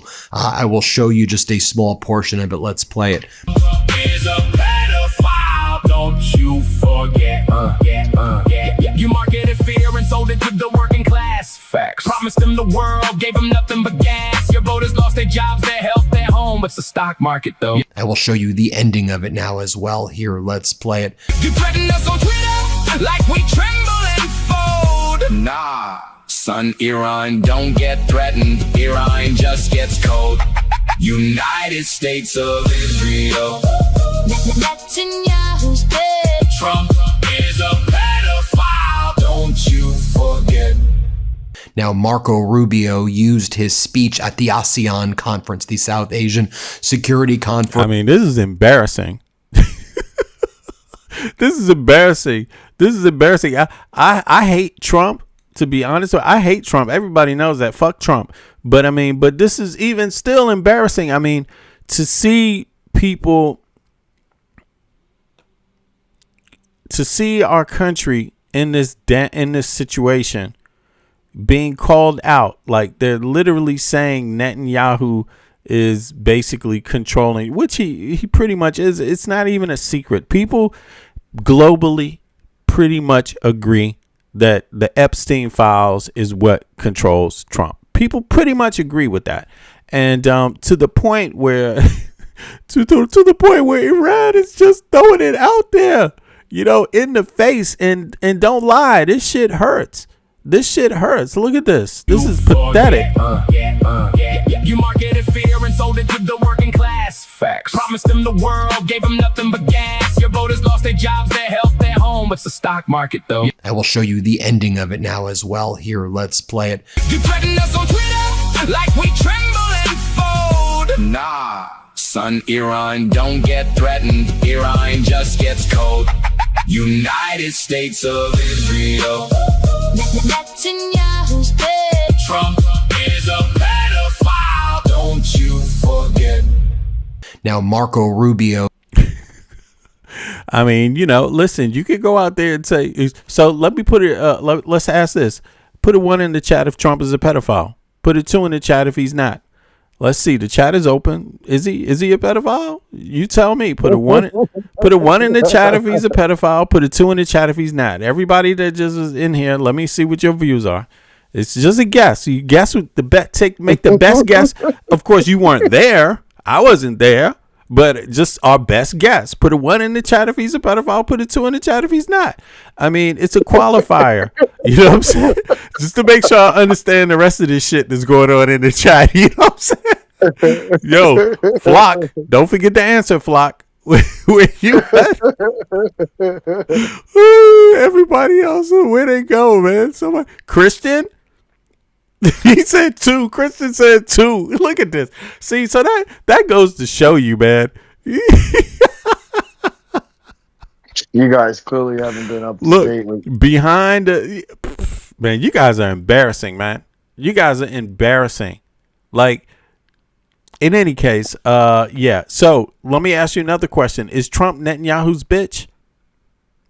Put a yes or a no in the chat. Is Trump Netanyahu's bitch?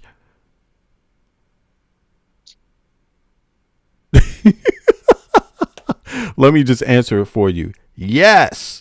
All right. So there it is. Absolutely he is, man. This is embarrassing. Look, when you bomb some people like you've been bombing them and then they do this, what does it mean? What does it mean? It's a bad sign. Okay, it's not a good sign. You're not demoralizing them yet enough. So yeah, used his speech at the ASEAN conference, the South Asian Security Conference, to talk about how he hates these Lego videos, how they make him very sad and upset. He's never seen the videos before, he says, but he says that if he did, yeah, he offers that up. I never seen the videos though. Oh yes, you have, motherfucker. Yes, you have. Why would you even say that? Nobody asked you if you seen the videos. What the hell? He would hate him, and they're stupid. This is what the United States Secretary of State is saying, folks, as Donald Trump is out there saying he is opening the gates of hell to obliterate the Iranian civilization. This is what the U.S. Secretary of State is doing. Here, let's play this clip. Because the price they're paying is very high, despite their tough talk and their flowery language and their stupid Lego videos they put out. I've never seen them, but they put these things out on social media. Despite all that bravado. Yeah, how do you know? How do you know they're stupid if you've never seen them? That doesn't make, what is this? You know, that is pathetic. He should have never even mentioned it. This dude is not conservative at all, man. Why would you even mention it? How they will interpret this is that it is bothering you. That is how they will interpret this statement. I mean, God damn, like this, and this dude gets paid taxpayer dollars. He's not serious. And I'm not saying vote for Kamala Harris. I'm just saying even Kamala Harris said these people aren't serious. That was her, what she actually said. They're not serious, and they're not serious. They're not. Iranian civilization. This is what the U.S. Secretary of State is doing. Here, let's play this clip. Because the price they're paying is very high, despite their tough talk and their flowery language and their stupid Lego videos they put out. I've never seen them, but they put these things out on. Do you believe Marco Rubio? Has he never seen these? Put a 1 in the chat if you believe that he's never seen these videos, and put a 2 in the chat if he's lying and ain't even good at it. I mean, not even serious about fucking lying. You know, it's like, God damn, man, you never had to lie before. What the fuck is wrong with you, man? Like hell to obliterate the Iranian civilization. This is what the U.S. Secretary of State is doing. Here, let's play this clip. Because the price they're paying is very high, despite their tough talk and their flowery language and their stupid Lego videos they put out. I've never seen them, but they put these things out on social media. Despite all that bravado, they are suffering tremendously, and they're going to suffer more until they come to their senses. They're not there yet, unfortunately. Which countries came to you? Oh, I can't tell you who told me. Now, this. Look, he's like smiling. I can't tell you who told me. Language and Right, because nobody told you. How about that? the stupid Lego videos they put out. I've never seen them, but they put these things out on Yo, social media. Yeah, Rafik, I hear you. I see your message. I see it. Despite all that bravado, they are suffering tremendously, and they're going to suffer more until they come to their senses. They're not there yet, unfortunately. Which countries came to you? Oh, I can't tell you who told me. Now, this reminds me of the video that's resurfacing about Rubio. This is the video resurfacing about Rubio. Let's play it. Little Marco, bark for your master. Netanyahu's good dog, tail wagging faster. Marco, whole government is an Epstein regime. You just a pedo projector. Marco, you bark on cue. Trump says jump, you ask how high balls. Now, notably, you're hearing from a lot of reporters who attended the White House Damn. Correspondents' Dinner. They're embarrassed that they put the event on seriously. You didn't know that it was going to be that bad. You have Peter Baker from the New York Times saying, I've been a member of the White House Correspondents Association almost continuously since the 1990s. Our mission is to defend the First Amendment rights of White House correspondents to report on the president without fear or favor. Unfortunately, last night did not advance that cause. Time to rethink the dinner. Oh, shucks, Peter, time to rethink the dinner. I mean, you have a literal fascist in the Oval Office. I mean, it's not normal times. You have a fascist saying, I'm going to open up the gates of hell. Someone who's engaged Hold on, let me see. Somebody's up here in the back. Hey, who's up here? Let me know your name and what state, what country you from. Hello? Are you talking in chat? Yeah, who is this? Oh, hey, man. Master V, I think we got Flamingo in the chat. Okay, this is Flamingo. No, dude, you can just call me. Whoa, you can just call me Chip. Okay, Chip. What's up? What's good? What state you from? Flaming Chipmunk, everyone. Bro, I want to tell you what state I'm from, but I don't really want to residency here because it's kind of cringe. Okay, but you from the U.S., right? I'm from Georgia, or I'm from Michigan. Okay, all right. But I live in Georgia. Okay, that's good enough. Now, go ahead. What's on your mind? Thanks for hopping up. Dude, I am so intrigued at the way that you guys are looking at this more from a strategic defense perspective and tying everything into it globally. Like so-and-so's doing this and so-and-so's doing that and yada, yada, yada, yada. And China's taking oil from Russia and from Iran, and it doesn't really matter what happened in Venezuela.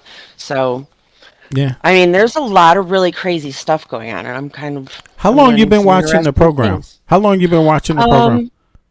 I flip in and out of your stream. I don't know, I might hit you up maybe once or twice a week. Okay. Depends on what time I'm up and what time you're streaming. Okay. But when did you start?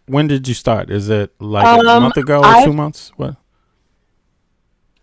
I really can tell you, probably 4 weeks, 4 to 6 weeks. All right, there you go. Like that, yeah. That's cool. All right, so let us know. So how do you feel about what's going on right now in the current state? In the country? Yeah. In the country or globally? Because while they do affect each other, they are so different. Yeah, both. Well, I gotta be honest. What's going on in the country right now, I am not pleased with. I do not think that people, I'm really watching the race in Michigan because I really like Abdul El-Sayed. Okay. I think that he is an amazing progressive candidate. I know that he's got the whole socialist thing going on, but aren't we all really socialists anyway? Hey, I mean, who pays for all the government workers' private health care that they can afford? Who pays their salaries? We do. We pay all of it. I mean, yeah. And, Social Security. Everybody gets it. Yeah. You pay into it. So I like what's going on. I'm from Georgia, so I'm really watching Warnock and Ossoff. Okay. And Buddy Carter's gone. Thank Jesus, because that man was an absolute train wreck, completely in the bed of Big Pharma and the health systems down here. Don't want to have anything to do with him. Okay. Got rid of Marjorie Taylor Greene, so we're good there. We just have to make sure that Ossoff and Warnock get back in, and I'm voting down the ticket for Okay. progressive candidates Yeah. that will aid Ossoff and Warnock in their quest in Washington. Yeah. So all that's right. where I'm going there. Okay. That It sounds great. scares me Mhm. because there's so much stuff going on in the country.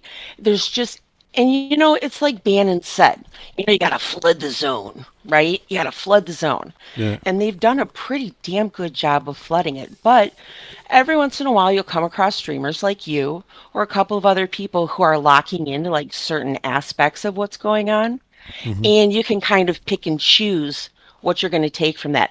What I like is that you don't take the people who are on the right, the MAGA people, and the people in your chat are not extremely rude to them. Your moderators are clipping out people real fast. I noticed that. And I don't know.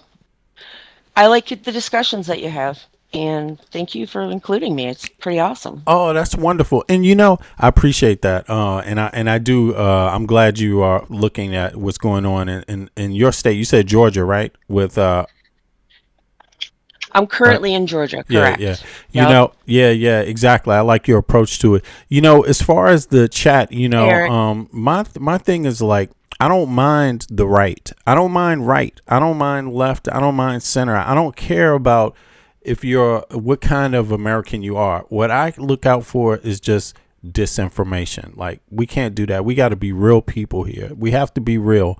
And that's what I want to be a part of, because we're all Americans, you know, and we change. Americans change their views. That's okay to do. Look at what's just happened with the war in Iraq and his poll numbers absolutely tanking. Yeah. You know, like Sarah Longwell says, he's hit the Bush line, right? So anyway, that's my own thing. But yeah, I mean, his poll numbers have gone down so far that people are finally starting to wake up. It's unfortunate they couldn't have woken up 2 years ago. Yeah. But I think that they got so locked into Kamala Harris Mhm. and who she wasn't, Right. as Yeah. opposed to who she could have been. But Right. she also didn't ram down her policy. She said, we're going to do housing, we're going to do this, we're going to do that. Yeah. Pie in the sky, we're Democrats, yay! Yeah. And it was like, listen, babe, we got major things to take care of here. Yeah. So where do you stand in the spectrum as far as progressive or socialist Me? or Democrat? Well, yeah, I yeah. know what you Yeah. said, Mhm. but I mean, where do your ideologies really lie? I really, me myself, well, I'm an American born and raised in Washington D.C. So I've lived in D.C. for 30 years of my life, you know, born and raised there. And but then I moved abroad. I live in Copenhagen, Denmark. So I've seen and I've traveled across the U.S., you know, just as a younger person, and I've been able to travel outside of the U.S. to Canada, parts of South America, also Europe, a lot of Europe. So I've seen how people live, you know, and I'm at the point, I'm 56 years old now this year, right? And I'm at the point where it's like I see a lot of lies on legacy media. I see how they portray and I see where this is going. Like, a lot of Americans, we're not aware of the lies we're being told, right? And so Correct. I'm for what we call what is being called socialist and communist right now in the U.S. is basically center European politics. So I'm for center European politics because I have health care. I don't leave my house worried about what's going to happen if I have a health problem. It's covered in my taxes. Right. My kids get paid to go to higher learning. I don't have to worry about that. Nobody, Correct. you know, there's housing regulations in Denmark. You know, there's, you know, so everybody's pretty comfortable. You know, maybe you won't hear of, they have rich people here. Maybe you won't hear of everyone dreaming for the mansion and the yacht. You know, people don't think that way here, but everybody's comfortable. There's not, Right. you know, they don't pay for people to be in prisons. Yeah, you pay money, but they're not making money off of them in prisons.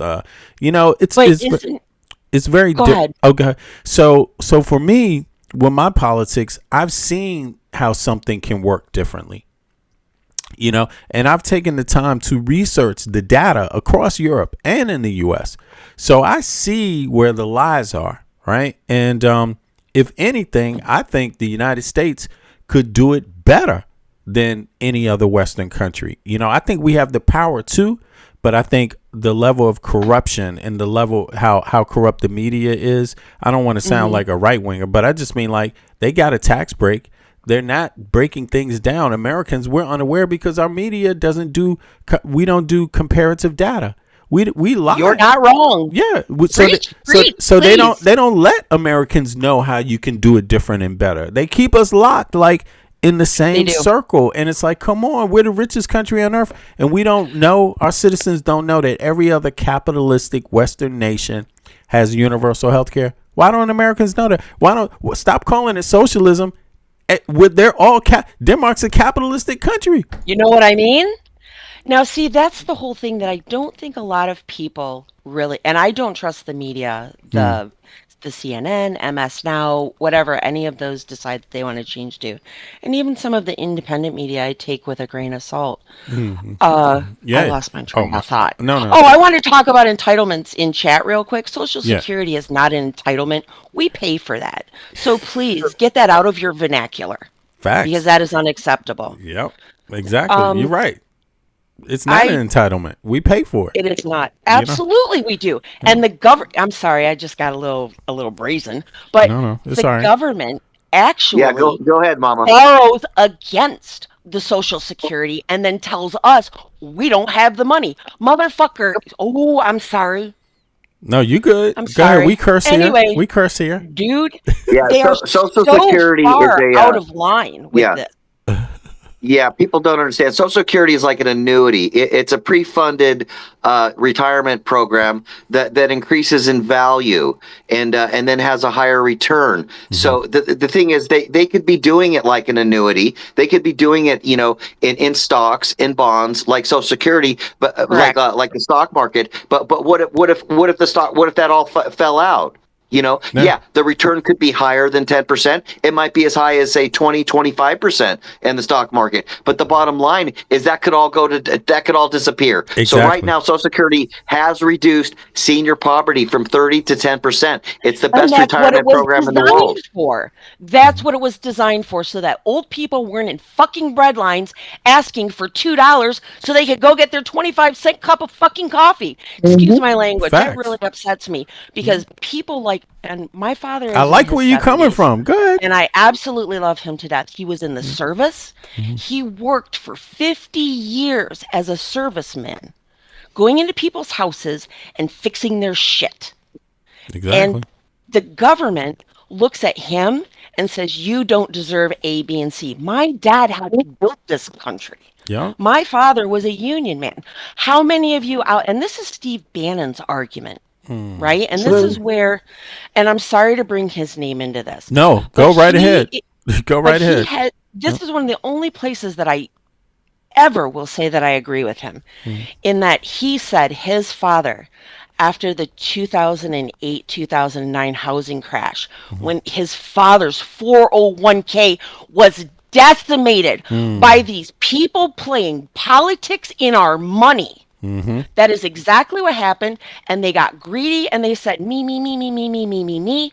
They took all of that money. And how many people went to jail? One guy, one Indian dude. Yes, ma'am. I'm getting way off.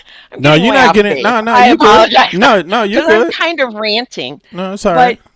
Well, that's the fraud part, and it's absolutely for real, but it's not by the people that are being, that are being considered culprits now. Johnny, you are 100% correct. Johnny the Monkey got it. Social Security is a direct transfer welfare program in which current workers pay the benefit of current retirees. And a lot of people are like, "Oh, it's a Ponzi scheme, dude." If people keep their fingers out of the pot, it's not a Ponzi scheme. And that's but go ahead, Mike. Go ahead. Yeah. Go ahead, Mike. Also, the main reason why these funds are expected to run out is because there's a cap, right? There's a limit on the increase of what we're taxing, right? So after about $250,000, you're not paying any more higher when it comes to Social Security. So if we take off that cap alone, we'd be able to fund the program indefinitely, right? And that's something that our politicians and our representatives don't want to discuss. They don't want to bring that point up, even though it's a known talking point. It is a known point to every single representative and senator that we have, but they don't want that, right? And why? The reason why they don't want that is because they want it to continue to have to go before Congress to continuously get new funding, right? So that way it Control creates. opposition. Yes. Yes. Exactly. Yeah. That's exactly what Yeah. it is, right? The current. Yeah, Michael. The current cap is 185,000, and you're 185. no. Okay. Yeah, and you're no longer subject to the 6.2% tax. There we go. Oh, Right? nice man with the facts there. Thank you. And that's something that we as US citizens, as Americans, when we look at the percentage that make 180,000 a year, that's less than like 10%, because to make 100,000 in the US is around 10% of Americans, right? Make that salary. So you can imagine what what 180,000 salary looks like and how many Americans actually are making that.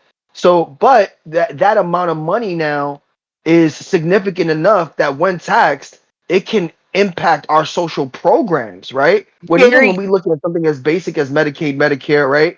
When we look at, SNAP funding, all of these things, right, could be provided if we fixed and adjusted our tax system to the wealth inequality that exists, right? But go ahead, Playman. Oh, no, I'm totally, dude, I'm so on your side. Like 100%. Like, so on your side, I grab your cheeks and give you a big old smooch. What people Yeah, they aren't should probably raise realizing- that cap to at least 250,000. They could raise the cap to Definitely, forget that. 250,000. But here's the thing. With the current minimum wage that people have, with the trickle-down economics that are not working for anyone. They've never worked, yep. Giving a 200, see, for me personally, I think if you earn over $1 million, you should contribute to Social Security, but you should not be able to take from it.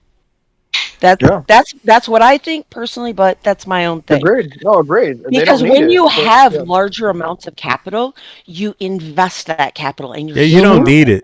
You don't need it. Right. You don't need social. And I see so many farmers that are walking around saying, "Oh, I got 100% of my Social Security," and they're living in $500,000 houses, bro. Yep. And I'm not trying to be stinky about anybody who's done the capitalist thing, has made like their own business and built themselves up and all of that. Nothing against that, but dude, everybody's got to eat, man. Exactly. Because the other side to that coin is they don't really collect it for the money at that point. They collect it for the insurance, right? Medicare, right? They collect it for the Medicare that allows, for them to circumvent a lot of health costs, right? And then they put themselves, this is a little bit off topic, but then they put themselves in trust, right? So they put themselves in trust and they get maybe a family member or a close friend to pay them a fixed income versus what they're worth, right? And now they can apply for things like Medicaid. And now Medicaid covers nursing homes and more extensive care when it comes to the elderly, where Medicare doesn't. But right, and then all of these companies can bilk Medicaid and then get pardoned by the president. Yes, that's exactly what happened. But somebody in the chat said, I see this said, because you were successful, you don't deserve anything is always their philosophy. Well, listen, I think that's wrong. That's not what people are saying. That's not what that's not what I heard out of the comment. But if you look at it either way, like the idea is this: if you don't need it, just think about this. The idea is fairness, right?'t that what it is when you walk down the street? You treat someone how you would want to be treated, right? It's about being fair. So if you make and you've amassed up so much money, then what is Social Security to you? And this is the thing. I would remind people, just go back to the 1920s. And folks didn't, the rich didn't pay taxes. They didn't pay any taxes. The federal taxes wasn't there, So they didn't pay the taxes. It was the middle class and the poor paying the taxes. So that's why they introduced this other tax, right? And why did they do that? It's because the wealthy people had amassed up so much money that they weren't even, it was only the middle class and the poor paying for the military, paying for all this other shit, the infrastructure of the country. So people, you just have to understand, when you have $1 billion, think about this. Elon Musk, he pays into Social Security, right? He has $1 trillion. Does he need the Social Security check? Does he need the Social Security check? That's what I'm saying. So no. That's what I'm so saying. What is the point in him caring about another American? Him caring about Americans means that the right thing that you do is you just don't take. Why? Because you don't need it.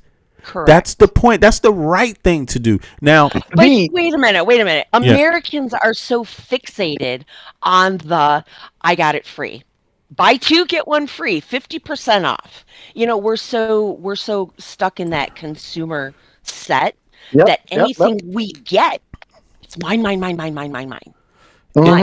my and free it's Whopper, crazy. But that's look, the whole thing. But that's a social change, and to bring about that social change, what do? You got to rise it from the bottom, not trickle it down from the top. And that's where I don't understand why the right is still arguing against what everyone else in the entire country is trying to do. Yeah, and then there was a breadline. If there was a breadline, I think they need to be a lot more selfish. Or if there was a food pantry that provided. It just seemes in some ways Americans are very shy now, and you ask them like, well, what do you expect for your taxes? And they like, I don't know. It's like, well, I mean, you're paying all these taxes. You're paying payroll taxes. You're paying Social Security taxes. You're paying sales taxes, property taxes. What do you expect in return? And oftentimes they just don't have much of an answer. Right. If there was a pantry, right? If there was a pantry that existed to give every individual the food that they needed to supplement what they don't make, would you want someone who has a full house full of food to still take from that pantry? Would you? Would you? Because I would. Well, it doesn't make sense because we got to remember. I wouldn't want the rich to continue to take from the pantry for everyone else who needs that food, right? Right. But you also have behind the I got a point. Chat, who says if you want to be fair, then work as hard as the next person. The person working 60 to 70 hours. Right, I understand. Let me finish what he said. The person working 60 to 70 hours a week shouldn't have to support the person working 20 hours a week. Go.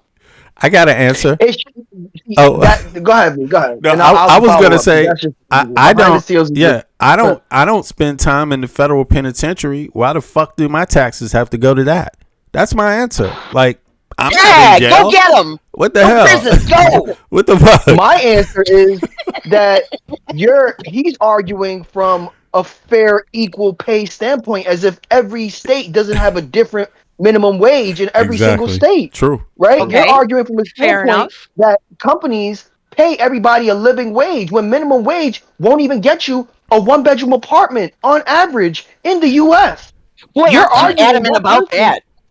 That person who's who's putting in 70 hours is almost a non-existent person because big corporate doesn't like to pay overtime and double time. The people who do are the city workers in the state who allow overtime.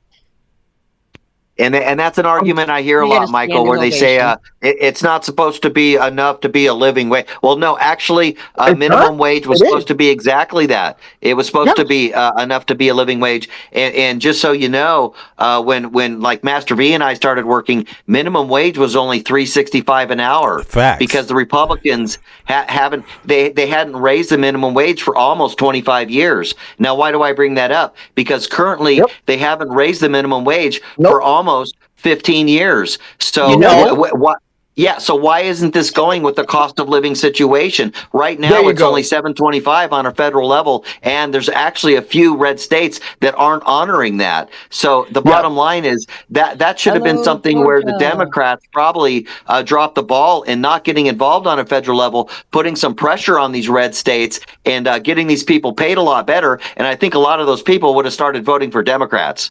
Ding, ding, ding, ding, ding. and to even go a step further, that's what leads to them becoming welfare states. It's the reason why blue states supplement the income, because first of all, they have low taxes, but also a low minimum wage, right? The oxymoronicness of it is hilarious at the fact that the blue states who pay the most taxes supplement the red states who pay the least taxes and have the least minimum wage, right? Make the most insignificant minimum wage, right? Yeah, true. But I don't even think, I'm gonna be honest. Oh, go ahead. Let me let you finish. From that standpoint, when we look at it, we as a country should have put all of our representatives should have put pressure to raise that federal minimum wage to offset what the state minimum wage is, right? Because that's the larger answer, right? Because the states are going to argue what the states want to. I'm sorry, go ahead. No, that's what the government should be doing. Exactly what you're saying. Sorry. Right? Hold your representatives accountable. In some red states, you have to. Yeah, they're saying in some red states, waitresses are only being paid about $5.25 an hour, and then they're relying on tips, which is crazy because tips was a concept from Europe, mostly Spain, that was based on rich people that became so wealthy they felt a little guilty, and they said, you know what, we're just going to hook these people up with some extra money. So, I mean, for them to be relying in terms of now they're going as far as saying, well, we're not taxing tips. Oh, well, great. Who do you think started taxing tips? That was the Republicans. So, I mean, it just, to say that they're taking credit now for something, they're undoing a mistake they made. It's just typical Republican. Well, that's an accomplishment now, right? No, it's not. And to circle back to behind the seals, right? When we look at the individuals who are making 70 to 80 hours a week, which is insane, but those individuals aren't the same individuals who are the most wealthiest in America. The most wealthiest in America do not pay income tax. They do not get their payment in the form of a W-2. Exactly. Period. That doesn't exist. Show me somebody who's cashing in $1 million checks in his bank account. I'm going to call you a liar, because that is the outlier of workers. Most workers they're not the millionaires who are working. But it's one of those big fancy checks that you get from the carnival, like the really big one. Come on, right? Your idea of an economy is delusion, because if you think that the richest individuals are receiving most of their income, if not all of their income, through a W-2 in the form of $1 million checks, you are on a drug like no other. So please share it, because that's almost non-existent, right? And it's the reason why we have wealth inequality. The reason why we have wealth inequality is because our richest individuals curtail the need to pay taxes at the same rate as your average worker. Your average worker can't escape it because they go through a W-2. Your average rich individual can escape it because guess what they do? They buy assets and they borrow against them. And buy, borrow, die. We've covered this method before. We've covered it before here, right? Yeah, Michael, you can get a home equity line of credit for as low as 3%, and then just write off the interest. There you go. Right off the interest, because that's what they do, right? But then when we speak on the finer tunings of that form of economics, now individuals like behind the seals, they don't have an answer for that. Why? Because you didn't think that far before you started your argument, right? But here you are seal clapping for the richest people in America to continue wealth inequality. No one's saying that if you don't. I only know because I just did that. Now, Mamdani he is working to tax the people who are just holding properties in New York. Well, yeah. Am I right or am I wrong? Yes, I'm in New York. So second property valued over $5 million are getting that tax, right? So if it's your second home and that second home is valued at $5 million, which it's a fraction of a fraction, so I think it's around like 15% of homes have reached that $5 million mark. So it's not a major, but it's a start, right? And it creates the revenue and opens up the idea to further that in future dates, right? Because at the end of the day, you'll have, your neoconservatives like raising hell. But once we realize that we can now have these taxes on a smaller basis, but see the larger benefits, now that opens the conversation in the future for it to be commonplace to have it, right? It's just a start, right? It's not. It's gonna have a decent it's gonna have a decent output when we talk about taxes, but the larger effect is gonna be from the future that we're allowed to tax from, right? Because now individuals won't be foreign to the idea. They will be able to see how it's benefited New York City as a whole, and maybe that expands to the state now. Maybe that expands to another neighboring state like New Jersey or Pennsylvania, right? The tri-state area. Right, And when right. we have progressive policies, and once we see how they're able to work effectively, that's when we start seeing that progressiveness Old play money. out in other states and other cities, right? And Right. that's also what's coming along with the DSA movement, right? Mamdani's a Okay. part of that DSA movement, right? So is Saeed, right? Abdul Saeed, he's a part of Yes, that very DSA much. movement. Yep. AOC is a part of that DSA Yep. movement, right? So when we look at that, now we get to see more credibility within the DSA movement. And as much as they call someone a socialist, as much as they call someone a communist, what they can't deny is the output and the factors that have benefited the cities who chose to take their chances and elect someone off of policy and not rhetoric, right? Because that's what Damn, you are America. well spoken, motherfucker. Jesus. Tell me more. Dude, all right, let me ask you a question. I apologize for all the No, profanity. it's so Excuse me, great. Go ahead, ladies continue. and gentlemen. But man, have you being from New York, my son, I don't want to age myself, but my son lives there. No, I'm And from the he's been- U.S. I'm from the U.S. No, he was saying that he's from New York. Oh yeah, he's from What's New his- York. Yeah. Right, yeah, dude, yeah. right. Mike's from I'm New sorry, York. what's your name? Mike. Okay. Yeah, Mike, yeah. gotcha. Michael. Okay. Yeah. Okay, so my son lives there too. And he absolutely loves it. And he tells me about the wonderful things that Mamdani is doing. And he's in the paper every day, and he's on the TV every day, and he's on the social media every day. And he's constantly out there, and he's letting people know, There you look, go. we're doing this. We're not stepping back. We're not standing to the side. We are going forward. Progress is forward.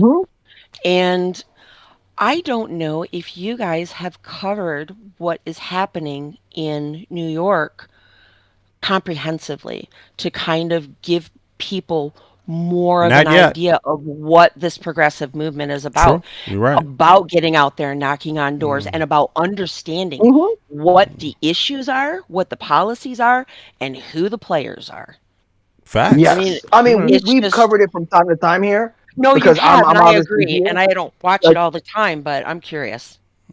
Yeah, no, and we have from time to time whenever there is Bits and anything that pieces. leans more. Yeah, bits and It's in pieces. Yeah, pieces, right? yeah, So when yeah. we speak about certain progressive policies that get brought up, I usually try to compare it to, how it's played out here in New York, right? Because here in New York, we do have, You guys are the litmus test right now. You guys are the Yes, we are. fishbowl. Exactly. Yes, we are. And so far, it's going great. And I think there's a lot of pushback. But if you notice, all the pushback was before Mamdani was elected, Correct. and now that's quiet down drastically because if they continue to cover it, they'll show their own lives, They're right? promoting They'll it. show Right. Yeah. And that's the thing. Have you noticed around the right, all of the talking about well, what has Mamdani done? All right, There you let's go. talk about what Mamdani's Let's done. talk about what And then Mamdani's they done. shut him right He's down, offered- and I absolutely Exactly. love it. He's offered free 2K, right? So any child that is 2 years Now they're old, it's still government-run expanded. grocery stores. Brr. Okay. Exactly. All right. But look, when we talk about affordability, there's going to be 5 state-run grocery stores. Now, when we speak from an affordability standpoint, now your consumer has the option to shop at a more affordable place. And usually the people who are at risk are the same individuals who are using SNAP, right? SNAP nutritional Correct. supplements, Yep. nutritional, right? And so now their dollar, right, which essentially is the taxpayer dollars, gets stretched out longer. So now that individual is less at a crisis when it comes to food, right? When we look at affordability now surrounding those same state-run grocery stores, what do you think happens to the neighboring grocery stores? They have to compete with that state-run grocery store. That keeps inflation in check, right? Because if I'm going to the store that has it $1 cheaper, if you want to compete with me, you have to lessen your price too in order to be in competition with me. right? When we have something like state-run grocery stores, again, that directly combats affordability when it comes to food and food insecurity, right? So there's something that, as much as they want to argue, there's a corner store in every store here in New York City, right? Right. Yeah. But to have one state-run grocery store within each borough is a fraction of a fraction. It is literally the 0.01 of all the stores that exist. But you know what? But the impact is going to be great. But go ahead. Yeah, but you know what? I mean, here's the irony of it. The irony is this: the U.S. is in inflation when it comes to food in grocery stores. So here's the thing. You would think that people would want to see someone try something different because no one else is doing something about the problem. That's the beginning, right? So again, there would be none of this talk about grocery store if the other people did something about the problem, and they're not. There you go. So they're not. So they could say whatever they want, but all he has to do is say, well, how come you didn't fix it before? How come you're not? What's your plan? Where is your plan? What are you doing? And you know, so it's kind of like I like Mom Donnie. I like where they're going, and again, they're going in a space just because, number one, people are tired of nothing being done. They're willing to try something new. They're talking about what the real problems are. They're not denying that the problems exist. And they're actually willing to try new things. That is better than the status quo. Just right off the bat. You know what? When you're stuck somewhere, when you're having like a brain freeze, and you just do anything. Yeah. Just do anything. Yeah. Anything that's going to keep the ball moving forward. Just do anything. Yeah. You know, I'm going to tell you guys a funny little anecdote, and just to kind of break this up a little bit. I told you that my son lived in New York. Well, where he lives, he has a bodega on the corner. And he's got a deli down the street, but he has no grocery store within like 8 blocks, I think. It's a ridiculous. Yes. Right? Right. We have food deserts here as well. So yes. Right. So he calls me That's up. what we'd call it. He's like, Mom, I need some money. I was like, what are you doing? Are you doing crack? He says, no, I'm not doing crack. I need money because I didn't say that to him. He's a good boy. But he's like, Mom, I need some money. All right, I'll send you some money. What do you need it for? Mom, I need groceries. What are you talking about? You need groceries? He's like, I've been eating at the deli for 4 days. I had beef sticks for breakfast. I was like, baby, go to the grocery store. Yeah. He's like, I got to take a bus to get there. I was like, oh, then that must be like the worst thing ever. Wow. And he lives in New York? But, Yes.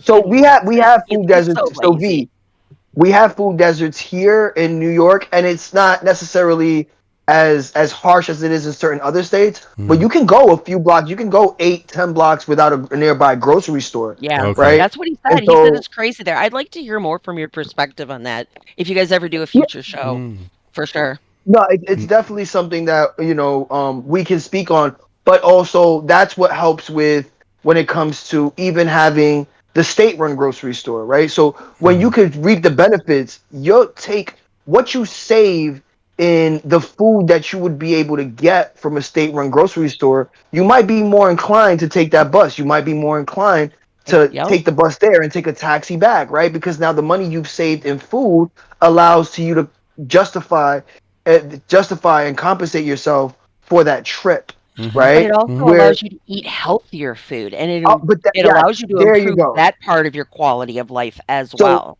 You see how you touched on that? When you look at these bodega stores, guess what they don't have? Vegetables. They don't have no vegetables. You can't just go in there. Wow, yeah, bodegas don't have vegetables. Yeah, that's true. Right? That's true. It's chips, it's soda, it's processed food, it's convenient food, it's sandwiches, it's burgers, it's fries, right? So it's beef you can only and beef sticks. You'd be surprised.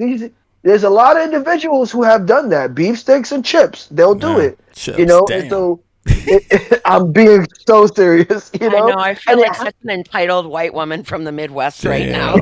Oh my Beef God. sticks and chips for breakfast. Yeah. Sorry, go ahead. Chips and water. But that can change. Chip sandwich with mustard. Luckily, Yeah, Mamdani is going to be opening up like street market type, farmers markets in a lot more places that weren't being allowed before. So that's probably going to add a lot of competition to just natural foods and vegetables being available. Right on. Well, And- it's also These going to are good allow changes. for These are good that independent vendor to be able to make money as well, right? Those people who are growing Yeah, he's their reducing the vegetables from licensing home. restrictions. Yeah, Yeah, and so that's a plus because now there that was a gives. barber that was saying he not only needed a barber's license, he needed a business license. He also needed a license just to be at the location. 3 different licenses. Oh, and they were talking about the restaurant needing to That's have going to change. one for food and one for ice cream or something like that. I mean, it's just some ridiculous Wow. Yeah, previous administration. That's what I liked about Mamdani. He went through the tax code for businesses, small businesses, and I actually liked the detail he put in there. He's transparent. Yeah. He's transparent. He's very transparent, right? Yeah. So, even while I was promoting him on my own here in New York, you had individuals, a lot of older, lower income individuals had no clue who Mamdani was, even with his campaign, right? Like, Were you a there's door a lot knocker, of Mike?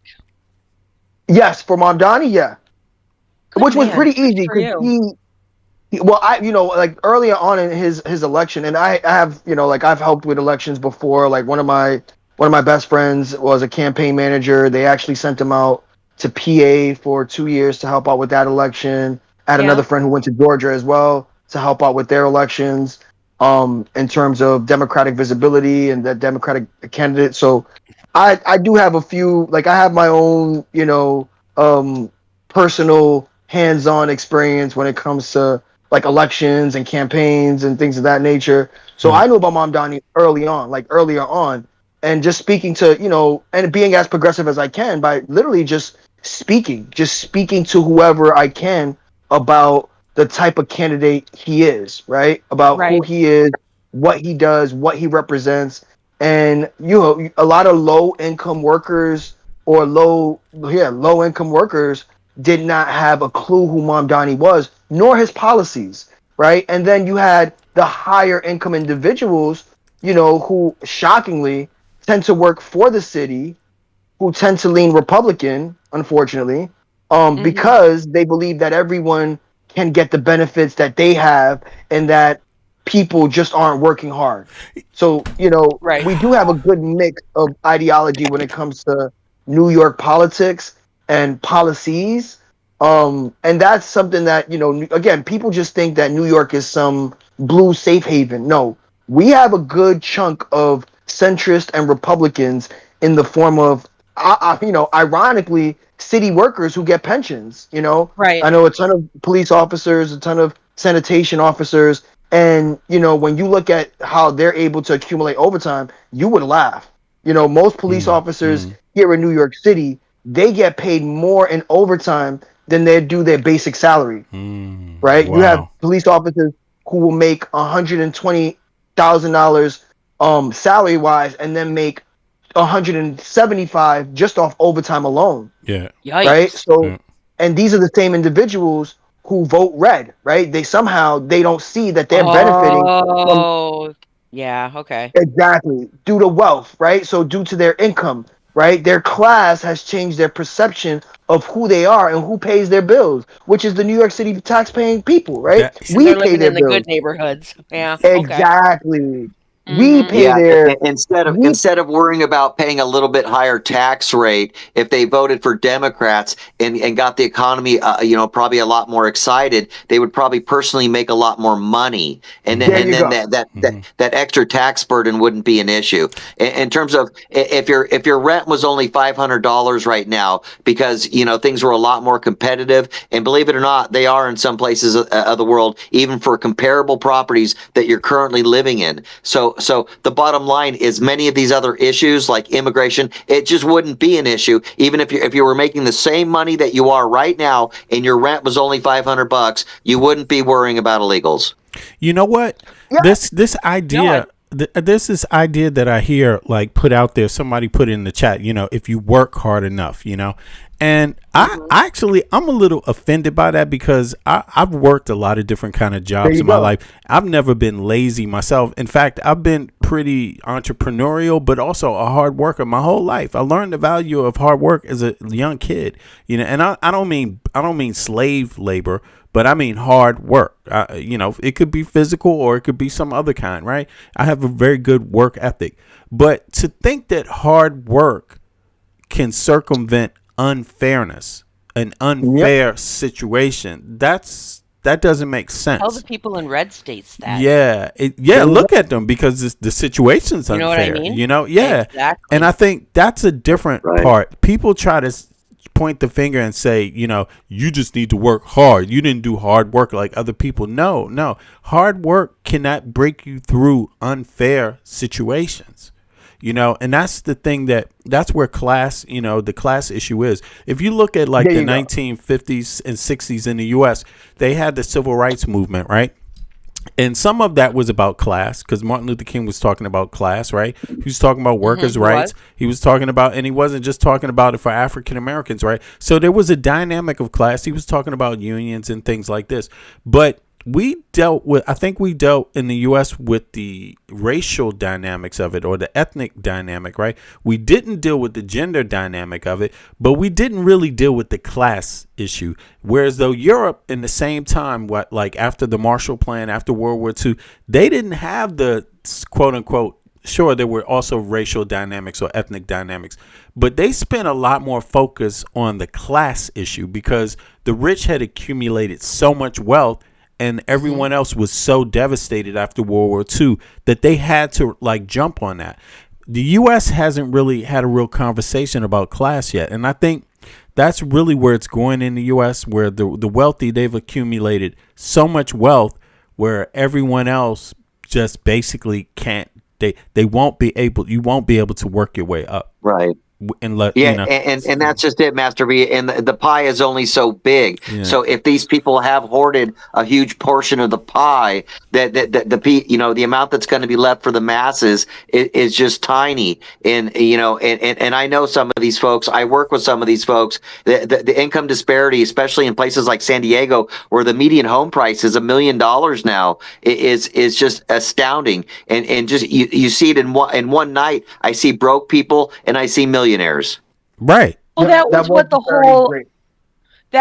whole, I'm one of the 99 movement was, right? Mm-hmm. Was to look at the wealth inequality and look at the class inequality. Look at where people are look at the lanes people are being relegated to. And so, I come from Michigan. And I come from a relatively nice area in Michigan. So I grew up pretty well. But I look at people that are down here and I can't. The guy who fixes my car, he's got one tooth. It's no fucking joke. He's got one tooth. He cannot use basic English, but he's smart as a fucking whip, dude. The guy fixes my car. I can't do that. Right. And we have a tendency to look down on people so easily for what they do, that's a shame. For what they look like, for how they speak. And I've found myself in those instances of bigotry as well. And I don't mean to put it into one of those I'm so woke things, but that's the word that you have to use for it. Right. That is bigotry.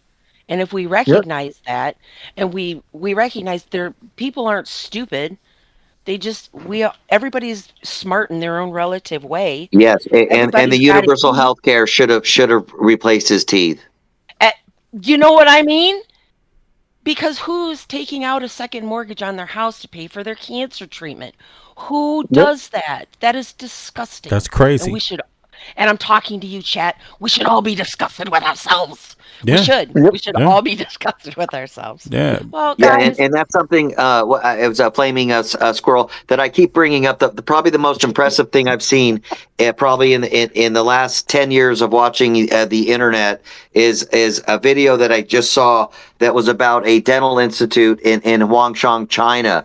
And there's a man from Thailand who went there. He runs a site called Johnny Asia, and he actually had 9 crowns and 2 implants replaced for $3,300 in 4 days. Something that would have probably cost about $30,000 in America. Wow. The place looked like the set from Star Trek. It looked like going into the future. They even had a little lady there that was color matching his teeth because they want to make it so exact. The level of care was higher. The price was about 10% of something that it was even less. He figured it would probably be about 6,000 in Thailand. So to see that they could do all this for a fraction of the price at even a higher level, and folks, all it is a plane flight and a ticket, and you can get it too. Listen, all right, and let's put this into Facts. perspective. All right, I'm not saying it's not facts, but let's put this into perspective. We have an embargo against Cuba, correct? Crazy. Nobody's doing thank you. business with them. Right. But Cuba has an amazing healthcare system. Yes. Without any fucking help from us whatsoever. They could Not be only do helping they have us. An amazing healthcare system. Right. Exactly. They send doctors out. We could be helping them, but we penalize I people mean? to go there. We penalize Americans for going there. They could be helping us, and we could be helping them, and yet we. How It's like dare a prison. We be such jealous little bitches. Seriously, It's because wrong. That really is what it comes down to. Yeah, it's wrong because the poor, the middle class and the poor, we need access to goods. We need access to products and services. And if we can't get them in our own goddamn country, we should be able to go to our neighbors and and get these things because they will get our money. Right, the little bit of money that we have is a whole lot of money to them, and that service that we get back for that little bit of money is a whole lot of service in return. It's a win-win situation. Well, that's where I think somebody like Mom Donnie should bring that dental institute and invite the Chinese to set one up in New York City. And think about it. Indigent people could probably have their whole mouth fixed for about $5,000. We're not talking about dentures, folks. We're talking about veneers, implants, actual replacements, no dentures. They actually had an old Chinese lady there that got her whole bottom teeth replaced. Our federal government would never allow that. The privatization of our insurance companies, they would never allow it, and they'll put up enough money to stop something like that, right? From a representative standpoint, if we think that would never be here, unfortunately. But what we can do, the nearest thing we can do, is something. That's when I report to state funded. Right, we need something that is state funded, right? That utilizes both Medicaid and Medicare, right, to the most needy, to be able to provide those services at an everyday accessible at an affordable cost. Yeah, It just, right. I mean, And if I go to like my friend in Wales, like when he has to go to the doctor, whatever he has to go to the doctor for, he just goes to the doctor. That's it. Yeah. Right. He might have to pay like I think it's $2 or $5 for his prescription. Or 12 or something ridiculous. Yeah. But that's all covered. And people in chat are gonna be like, oh, what about the taxes? They tax them out the wazoo. Bitch, we're already getting taxed out the wazoo. And we are not getting the representation for the money we are being charged. At all. Period. Exactly. Yeah, we pay the highest amount in per capita taxes in the world and receive hardly anything. Yep. Well, thank God Israel has health care. Yes. There we go. Yes. Because I feel I would be such an anti-Semite to say they shouldn't have health care on my dime. Oh my God, I'm going to get going. All right, no, don't. I apologize. I am not an anti-Semite. Please, I should not have said that. Anti-Zionist is different. No, but they have universal health care. They have universal health care. And they have it on our dime, bro. On our dime. The money that and many other countries. And here's the thing that really gets me. All right. So what are we paying Israel for? Are we paying them for their bases? To have our bases there? Are we paying them for intelligence? Which is turning out to be shitty as it is, because we just killed all of the above. All of the above. Right? And we're also paying them to be a mediator in the Middle East, right? So so we're paying them to pay AIPAC to pay our politicians. Exactly. Yeah. So basically, we're treasoning ourselves. Yeah. Oh my God, we're treasoning ourselves. We're the fools. We're the fools. The Americans are the fools right now, and Well, and you know, there's a very large right wing media network called Salem Network, and you talk about AIPAC. They're taking money directly from Israel. It's not coming through a PAC or anything like that. And they actually have Scott Jennings, who's on CNN. He's a very big part of Salem Network, and that's where that's why he just shills so hard, because he's just being paid. And then you have guys like Brad Parscale, who used to be the campaign manager for Trump, and he actually won with them, but now they're on the outs. But the bottom line is that he's now running a campaign that I believe, if you do any capping for Israel, they'll give you $4,000 just for posting something that reaches a certain level. Oh, I saw So a that. lot of I did see influencers, that. so a lot of individual like Instagram influencers and social media influencers have Yeah. been the benefactors of that very same thing. Okay, now Right? They're receiving posts. I need to Go say ahead. this is a real smart ass comment, but it's about Scott Jennings. Adam Mockler put him in his place and exposed him to everybody. And now Yes, he grew a did. beard to try to disguise his shame. Yeah. Scott Jennings just had a big paradigm shift kicked out of on fucking CNN. Congress. Yeah, I don't know if you can Sorry? show that clip, V, of when Scott Jennings was on CNN and he got confronted by the gentleman from Tennessee who said that Oh there's my God, I absolutely know. socialism. Yes. what clip was that? You said something about socialism. I'm going to dig it up right now. It's dig in it the up. Discord feed. Oh, it is? Okay, Is let me it? check it out. Let me see. Yeah, That it's very compelling because he talks about how socialism built Tennessee. Oh, He wow. does, and he confronts. His name's Courtney Kitney Citry. I can't remember his name. I'm Yes, acting ma'am. like an idiot, but it's something like that. Yeah, for sure. I saw that clip too. That's a good And one. even to circle back to like the American affordability issue, it directly has to do with the fact that we lack unions, right? We lack comprehensive increases in pay, right? And our pay most pays don't coincide with inflation, right? So, even if we were to give a basic example of, let's say, 4% a year, right? And then in 4 years, if you don't get a raise, your money is now worth 20% less than it was 4 years prior. Facts. Right?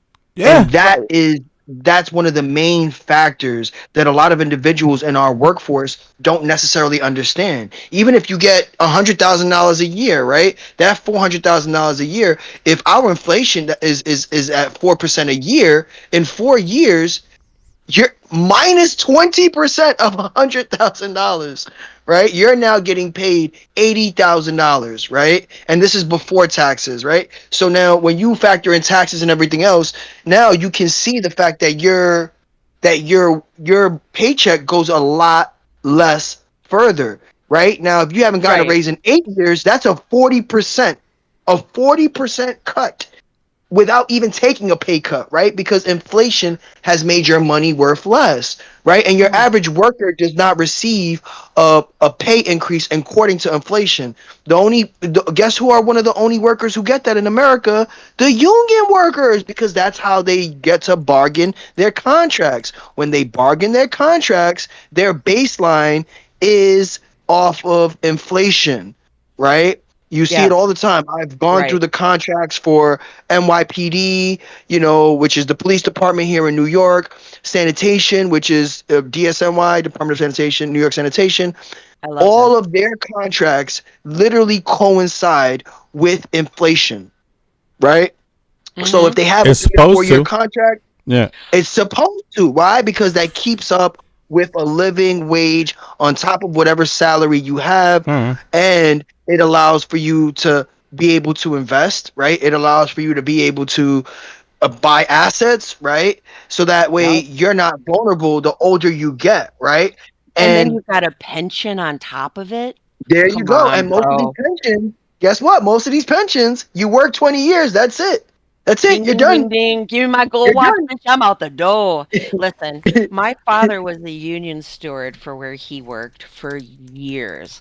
I'm from Detroit, so like my family is steeped in union. If Mm-hmm. you are Yes. not union or represented by the union, you are selling yourself down the river, dude. I don't care Yep. if you work at Meyer. I don't care if you work at Winn-Dixie. I don't care if you work at Yep. Westinghouse. If you are not in a union, you are selling yourself down the road because collective bargaining is the Yep. only way that the labor in this country is compensated properly for its time.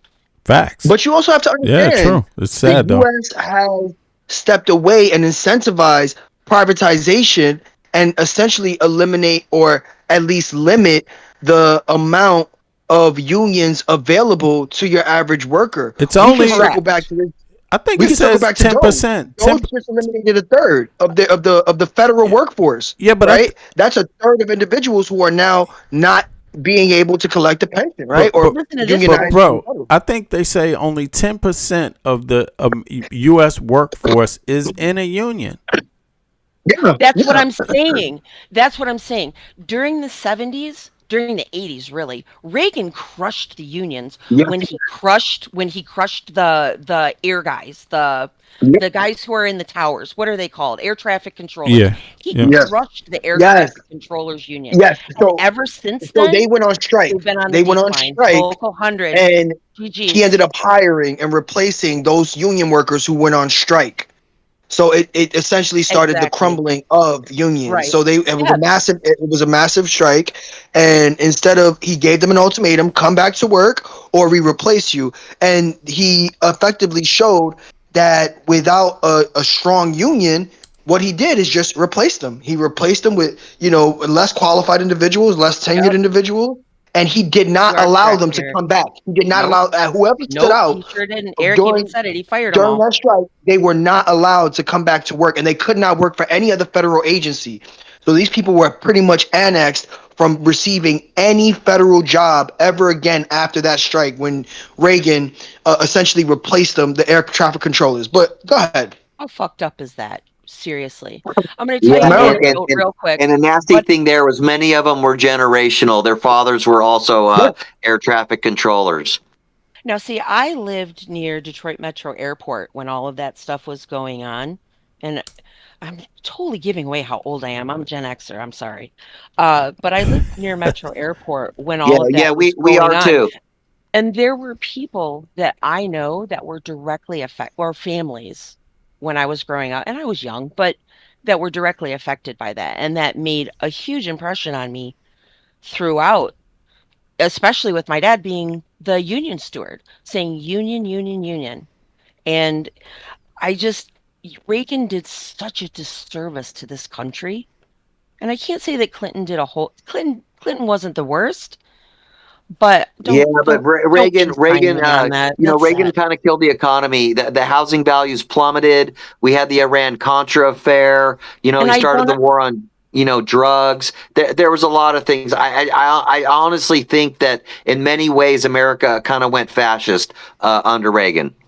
Yo, guys. I don't disagree with you. Oh, we gotta go, don't we? No, I got the clip. No. I got the clip. I got the clip here. Yo, let's peep it. Here we go. Yeah, let's peep it. I want to hear what he has to say. Actually, I'm actually very curious. All right, let's see. To see it again. Yes, that everyone All right, here we go. socialist. Very antithetical to the American system. Are they the same or are they different? Because I think socialism, TVA, where I'm from, East Tennessee, was built by socialism. The TVA was built by it. Oak Ridge was built by it. Factories were built by it. Alcoa was built by socialism? America, absolutely. Government workers, 90% of the people that built those Having dams, a government is not the built same those as having things. socialism. Well, so if it's not the government doing the work and the government building things for the people and then keeping ownership of it, if that's not what socialism is, then what is it? You tell me.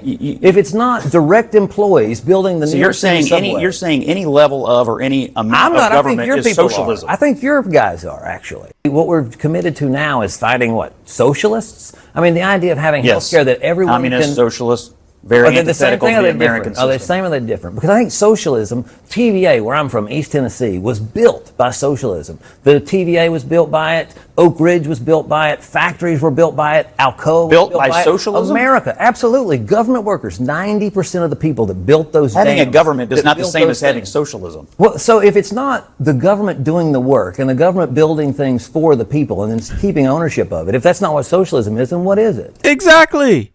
Exactly. You know, and it shows you this clip is so telling because I mean, look at Scott Jennings' face.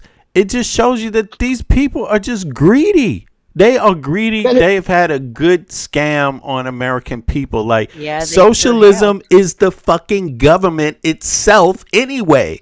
It's like the whole concept of the government is. But it's socialism for the rich, not for the kind we have. Socialism Definitely. right? Yes. Socialism for me, not for thee, right? But not for thee. Exactly. Yes. Socialism for me, not for thee. Yo, but hey, listen, we don't have to go, but listen, I'm really liking this dialogue. I see people in the chat too are commenting. Hey. I know. Now, nice. Hold on. What's your username again? What's your YouTube name? Sorry. I just have to ask again because I forgot. Mine? Yeah. Oh, Flaming Chipmunk. Flaming Chipmunk. There you go. Yeah. Flaming Chipmunk. And everybody calls me Chip. You got to put that in the chat so people can see it, so people can subscribe to your channel also if you have a channel. No, you don't have to subscribe to my channel. Not at all. Nope, not even interested. But I appreciate that. Okay. That's a nice little shout out. Okay, there you go. I don't really. I post like stupid gaming shit every once in a. That's okay. That's okay. But it's up to you. Big up to you guys too. You guys have been, dude. I'm so glad that you showed that clip because that right there is what I'm talking about. That is an educated man with a Southern accent that people in the North will push to the side specifically because of that drawl. Right. And it's such a shame. Yeah, and there was a lot of other programs. There was like the Work Progress Administration back in the day that built Hoover Dam. It's one of the biggest electrical producers in the world. Powers like a state and a half. So I mean, I don't think people understand that some of these things were not built by private industry. They were built by the government. Yes. Well, and that was, but that was the big push after that was the push that got us out of the Great Depression. Yes, ma'am. We can even look at something like NASA, right? NASA was funded Don't by. talk to me about NASA. I'm gonna have a brain hemorrhage. I'm so mad. Yeah. Go, girl, go. No, I want you to say what you have to say. I'm interested. I just want you to know I'm hostile. No. We essentially You're quite created hostile. NASA to compete with Russia in terms of outer space adventure, right? To be able to reach to the moon, right? To be able to and with the government essentially creating NASA, it led to a lot of technologies, even down to wireless, battery used tools, so wireless tools. Cellular devices, all of these came from us essentially trying to compete with Russia and creating a space program in NASA to get to space, right? And so when we scientists, no, that's a different conversation. I'm sorry. No. I'm sorry. I'm sorry. I'm going to be quiet now because I like where you're going. Which we have, like, obviously, I think there's nuance to everything, right? So yes, unfortunately, we did poach a lot of Nazi scientists who were well-known scientists, and were they good at what they did? Yes. Were they also war criminals? Of course, they were war criminals. Good on us for being smart. That's all I have to say. We can leave that because if not, the Russians would have done the same and whatever. But yes, and so when we look at something like NASA in general, we can look at the fact that it's what the state can do, or what the country can do, what the country as a whole can do when we really want to fund something, when we really want to make a change, right? And the progress that it's led to, like I said, it's led to countless inventions later on, like wireless tools and the cell phone, right? So when we look at that, we get to see how beneficial it is when the government does step in. And that'll segue to a different conversation, or a similar conversation. But if you could look up dependency theory, V, and if you could cover that, and dependency theory. Let me see. If we could cover that, and I'll have. Can I just ask one thing? Can I just ask one thing, Master V? Yeah, go for it. Are you going to show that clip with Pastor Manning in the 5 craziest statements? Oh my God. Maybe not right now. Let's finish this one out, man, because I'm still disgusted by everything that we played yesterday, by the way. I mean, his rhetoric. Oh my God, man. I missed yesterday, doggone it. Yeah, I'm personally offended too, because, when you see bigots and they come from your own ethnic group, quote unquote, it almost stings even more, because it's like, damn, like, oh God, he was a hard case. Yes, Why man. is that person representing us right now? Yeah, that kind of cringe. Yeah, and he's bad. I mean, this guy hated everybody, including Black Americans, African Americans. I mean, he literally said we're the easiest people to enslave. What the fuck? Who said? And he said that while running for office. He's like, vote for me. Black people? It's like what the hell? He's actually pretty funny if you consider his mannerisms. He almost seems like a Saturday Night Live sketch, but it's just like real. And he is real because he's having conversations with other people. See, this is what I don't get. He had a conversation with Lord Jamal. Lord Jamal went and interviewed. It's like, Lord Jamal? Damn, I used to like Brand Nubians, bro. Like, what the hell? I can't stand him now.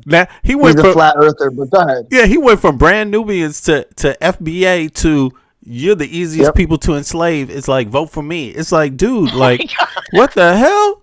Like, I mean, the nerve. Yeah, because you should never say that when you want someone to vote for you, because it's almost like saying, you a fool, vote for me. You know what I'm saying? Well, that's Trump. Like Donald Trump. Work for Trump.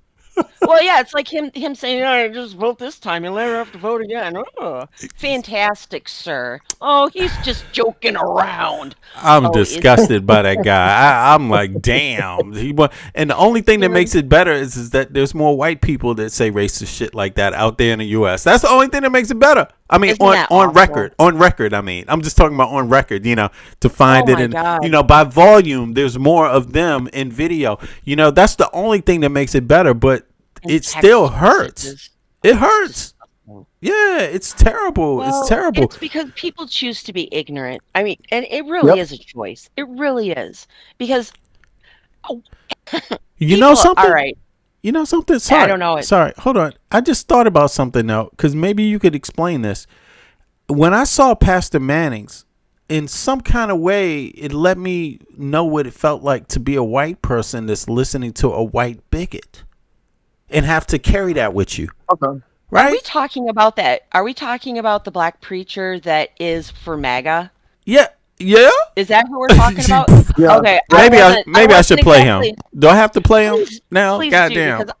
Yeah, you got to play those 5 best clips. No, I'm sorry. You know what? This guy's hard, man. I just feel gross now. I'm sorry.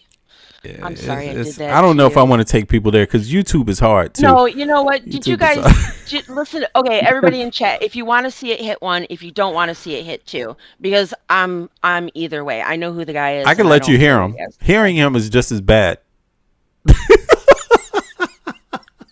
Hearing him, you don't even have to see him. Hearing him is horrible.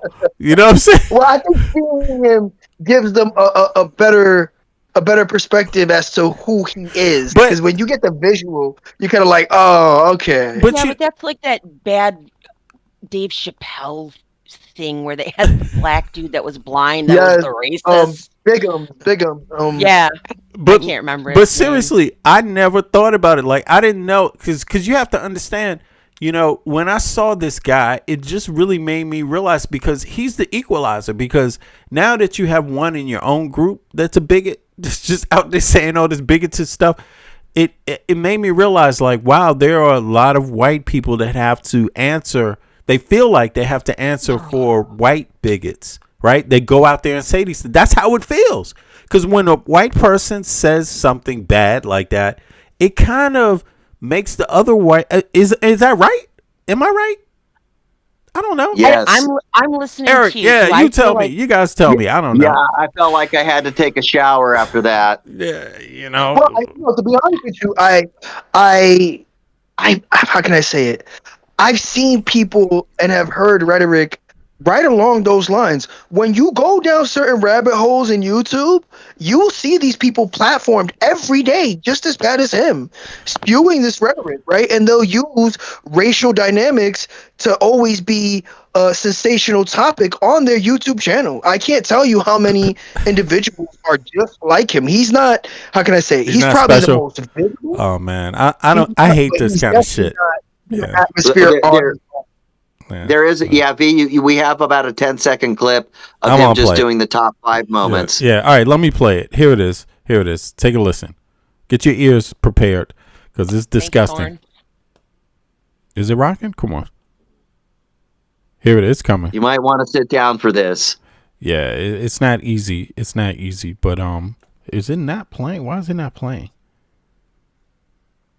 Maybe I need to press this instead. All right, here it comes. Here it comes. Wait a second. Why is it not just playing here? I want it to play in the...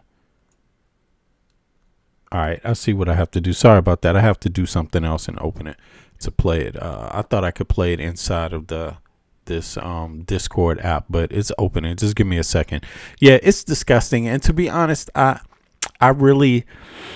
cringe when I hear this stuff, but this, in some kind of way, this is what you're up against. Like this kind of, and like you said, Michael, it's not just an ethnic thing. It's across different sectors. Like bigotry is really harming society. It's a waste of energy. It's a waste of resources, and it really dumbs down people. Like people that need to not be disenfranchised get more disenfranchised by this kind of stuff. It's like kryptonite, you know. Yep. Right when you want to Yep. get smart, it just holds people down. And Yep. is it opening or what? What's taking us so long? You know, a part of me. Oh, here it is. It's not It's opening, coming. V. It's coming. It's coming. It's coming. But, It's just, you know, like a part of me. It's almost thinks shocking in some ways. For me, Yeah, it's not that. I just feel like because- you're kind of shocked that that people, you know, it's like, is Uncle Ruckus for real? I mean, that's a lot of the thumbnails, on his stuff.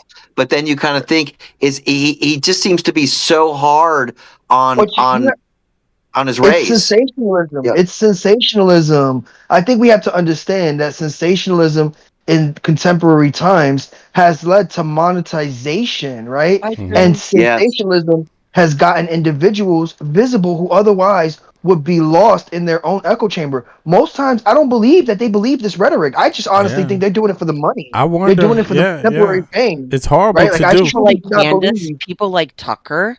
Those are the people that I think are the grifters that are just, they're changing their, I can change my mind, can't I? Yeah, you can change your mind. There you go. You showed us your morals, dude. You showed us what kind of a moral person you are. That's where we have to And hold there's individuals no like Candace quarter for that. accountable. It's That's disgusting. where we have to hold individuals like Candace accountable, right? We Well, cannot there's allow a lot of this for her going on. It's scapegoating minorities, and I think Charlie Kirk was doing a lot of that. Candace, and then you have this guy But too. We can't allow for them to just be able to enter back into the zeitgeist. We cannot, right? Okay, now- we can't now- allow just because they say sorry or just because they say, "Oh, I had a difference in idea, but now now I have, now I changed my mind." 'Cause they went that too doesn't far. absolve you from the consequences. Yeah, it doesn't absolve you from the consequences Okay, that that you should have that come along with that rhetoric. Because if we do, we're saying it's okay to grift for money because the Charlie Kirks, the Candace Owens of the world, they made millions of dollars sensationalizing and race baiting only to switch up back. Even the Nick Fuenteses of the world. Yeah, we cover Nick Fuentes, but what changes ideology is when they start seeing that it's not monetizable anymore. Right? And it has nothing to do with a level of intellect. You're right. They're purposely utilizing their intellect to be able to grift. Because it was always BS. Look at It was Megyn always Kelly, dude. Yes, Come on. Megyn Kelly is along right with it, right? And what it does is it allows for those They're same flaky like that. individuals who were Jan Sixers, who are race baiters, to also go, you know what? I changed my mind now because someone who's popular changed their mind.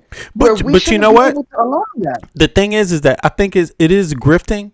That's part of it. Like they get paid to do it. They understand that's how the system works. But I also think they're useful tools, because what these people want to do is they want to convince people that, oh, okay, now I changed my mind. I learned better, but I still don't want you to have universal health care. So they did all this shit to help Trump get elected. But didn't learn anything. But didn't learn. Right. So they will try to go back to where all those Democrats they criticize, they will want to be these Democrats now, the moderate ones in the middle that, you see, they will play that game. But the problem is that these people, they're part of this elitist. They're useful tools for the elite who want bigotry. They want division. They want anything but Americans knowing what the hell is going on, and Americans thinking that the United States is a country for the people, by the people. They don't want that, like every other Western country is pretty much. They don't want that. And people have to remember that we're the least represented people in the West in terms of our form of democracy. Like,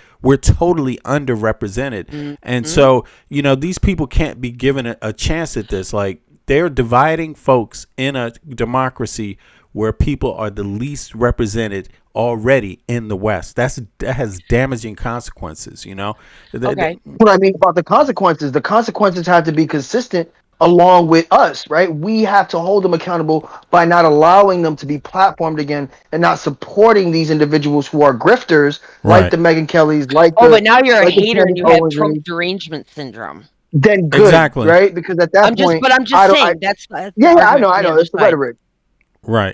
That's that'll be their argument. But if the price is that I no longer have to deal with someone's bigoted point of view at any given moment, right? Or their grift, right? Because again, it's all monetizable, right? These people all push supplements. They'll take money from random companies to be able to get ad revenue. Right. That's why they do it. Right, yes. They don't do it because they believe in it. And they don't. And think if about they genuinely believed in it, they wouldn't switch their rhetoric. Yeah, and think about this. Think about the audience, the people that continue to follow them.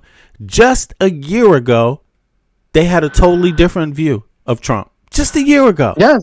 And now, just a year went by, and they figured out that they don't like Trump, but they still want people to listen to them. But that's because they're feeling the squeeze. That's only because they're feeling the squeeze. Yeah. It's not because they've learned anything. Yeah. It's not because their morals have changed. Well, it is because they're feeling the squeeze and they see that the mistake that they made is taking money out of their pocket. There you go. And that's they the don't grift. like the policies. Yeah. And it was the grift. How much money did Trump make off of crypto? $2 billion. How much money did people lose in crypto? Their house, everything. $1.5 billion. Yeah. So I mean, mostly from his own supporters. That's what I'm saying. So for all of these people to turn around now and say, "Oh, my bad, sorry," you can take your Trump 2028 hats and put them in the garbage. Exactly. Yeah. But when we look at the overall rhetoric, it doesn't stop with the cryptocurrency or the random grifts, right? It also plays into contemporary society now that we live in a gambling age, right? Gambling's at an all-time high. It is the easiest thing you can do, right? Everyone has a gambling sponsor of some sort, right? You can gamble from your phone, you can gamble from any state, and that gambling mindset trickles down to the grift. Right, it trickles down. It's like, okay, cool. Wherever the money is, and look who's on the screen when you say that. Right, the Pastor Manning. Oh my God, he looks like a walrus in a suit. This is good, Talk about the seal clap, right? Exactly. He's gonna, but this is the representation of Candace Owens. This is what Tucker Carlson is also. Don't laugh at him. They're the same damn thing, just in their own special way. He just makes it obvious. The grift. And please, LB in chat, do not give any quarter to Marjorie Taylor Greene. Please. All right, listen. This is bananas. Let's listen to this, guys. We're going to listen to his version of the grift. Yeah, take a deep breath. And take a deep breath. He really has to go there, though. I mean, and this is the thing. He makes it look hard because he goes the extra mile for the grift. But keep in mind, it has the same consequences, the same dynamic to divide people, just to divide people and make you be against communism, socialism, same shit. You know what I mean? The whole, it's just the same as Tucker Carlson and Candace Owens. You know, so let's listen. You know, he's got a nasty mouth though. This is my first time seeing this guy. Yeah.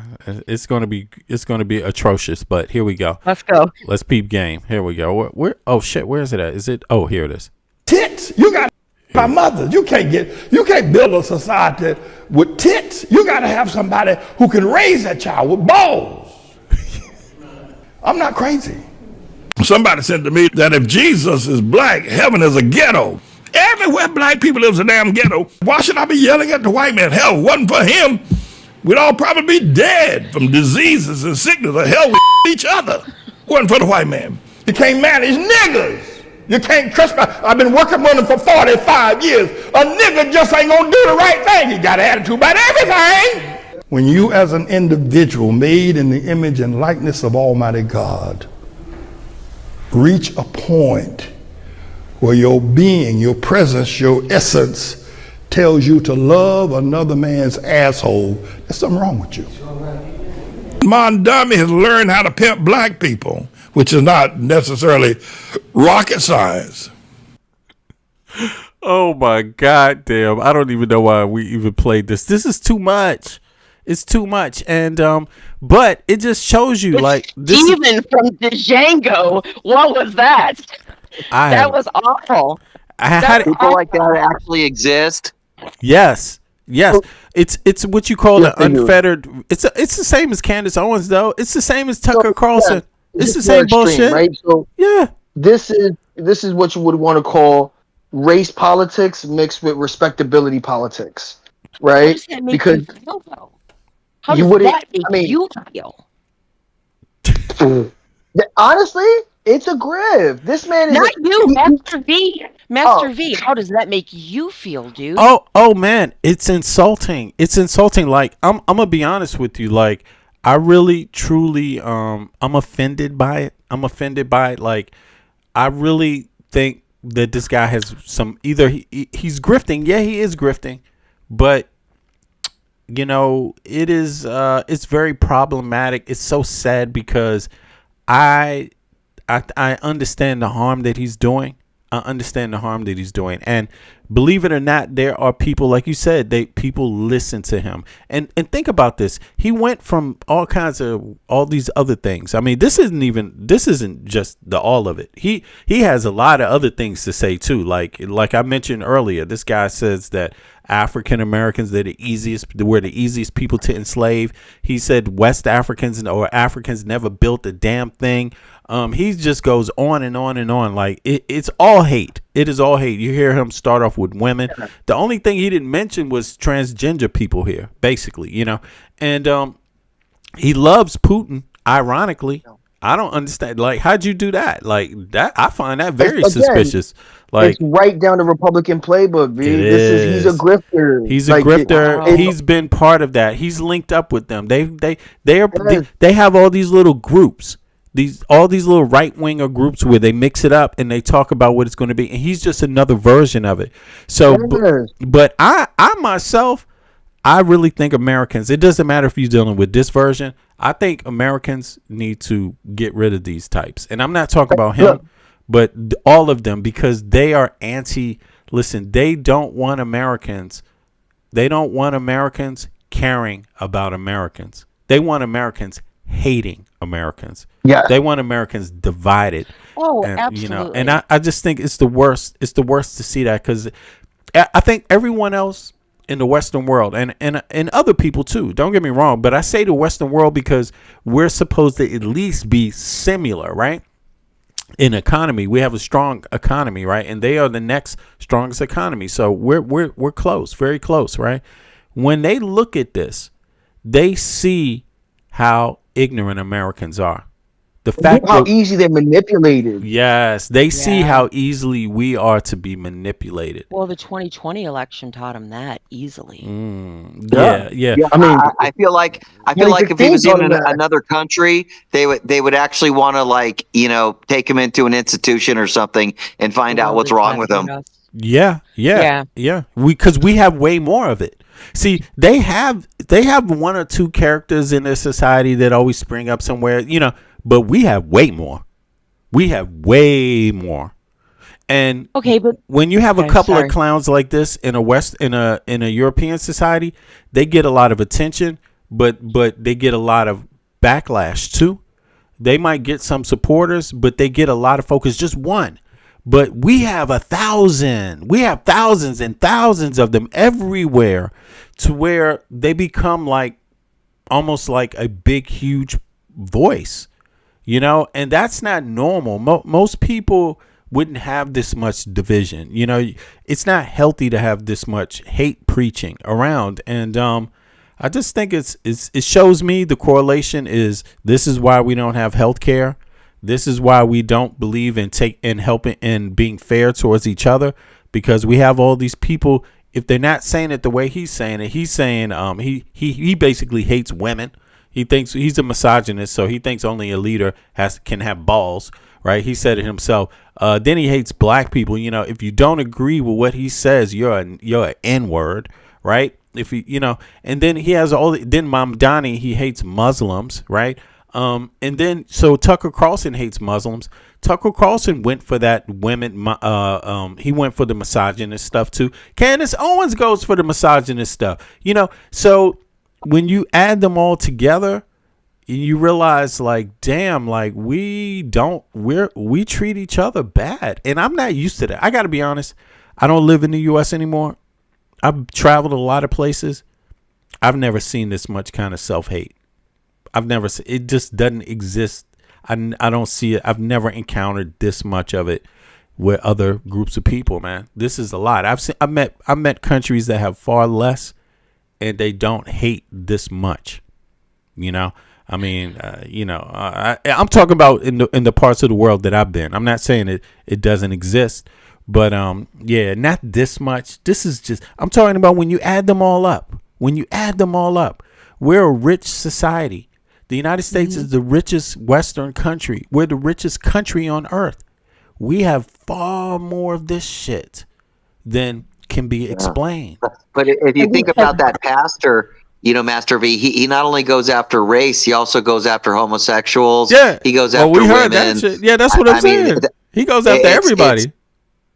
All in one. It's just like, it seems like there's some self-hate going on there. Oh, there definitely is. That seems to be programmed in for some reason, and that probably needs to be explored. That's interesting, right? Yeah, true. Because Tucker Carlson's not out there with self-hate of white people, right? But this dude got self-hate of black people too. Like, he's got an extra additive. Oh my God! Can I raise my hand? Can I? Yeah. Go for it, please. Let me just throw this out there. All right. Let's say that we're having an identity crisis. We don't know who we are. Are we the global police? Are we just working on our country just for healthcare? Are we going to become isolationists? And I think that across all of this, the one major question that comes out is, what is an American? Yes. What does it mean to be an American? What does it mean to support America? And what do we project as Americans to the rest of the world? Facts. And I think that we're kind of in the middle of an identity crisis, and the truck of division, like you guys have been talking about the last 15 minutes, is 100% the man who is sitting in the Oval Office right now. Yep. With the work of Roger Stone and Steve Bannon and Stephen Miller and Marco Rubio. Can you believe Marco Rubio? They've been running the same game since 2016, and look at all of the people that this vortex has sucked up. All of these never Trumpers, including Graham, who just passed away, who was a never Trumper as well. So I think instead of continuing to debate how shitty a person Trump is, because we all have to agree that he's a pretty crappy dude. He's a jerk, man. Yeah. And he does not belong in the position that he's in, and how he got there, people were fooled. All right, good on you. Now, what do we do to fix it? Who do we get into office? Where do we start the movement? that it's always been a thing in a two-party system. Trump's not the first. He's just the but the most popular at socialists, the moment. It was a populist movement. This MAGA movement was a 100%. populist movement, right? And it just goes to show that there's always been racial undertones when speaking about politics, right? It just so happens to be that in a centrist two-party system, it wasn't as played out as it was now. And Right. now the extremes are showing, right? The extreme right is showing it's popular now to be racist. It's popular now to race bait. It's popular now to champion the billionaires, right? It's popular now, right? To champion Reaganomics, right? Why? Because of disinformation, misinformation, and lack of comprehensive policies, right? If we actually had politicians that were solidified through policies, we wouldn't have this uncertainty. We wouldn't have people questioning what is a good policy and arguing what is the definition of a communist before or a socialist before they just believe in a policy, right? They go, oh, that policy sounds great. And what is an could care American? less what it represents. And then But we just then it saw would that in that manifest clip itself in patriotism. where Scott Jennings is like, "Oh, you guys are communists." He's like, "Socialists or communists? Which one is it?" Exactly. You know, But and that- how do you define them? Right But now, we're that's getting the to whole Webster's thing. dictionary shit. Yeah, we're which getting is into like, political science, right? Right, And but there has to be a point where we're past that. There has to be a point where it's like, all right, dude, this is old shit. Let's go. But it's we not still have because so much old look, shit to what's take old for care you, of. what's Right. old for you may not be old for someone else, and that's how we Right. got MAGA.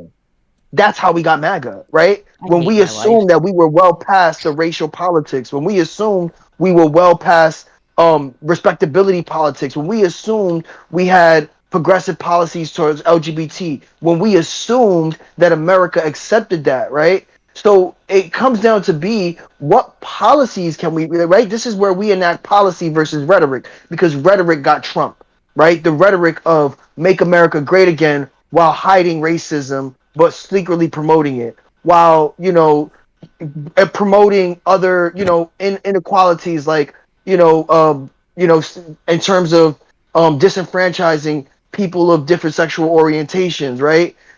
Championing just right-wing extreme talking points and making it popular, right?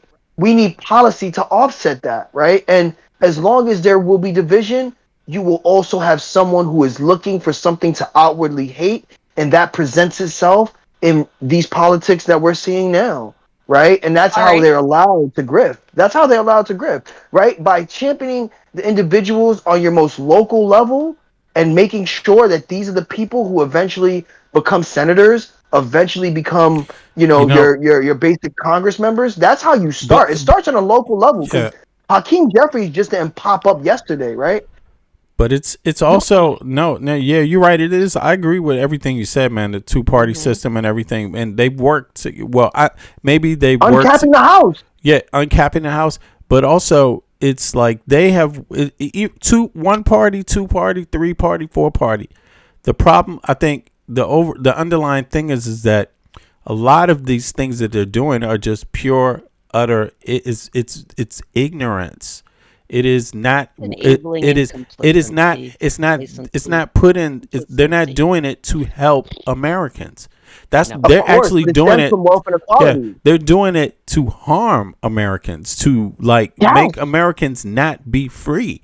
It's the opposite. They're trying to take away people's rights. All types of people, all types of Americans. And I think they're using our ignorance. And that's the shameful part. That's really the saddest part, because when you watch this happen, you realize that, or for me, I realize from where I'm sitting that it can't happen if American people, like you said in the beginning, don't know who they are. If Americans know who they are, and they know the civics, and they know what America is, and they know how America has progressed, where it started and where it's progressed to, and why, if they know their history, they wouldn't have this problem. They would take their civics more serious. They would not make these mistakes of going out and start, questioning whether someone should have their rights. You know what I mean? Like, if you're born in this country, we wouldn't even be having this conversation. Completely agree. Is what it is. Yeah, we become complacent, ignorant, complacent, and it's that comes from education, right? And education, lack of Yeah. funding So leads to it's- policy. Yeah. It Okay, always circles back to policy. wait. It's I true. want to hold you right there. true. All right, because all three of you, if you could wave a magic wand right now, what policy would be the first thing that you enacted for the new president? What policy would you want to see the new president enact first? And Master V, go ahead and start. The new policy.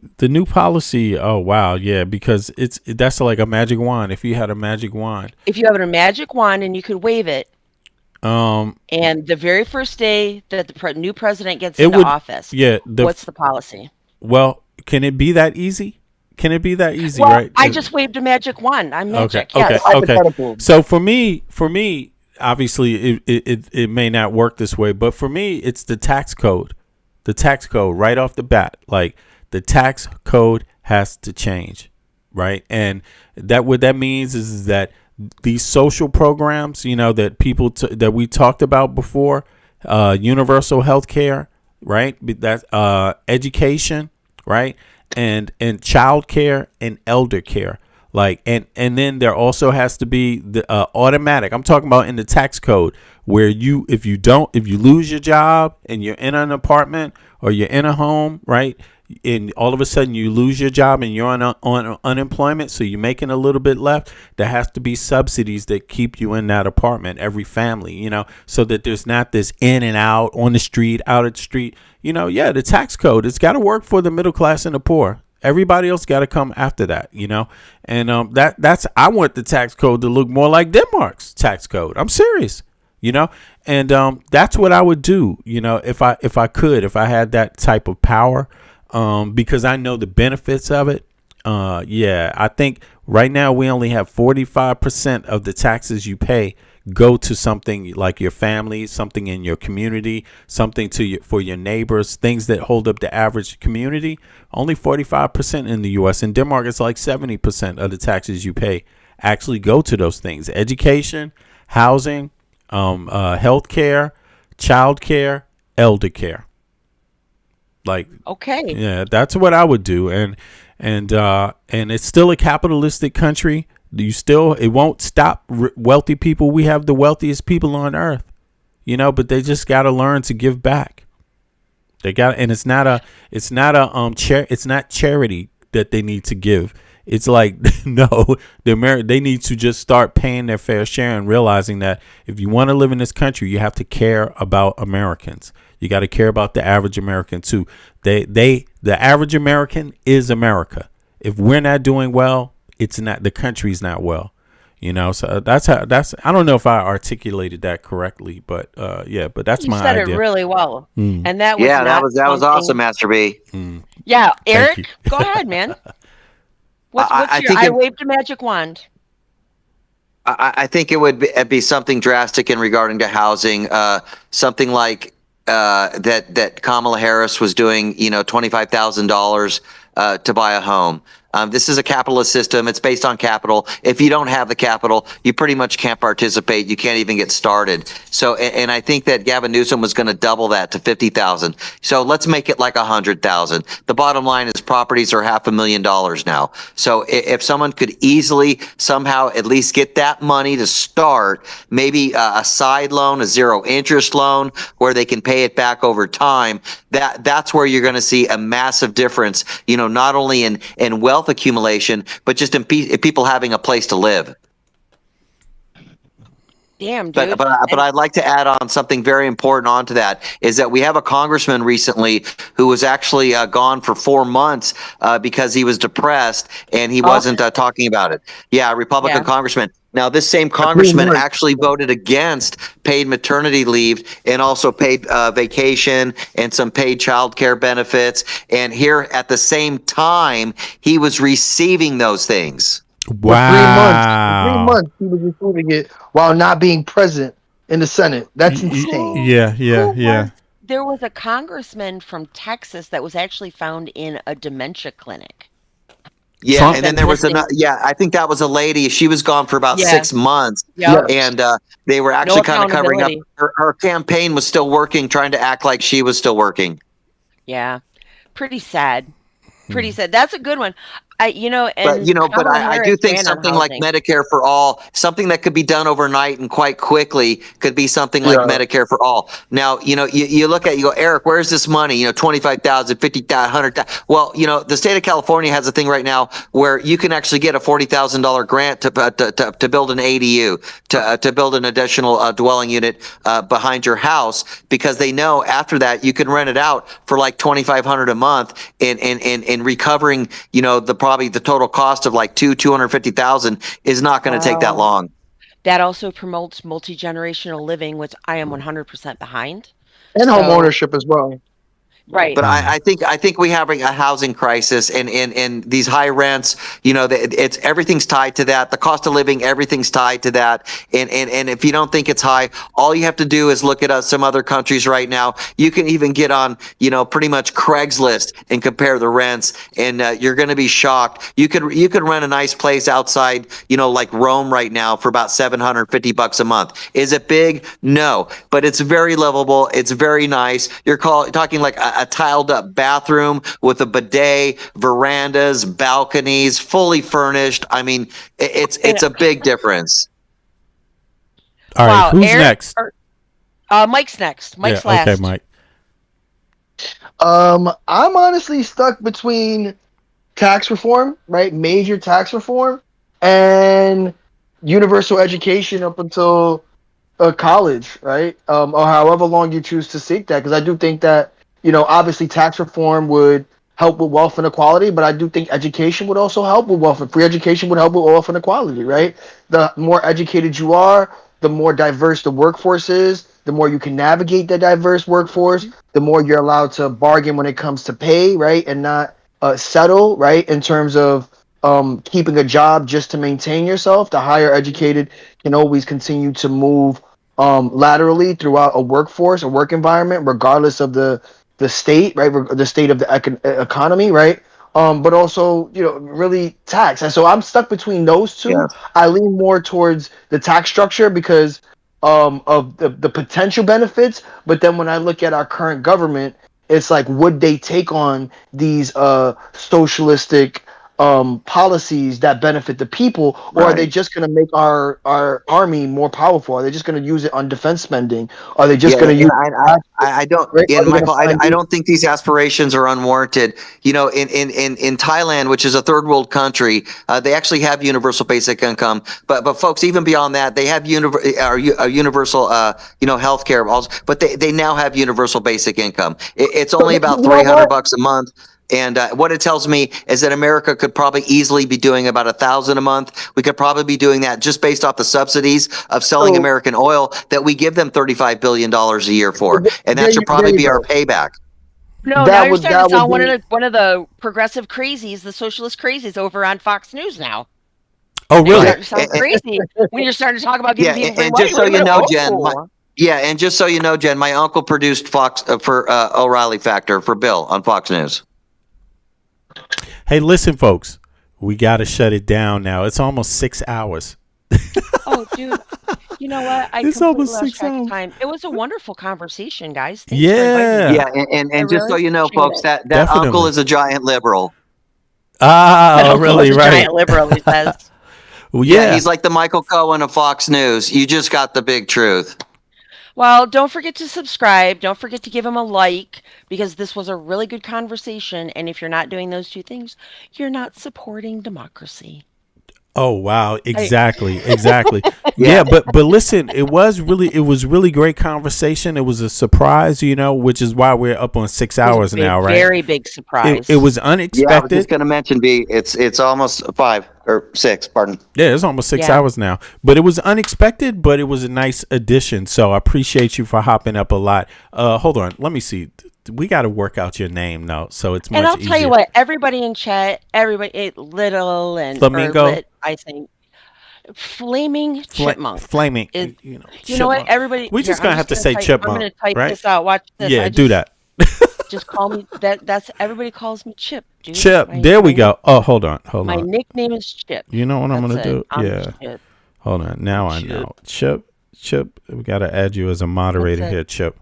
Oh no, please don't. Don't? But I sure would like to come back in and have a conversation with you guys again, if you wouldn't mind. Yeah, but then it's easier to identify you when you come in the chat because then you have Oh, this all right. special I symbol. don't have any responsibilities. No. Don't worry about it. Then I'm good. Yeah. Exactly. It's just to make sure, it's easier. Let me get all my Gen Xers in the chat. Give me a little peace sign because we all know that we avoid any work. Yeah, peace, exactly. But Chip, it was good to have you up. It was great. It was a nice addition to the program, and man, you guys are well spoken, educated, and I'm very surprised. And anyway. I'm not gonna blah blah blah. I like your show. I'm coming back. Bye. There you go. All right, Chip. Appreciate you for hopping up. Hey, listen, Eric. Also, you, man. I don't have to tell you you're a great addition because you already know that, man. You've been around. You crazy, Eric. Thanks, Master B. You crazy, yeah. No worries. And Michael, what's up? You want to have the last word, Mike? What's up? I mean, what do you think? No, I think Chip was amazing today. I think it's good, and hopefully it encourages good energy. Other viewers to great energy. Mm-hmm. Hopefully it encourages viewers to also step up. Right? We we can't obviously depending on where in the program we are. Obviously today it allowed for this free flowing conversation, especially later on in the conversation. So kudos to that. She kind of just happened to pop up at the right time, right? But hopefully we can hear more from the viewers, right? Get their perspective, and make a conversation of it, and hopefully again, even if that isn't in total lockstep with your ideas, at least you can be able to speak on it, give your reason for tuning in, and to give individuals a perspective of my age. I'm a millennial, so I'm a bit younger than the group here, but that doesn't stop my passion, right? No, it doesn't stop my experience. No. You're like a panther, bro. You're like a panther. You're like a jaguar, bro. You're right there. We have a although I'm not. Am I a millennial, man? I'm 56. What am I? I'm not a millennial. What am I? You're an Xer. I'm an Xer. There you go. That's right. I should have known that term we're because Gen X. I heard that was the first. The X's are the first. Before that, they didn't even use. Well, hold on. Who's before us? That would be the baby boomers. Or what the fuck? Yeah, the boomers. Yep, the boomers. Yeah. I'm not baby boomer. I'm an Xer. That makes total sense too. You are. That makes total sense. But you know what? We got the same. We have the same energy, Mike. Me and you, we have the same energy. And Eric, I'm still trying to fit in there. I would not be able to know his age group. Really, because Eric is just goddamn crazy. He's a monster, but crazy. Yes, he is. He's a beast. Yeah. It's hard to know. You can't put an age on beast. Sometimes beast. Yeah, I'm 57, but everybody thinks I'm 30. Yo, exactly. It's true, man. It's true. But I think it was some good energy today. I like Chip. She brought some female energy. That's very important because, and also a lot of the people that watch our show are ladies, and they're tired of us dudes up here, man. Let's be honest. Yeah.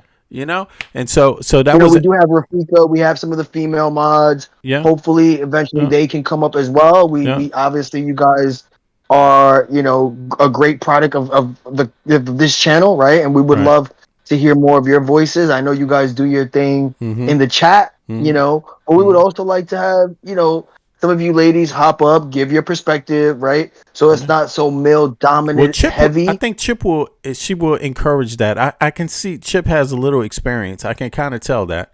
I can tell. Or maybe I'm suspecting. Hopefully. Maybe I'm suspecting. I don't know. Maybe. We also have Rafika. So we do have a few, so if we can get, just most of the viewers, right? If you can take turns, obviously the chat is always open. Obviously if we're speaking from an educational standpoint. We would love your purview on it. We would love your perspective on it. We would love to hear how you receive that information at times, right?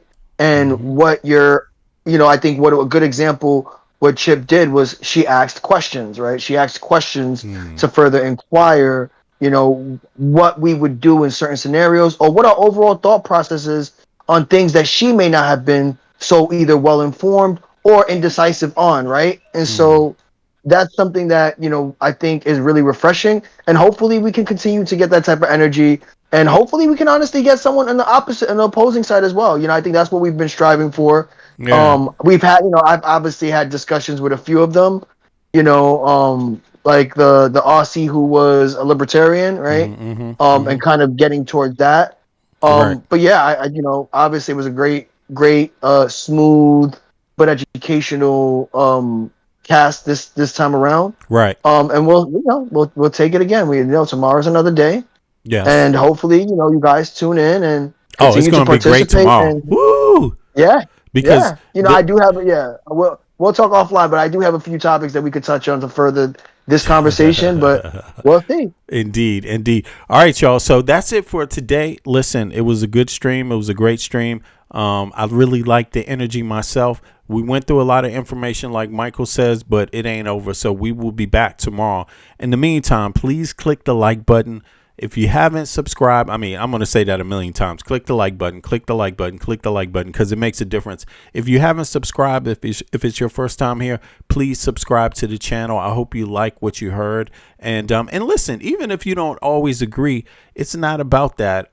It's about being a part of something, right? Now, one thing you need to know is that we don't review most of the information. Like me, myself, I don't review most of it at all. 96% of what you viewed here in terms of the reactions, they're my honest reactions. I haven't seen the material before I see it. So what you're actually seeing is me review and us review our daily news. So if you like that kind of energy and you like getting the honest perspective, if you like some of the, today we didn't do too much comparative data in terms of the US and the EU, but we talked a little bit about it. But if you like that, subscribe to the channel, share the videos, because listen, no matter what you think, your vote matters. But what's even more important before we get to vote is that us as Americans, we have a conversation, a real conversation that legacy media is not really, can't be in the lead of anymore. That's how we got where we are now. And as you can see, when you listen to the information that we bring, you could see legacy media is missing a lot. Now, they're not missing a lot of money. We might be, I'm not on the street. You know what I'm saying? I have health care. You know what I'm saying? My kids get paid to go to school and everything. We're doing okay, but damn, I'm not Scott Jennings rich. I mean, and, you know what I'm saying? We work harder than him, and he's got a fucking mansion and a yacht and probably 2 boats somewhere, So having said that, we're here for the real conversation. Spread the word. Let other people know that, a real conversation is going on over here. And it's not adversarial. It's one of unity. It's one of, can we fix some shit? It's one of, we deserve better. We deserve better. You deserve better. We all deserve better. Don't we agree on that? Don't we all deserve better? Put a 1 in the chat if we deserve better, and put a 2 in the chat if you just crazy right now. Anyway, so on that note, we'll catch you at the top of the morning, 02:30 Eastern Standard Time, 08:30 Central European Time, and we will catch up with everybody soon. I appreciate you all. Peace. Have a good day. Have a good rest of your day. All right. Here we go. Let's go. Good night, everyone. Eric, release the Epstein files, okay? Release the Epstein files. Let's do that. Peace. Let's go. Come on. Yeah, digging, scratching, working, struggling, hoping. Some is hustling, every man hustling, stay alive, that's the game. It don't matter if another gets slain. Pain, recession, other cats want a war, we got the weapon. People want bombs, so they gon' get them. This is the rhythm, the politics ticking. It's sad how we living in this life. It's gonna be a time that we change. Shit is not finite, life is the same. Motherfuckers killing each other to make a claim. Stop that bullshit, you have no respect for each other. You know the truth, you come from your mother, your sister, your brother, so love one another. If we make that change, the whole world will do the same. So listen. Only this one love. We let the children dying. What about the children crying? No. What about the kids? Don't forget the children. Tell them about the children. What about the children crying? Oh no. I wish someone would tell me when is the suffering gonna stop. I see time ticking, fuck your watch. There comes a time when man steps to the plate, but it won't matter if your mentality is fake. Where I'm from, we got a system, overcrowded prisons, 2 cents an hour, man. Listen, shit don't change if we keep exploiting each other. One day you find out you only did it to your brother. A homeless mother, a baby, no supper. She got a husband and father, they both love her, but they can't find work cause the people with the power, they got a strange way to govern. Their price tag say nothing. Life is funny, then again it's really not. People dying for what other people got. I asked God if he can come and change the shit. He said, hell no, it's you that's gotta change this. Every day the children dying. What about the children crying?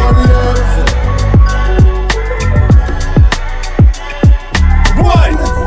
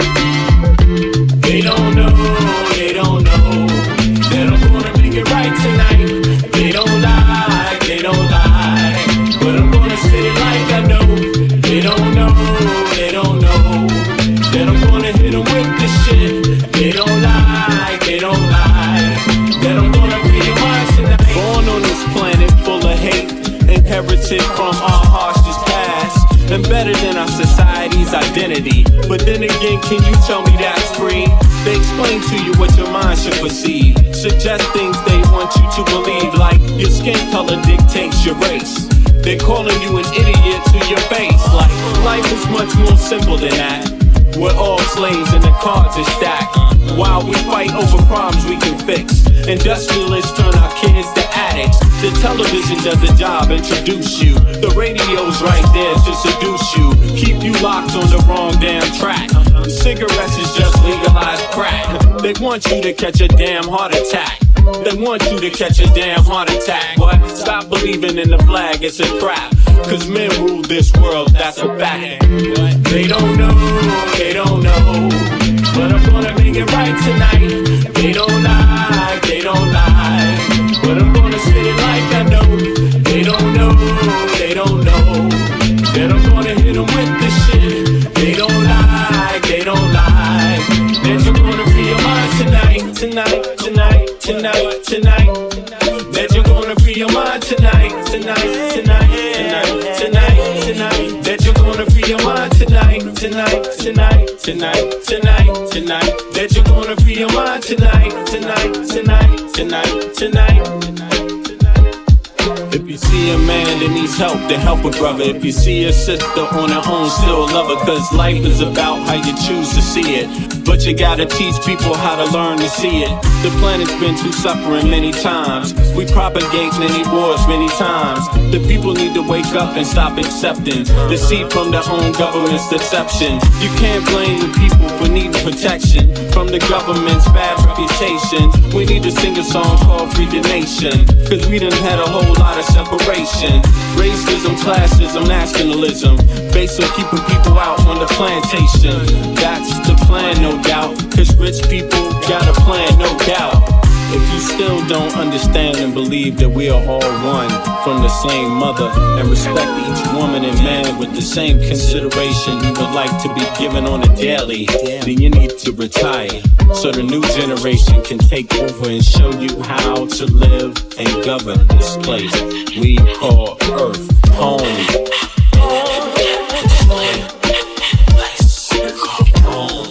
To the human bliss.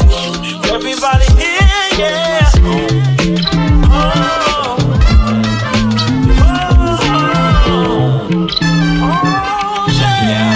They don't know, kid. They don't know. But I'm gonna make it right tonight. They don't lie, but I'm gonna say it like I know. They don't know. That I'm gonna hit them with this shit. They don't lie, but I'm gonna feel mine tonight. They don't know. That I'm gonna make it right tonight. They don't lie, but I'm gonna say it like I know. They don't know. That I'm gonna hit them with this shit. They don't lie, that I'm gonna feel mine tonight.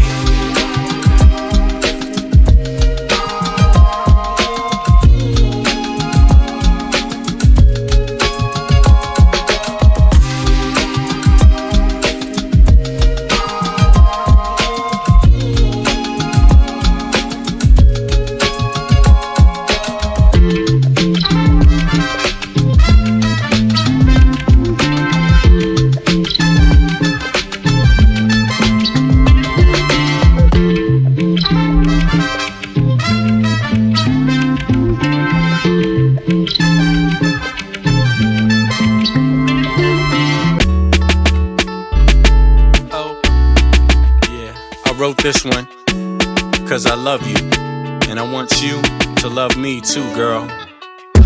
I just want to love. Just love the way you love. Love the way I love. I love you. I just want to love. Just love the way you love. I love the way I love you. You my TRL, I'm looking at you. The look in my eye, you can tell that I wanna know you, better yet show you that I treat you right, this I owe ya. The feelings I feel are not obscene. It's no secret I'll go in public and scream. I'll LOV you, my baby girl. The feeling's so true, we can make our own world. We were made for each other, I feel like you love. We had a child, we be father and mother. There ain't no other I'd rather spend my time with. This love can endure anything that splits. If it wasn't legit, you wouldn't hear it. I could never be confused by your spirit. We just take it still a rollie, cause we both know what we do. I'm in LOV with you. I just want to love. Baby girl, love the way you love. Love me. Love the way I love. I love you. I just want to. Hey. I want to love. Oh, love the way you love. Love me. Love the way I love you. I love you, girl. Just relax. Just relax. Just relax. Just relax. Just relax. Just relax. Just relax. Just relax. Just relax. Just relax. Just relax. Just relax.